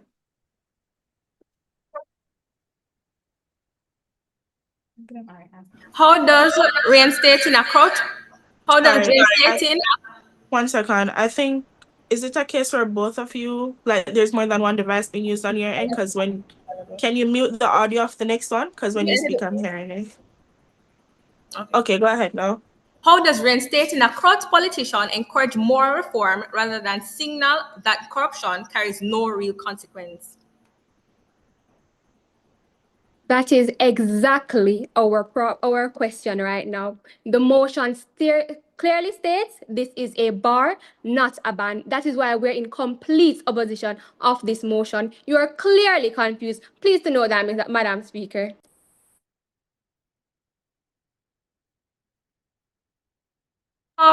Could you? Ask the next question. What prevents repeat offenses if convicted corrupt politicians are allowed back into office?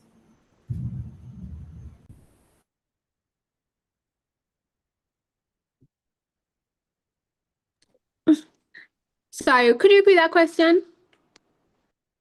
What prevents repeat offenses if convicted corrupt politicians are allowed back into office? Thank you for that question. Again, this is why the opposition is preaching enforcement. Enforcement is our problem, not the legislation. If corruption sets a precedent for future politicians, what stops new MPs from engaging in the same behavior if guilty individuals remain in power? This is why we need to enforce the law. A bar is not the solution. If you were proposing a ban, then this question would have been eligible, but you are clearly confused.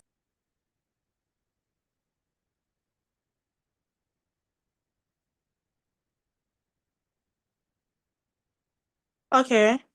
Thank you guys so much for what was a very, very spirited cross-questioning. And now we're going to move into the deputy speeches, starting with the Deputy Prime Minister. I'm yielding the floor to St. Jago. Please make her welcome. Here.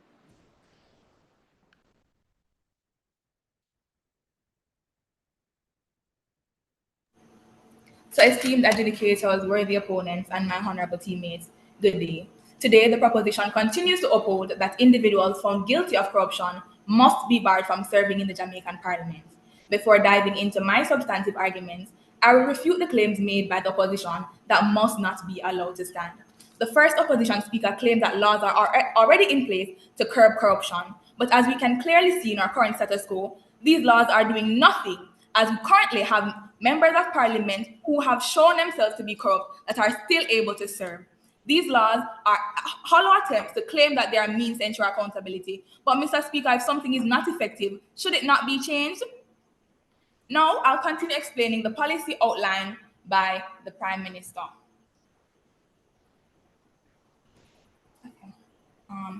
Once a conviction has been made, the bar will be enforced immediately upon conviction by the court or an investigative body or office otherwise empowered by law confirms a parliamentarian was guilty of some form of corruption. Once the verdict is issued, the Speaker of the House of Representatives will be notified and the member seat will be declared vacant immediately in accordance with Section 42A of the Constitution of Jamaica, which disqualifies any person convicted of an offense involving dishonesty or moral turpitude. The Electoral Office, Commission of Jamaica, ECJ, will ensure that the barred individual's name is removed from the list of eligible candidates in subsequent elections. Non-compliance or attempts to defy the bar will Point of information. with potential referral to the DPP for prosecution.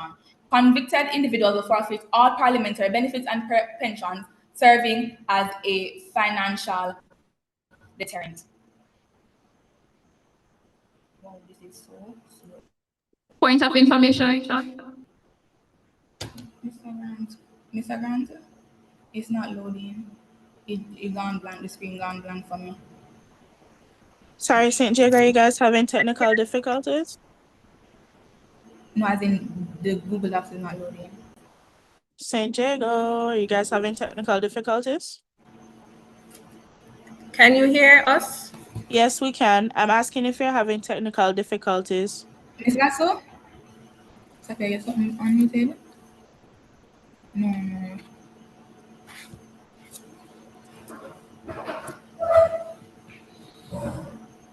Yes, we are. Yes, miss, we're having some difficulties. My Zoom is she not hearing loading. you? I think so because she's well, I don't know, actually. Are you guys But the hearing me time- now? Yes, we Yes, we are can. now. Okay. I asked Chantal to pause your time in the chat. Have you started the issue with your device? Well, if you can hear me on this laptop, I'm good to go from there. Okay, no problem. Just let us know when you're ready and Chantal will resume your time. No worries. Okay. I can resume now. Okay. So our first speaker already highlighted the corrosive effect of corruption on governance, democracy, and trust in public institutions, and made the case that without barring the guilty, we are rewarding betrayal with power. I will not only reinforce these points, but also examine the long-term dangers of continuing to allow corrupt individuals access to political office and why strong legal action is necessary to prevent repeated harm.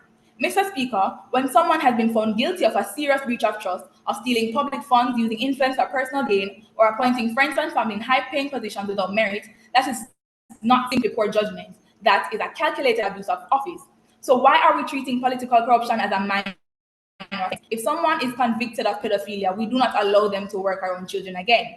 The reason is that that person's weakness with the law is directly related to their association with children, and the crime against children is so detrimental that the risk is too great to take a chance at this and completely turning their back on their terrible ways. If someone is found guilty of gang-related violence, they are barred from environments where access to weapons or influence could allow them to cause harm. In fact, they are typically disqualified from entering law enforcement.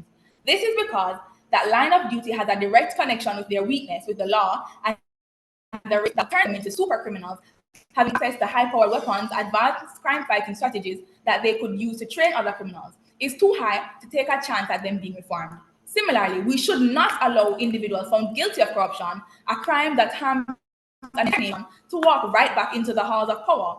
Opposition's world is an invitation for repeated offenses.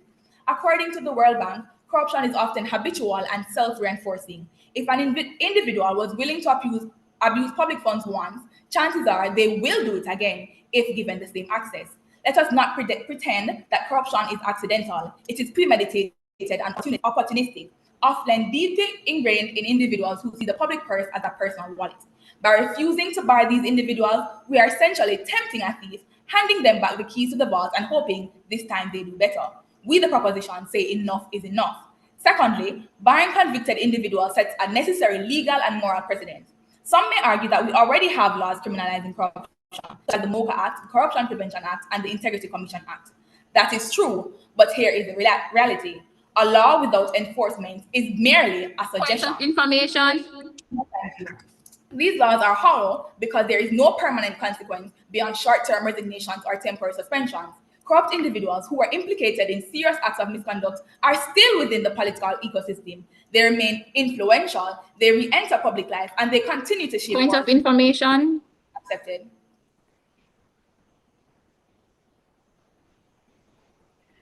My question to the proposition, why do you have members sitting in parliament when it clearly have identified based on the definition? So clearly, as we're saying, in status quo, there is no enforcement of these rules and they are allowed to re-enter, and that is why there should be a bar on these individuals. By legally barring individuals convicted of corruption, we remove symbolic punishment to real deterrence. It sends a message that corruption is not just frowned upon, it ends political careers. This is in line with international best practices, including the United Nations Convention Act Against Corruption, which calls for the disqualification of individuals found guilty of corruption from holding public office. Furthermore, according to the Inter-American Development Bank, effective enforcement of anti-corruption laws, particularly through disqualification from office, is critical in breaking cycles of abuse, improving public trust, and strengthening institutions. Mr. Speaker, Jamaica needs this more now than ever. Let us also remember that there is currently no proper ethical screening process to enter Parliament. This means that individuals with questionable morals or undisclosed history of misconduct can easily rise through the ranks. By failing to bar the guilty, we leave the door wide open for repeat offenders and silence. We are not just risking another incident, we are risking a cycle, a slow, gradual collapse of our economy and society, the beginning of which we are already starting to see. Corruption is not just a moral or ethical issue, it is also an economic issue, and it is costing the global economy and you way more than you think. By most estimates, continuous corruption is in the trillions, way more than Jamaica's GDP. If corruption is allowed to grow, the impact is extreme. No IMF funding, companies that are monopolies get shut down, crippling the economy, and that is why people who have been proven to be corrupt should not get access to the government. The Turkish... All right, thank you. That's time. Thank you. Thank you, Speaker. We're now going to enter into, or rather, great. Thank you so much to the Deputy Prime Minister for making her case. And now we're going to welcome the Deputy Opposition Leader to make her submission or his submission. Please make them welcome. Here.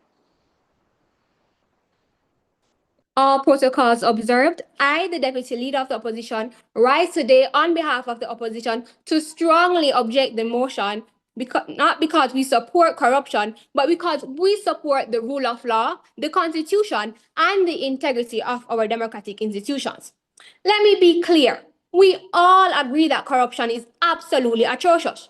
It robs our nation of resources, it destroys public trust in our government, and it threatens the very foundation of our democracy. However, the question before us today is not whether corruption is wrong, but whether this specific approach, barring individuals found guilty of corruption from sitting in Parliament, is just, practical, constitutional, and effective. And to that, the opposition says no. We must then also highlight that there are existing laws and the government is adding nothing new. How can we, as a parliament, pass laws to root out corruption when many among us have questionable records themselves? Member of the Parliament, Mr. Michael Phillips, who failed to submit his statutory declarations, Mr. Darrell Bars, and Marissa Philibert, who have breached the Integrity Commission Act. This motion reeks of hypocrisy. It allows for the illusion of accountability while preserving the very structures that enable corruption to thrive. Decline. We must ask who decides who is barred.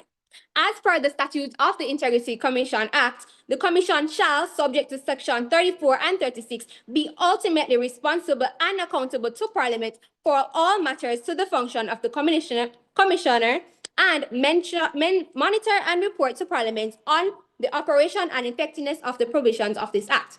Let me take a moment to emphasize the word ultimately representing the highest degree or extreme limits.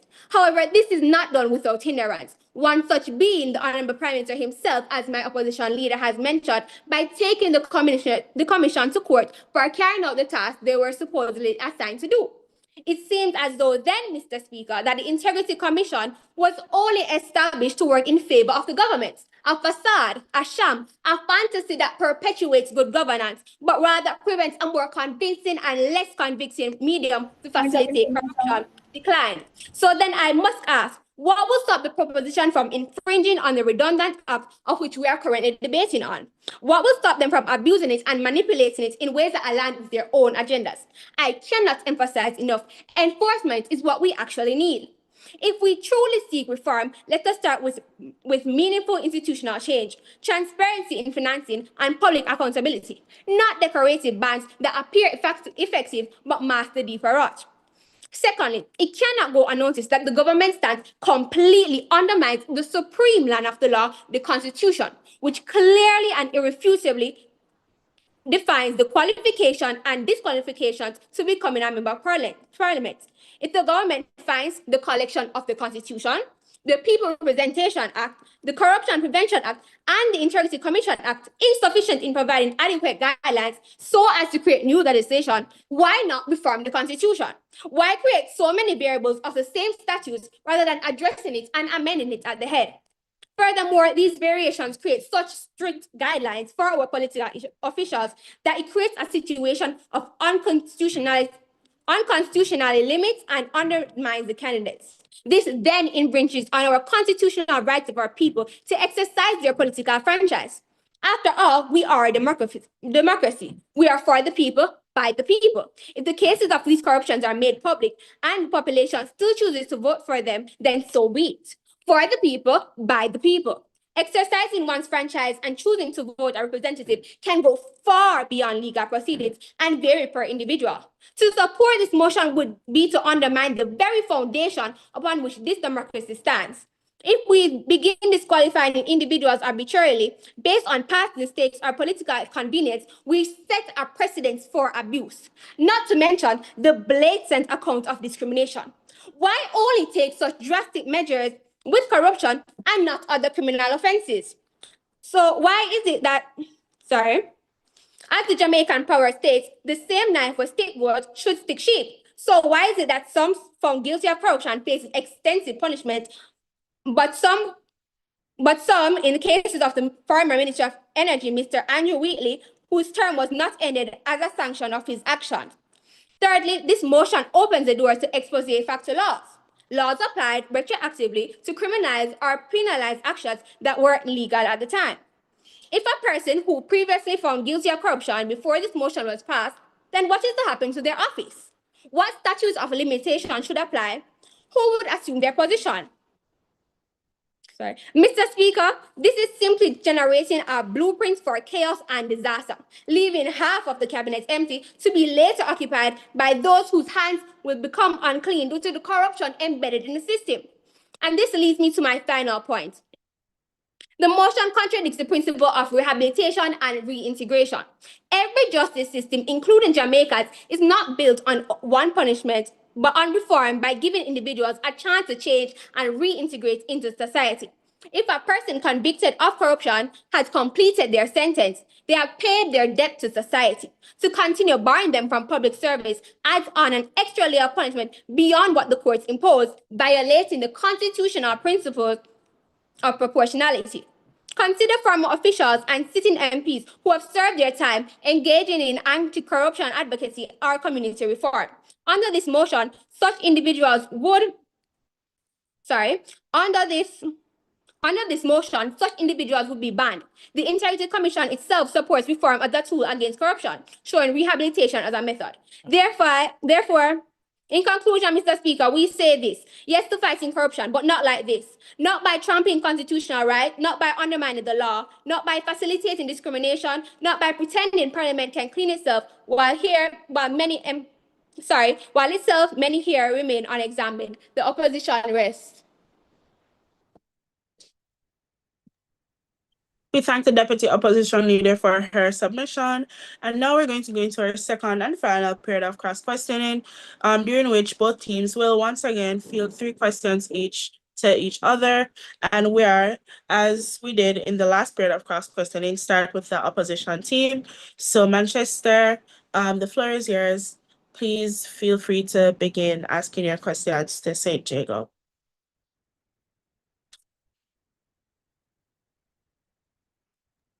I'm so sorry. Who is supposed to ask the first question? Manchester. Okay.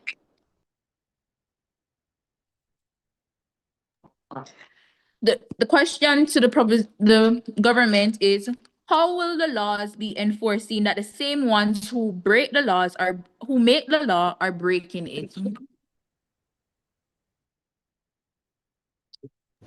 So, in status quo, we currently have bodies that are independent of the Jamaican parliamentary body who work. You have the DPP and the IC, the Integrity Commission of Jamaica, and other offices that are in place to investigate and then determine if a parliamentarian or a public body is guilty of corruption.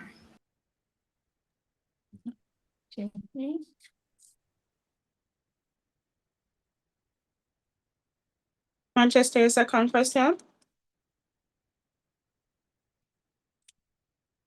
So our question to the government is, why is corruption more dangerous than other crimes for there to be a total ban, as there are persons in government right now who are charged for other things, yet they still assume office?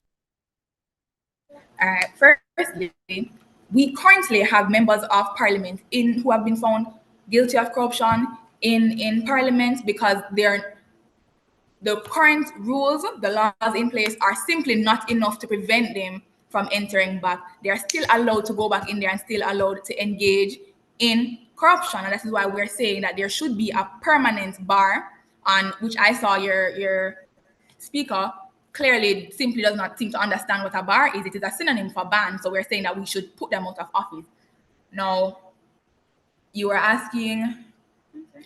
The reason why corruption is so bad is it does not affect, it affects everybody in the country. It affects the economy, it affects how people trust the lawmakers themselves, it affects how people see justice. Santiago, your response time has elapsed. Thank you, guys.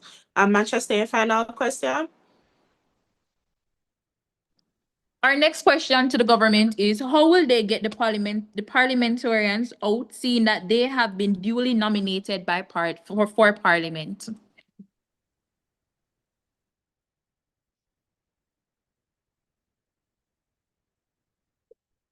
So, as was outlined in our policy, once the bar or once a guilty verdict is issued, the Speaker of the House of Representatives will be notified and their seat will be declared vacant immediately, in accordance with Section 42A of the Constitution of Jamaica. So they can be removed during their term, and then I guess there shall be another due process to have somebody else replace them. Okay, thank you, Manchester. Now over to St. Jago to ask your 3 questions.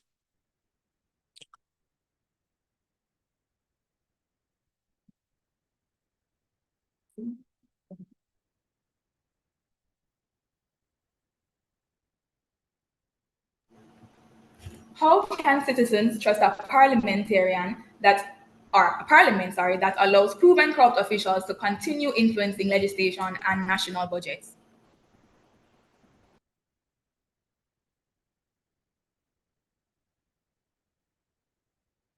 Can you repeat the last part of that question for me, please? All right, so how can citizens trust a parliament that allows proven corrupt officials to continue influencing legislation and national budgets?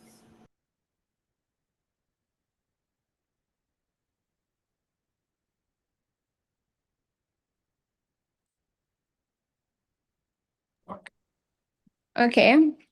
So we are emphasizing, as the opposition, we're emphasizing enforcement as the solution to corruption. And we're also emphasizing that corruption is not higher than any other criminal offense. It is the population cannot trust a criminal. They cannot trust someone who's convicted of corruption likewise. So I do not think corruption should be held to a higher stance than any other criminal offense.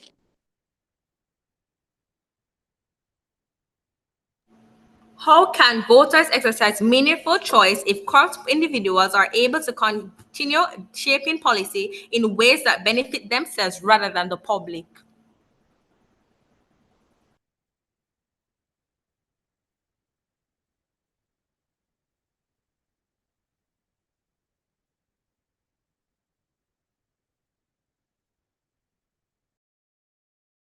Questions. Okay. So there's already democratic rights where every citizen in Jamaica are allowed to exercise those rights by choosing who they want to represent them.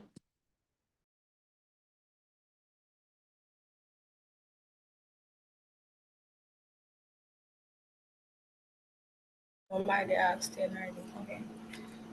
How can electoral accountability truly work when a corrupt member of parliament can manipulate resources, contracts, or media influence to secure votes?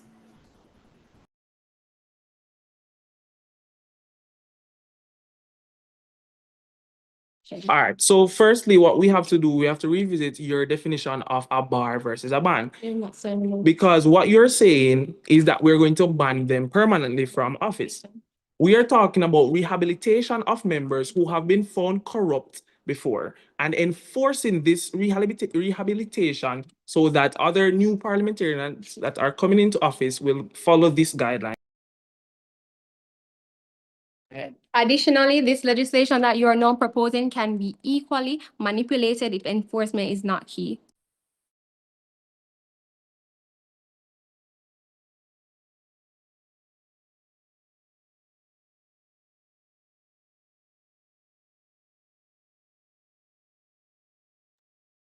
Sorry, I was muted.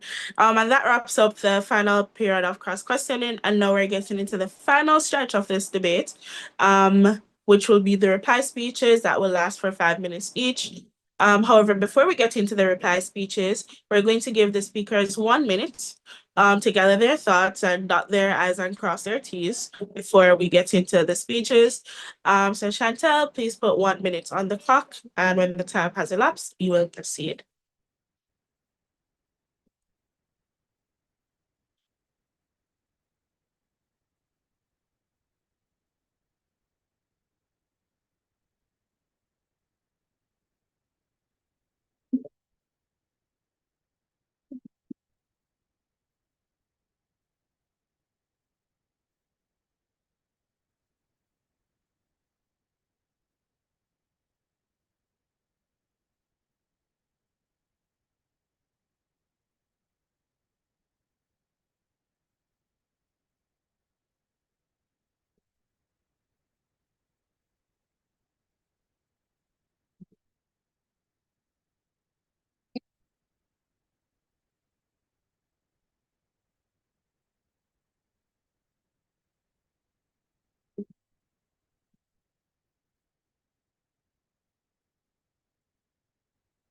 And that's time. Thank you so much, Chantel. And now we're going to go into the reply speeches, starting with the opposition team. So Manchester, your third speaker is up now. Here.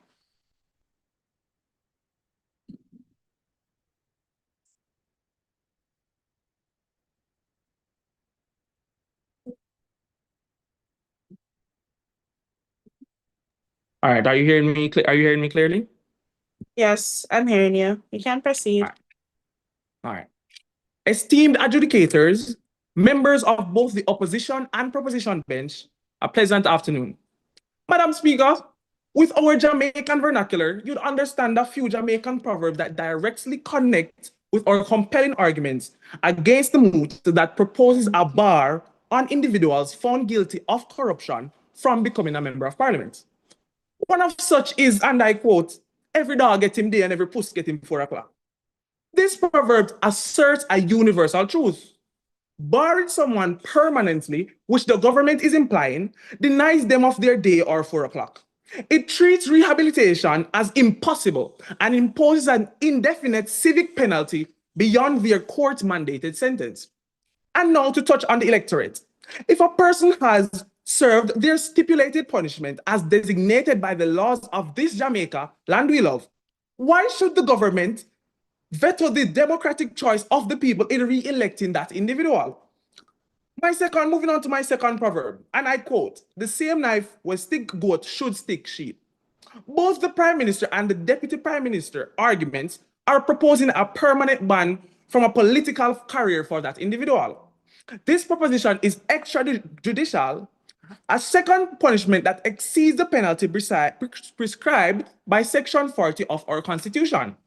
If a person served their sentence, the knife, why should they be treated differently than any other citizen of this country? Why would we move to create a special permanent civic disability for this one specific offense? Are we implying that corruption is the highest and most serious felony that one can commit? This bar is an inequitable form of political persecution and discrimination. This opposition stands today to address a motion that on the surface appears unambiguous. However, I urge this House to consider the hypocrisy it involves and the unconstitutionality that derives from such actions. The arguments brought by the proposition are lackluster, unjust, and egregious. If an individual has been found guilty of the pre-existing constitutional laws that govern our land and have already faced subsequent punishments, why should this government override the will of the electorate? This is complete discrimination, erroneous, which means incorrect, and immoral. Coinciding with my second speaker, we can plainly see that this is a flagrant violation of our democratic rights. Madam Speaker, what the proposition fails to acknowledge is that they are suggesting a permanent and indefinite bar, one that forgoes the constitutional and judicial rights of the people of this country. It denies that individual their full rights as a citizen and is inconsistent with the constitutional provisions made in the Integrity Corruption Act. If the government truly believes in integrity, let them start by enforcing existing laws and making their own disclosures public. Don't just preach a virtue, practice it. My opposition leader previously addressed this House on the matter of enforcement. She reminded us that Jamaica already possesses the necessary legislative safeguards to address corruption among parliamentarians, making the proposed bar unnecessary. Jamaica's laws, including the Integrity Commission Act, already define corruption offenses, set penalties, and establish oversight bodies. Specific sections of this law listed as Section 6, 14, 15, 36, 39, 40, and 46 are cited as containing these provisions. My second speaker elaborated on the issue of blatant hypocrisy within this government. The second speaker of the opposition adamantly rejected the proposed motion to bar individuals. This motion, alongside claims by the Prime Minister that the people of this country cannot trust a corrupt leader, is hypocritical, as our current parliament includes members with questionable integrity records, citing examples such as Mr. Phillips, Mr. Vaz, and Miss Philibert. It creates an illusion of accountability while preserving the structures that enable corruption. Additionally, the Integrity Commission, the investigative body put to oversee the misconduct of Parliament officials, is clearly being undermined as evidenced by the Prime Minister, challenging its rulings in court, suggesting that the Commission is a facade only meant to work in favor of the government and their ideologies. The real solution is enforcement, and the proposed ban would simply be manipulated by the government to align with its own agenda. Let us be absolutely clear. We are not condoning corruption in any form. However, we must resist the urge to respond with rigid absolutism that disregards the potential for rehabilitation, context, and reform.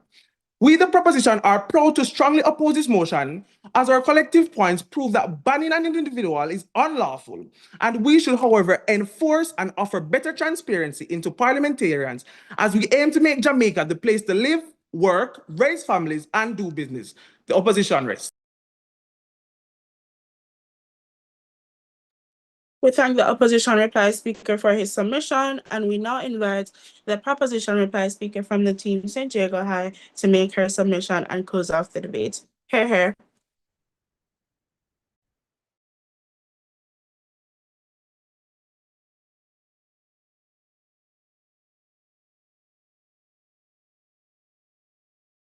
Everyone hearing me? Yes, we're hearing you. Mr. Speaker, they are claiming that this law can be manipulated. But how can you manipulate something that is stated so clearly? The problem is that laws are not made to be one size fits all. It's so that they can be twisted. Additionally, the opposition stated that there is no enforcement of the current laws, and their argument simply boils down to the fact that not many cases are unearthed. But, Mr. Speaker, even when they have been and has been taken, it is not enough to determine. Mr. Speaker, determine them. Mr. Speaker, let's just look at the reality. When someone commits corruption, right, a lot of them feel safe. Why? Because they're saying that, oh, after a period of time, I can come back and do the same things I was doing before. Or policy says, once they have committed corruption, we should ban them totally and not have them repeat the same offense. They also said that it is false, that they also said something that it is illegal to not allow persons to run back into politics. What? Mr. Speaker, that is not true. Also, please make note, a criminal is a criminal. Mr. Speaker, corruption is not an error in judgment. It is calculated betrayal of public trust. To allow the corrupt to make the laws that govern the innocent is to make a mockery of justice itself. We're having this debate because Jamaica faces an ongoing crisis of governance where corruption has become so enriched in politics that it is almost expected rather than condemned. For too long, public officials found guilty of corruption have returned to positions of influence and do but the same thing, undermining democracy, weakening financial accountability, and eroding citizens' faith in the system. This debate seeks to determine whether Jamaica will continue to recycle corruption or finally reject it by legally barring the guilty from Parliament. This motion affects the Jamaican people whose taxes fund the very institutions that corrupt officials exploit. It affects our democracy, which crumbles when criminals write the laws. It affects future generations who deserve a government that leads with integrity rather than greed. What is the desired outcome? The desired outcome is a Jamaica where public office is synonymous with the public trust, where guilt leads to disqualification, and where lawmakers are held to the highest moral and legal standards.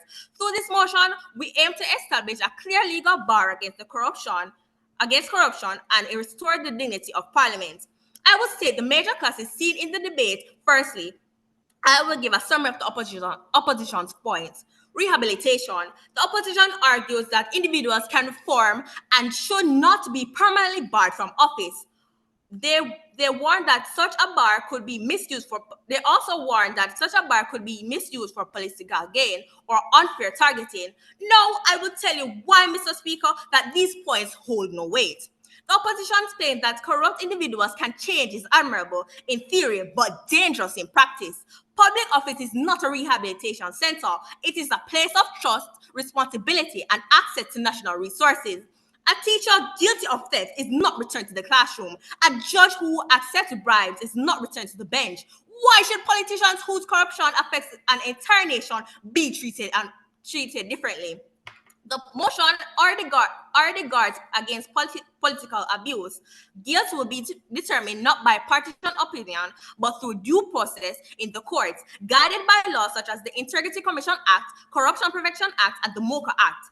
It is the judicial system, not politicians, that enforces this bar.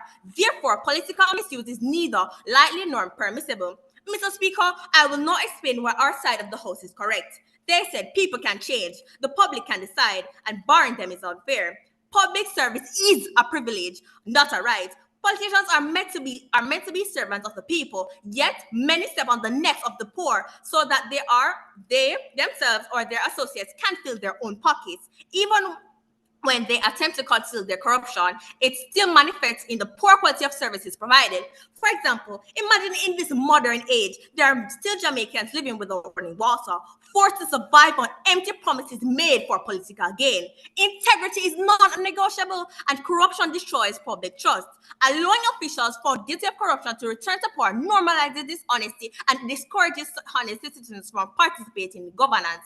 We have won this debate because our side safeguards democracy by enforcing genuine accountability. We replace leniency with justice, inconsistency with rule of law, and public despair with renewed trust in governance. Our stand strengthens Jamaican institutions and ensures lasting change rather than temporary outrage. Let us look at the Jamaica from the opposition's point of view. No, Jamaica continues to allow corrupt officials to return to parliament. There are currently 2 members of the cabinet who are previously removed from leading government ministries after being found guilty of nepotism, including awarding jobs to their friends and approving gun licenses to people who ought not to get them. The action they choose is they claim rehabilitation will resolve corruption. The same individual reoffended, misused public funds, and Thank you, Speaker, for ending the debate on a very, very spirited note. Thank you guys so much for what was a very, very, very engaging debate. The judges are now going to excuse themselves to our breakout room to deliberate, and we'll be back with your results and the OA in short order.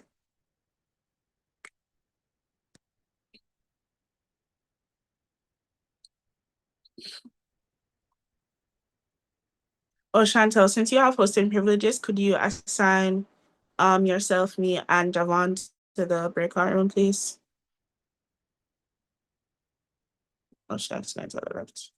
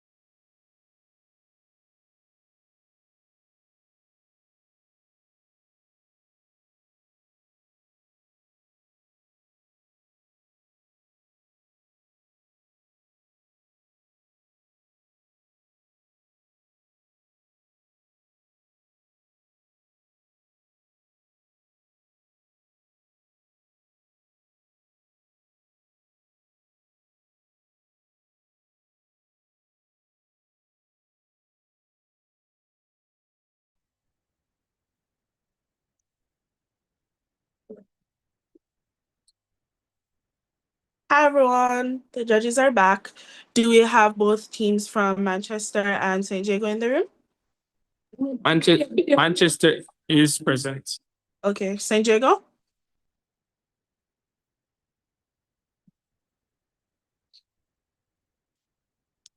Hello, St. Jago, are you here? Yes, Hey, miss. Carl, while we're waiting, I don't have access to the chat. I can't see the names. So Chantal, if you do have them, could you copy them, please? I shared them with you. So you can forward Okay. it to Calista. Okay, thank you, Chantal. Okay, the team from St. Jago is here? Yes, miss. Okay, great. So the judges deliberated. So the panel thought that en masse, it was a pretty interesting debate, and we had some interesting and some mechanized but not so mechanized ideas coming out of it. So proposition tells us in their first speaker speech that one of the things that we have to concern ourselves with is the idea that having people in parliament that were previously found guilty of corruption may undermine public trust in one, their parliamentarians, and two, the entire democratic system as a whole. The panel thought that this was an interesting and well-reasoned point, as it gave us some sort of concrete evidence or like food for thought to consider as to why this is something that's relevant to the context of the debate. By bringing forward that point, they showed us how, the entire system of governance would be affected. However, this didn't go uncontended with, because we heard from UP in response to that in as much as in Prop's world, barring these people from parliament is protection of public trust. Barring them from parliament might also be violation of public trust in as much as it impedes on their democratic right to choice, which is to say that people should have the right to select whoever they want to vote for, regardless of what the situation is. And when you bar or ban people from the House of Parliament, you're reducing the pool of people that the population, by virtue of their democratic right to choice, is able to choose from. However, the panel considered and weighed both of these points, and we thought that as prop contents, the serious nature of the matter at hand, which is, the matter of governance and who should lead the country, is so very serious that there's a moral imperative and a greater weight to be attached to safeguarding the public purse, as they call it, and the public's just financial and governmental well-being in future, because this may erode the entire system of governance, and these people are psychologically inclined to buy into recidivism, which is essentially repeating an offense that they were previously found guilty of. And we thought that was an interesting idea, and we thought it sufficiently undermined the pushback that we got from UP. So we also heard that people who were once guilty of corruption shouldn't be allowed to craft laws, the very same laws that they would have once broken. We thought that this was also a very good moral line of reasoning, in as much as it promotes to the populace, as prop contents, an attitude of complacency and negligence towards lawmaking from the standpoint of the government, which is to say that if the government allows people to come back into parliament who were once convicted of a crime, what it says to the population is that they're apathetic to it. And when the population sees this sort of attitude being propagated to something as serious as the public purse, that sort of apathy trickles down and it causes bigger problems that we struggle with as a society, such as our democratic well-being, low voter turnout, and voter apathy. We thought these were interesting ideas, and what we heard from UP in pushback for this particular point is that in as much as these people may be inclined to corruption, whatever time they would have served for the previous offense that they were found guilty of should have been enough to sufficiently rehabilitate them, such that when or if they're allowed back in parliament, we don't have a reoccurrence and we don't have recidivism of that particular offense. However, an interesting idea that we also got was the idea that people who engage in corrupt acts are not necessarily doing it as a mere action without any depth of thought. Prop tells us pretty clearly, in no uncertain terms, that people who commit corrupt acts they're premeditated, meaning that they have a psychological inclination to commit things like this. And given that they have a psychological inclination to do things like this, we didn't, as the panel, think that UP gave us enough sufficient pushback against that sort of psychological incentive breakdown that we get from prop to prove to us why these people, after rehabilitation, would have been sufficiently rehabilitated such that recidivism wouldn't ensue, to the extent that this would, make them deserving of a second shot or deserving of redemption to be allowed back into parliament.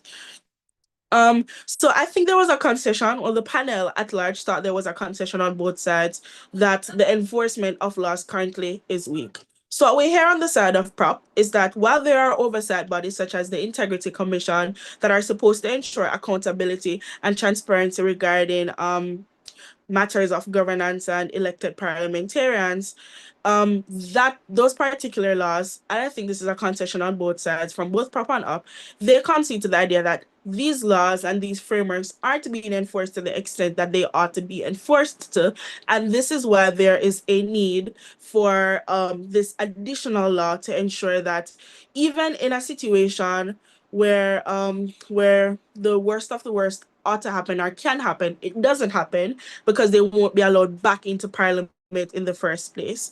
However, the delta of that concession for both teams, we thought it was sort of splitting hairs, because on prop side, they tell us that prop says we have laws and they don't work, and that's why we shouldn't introduce new ones, and that's why we should rather introduce new ones to ensure that these people never make it back to parliament in the first place. So oversight bodies like the Integrity Commission won't even have people to slip through the cracks of their legislations and stuff like that.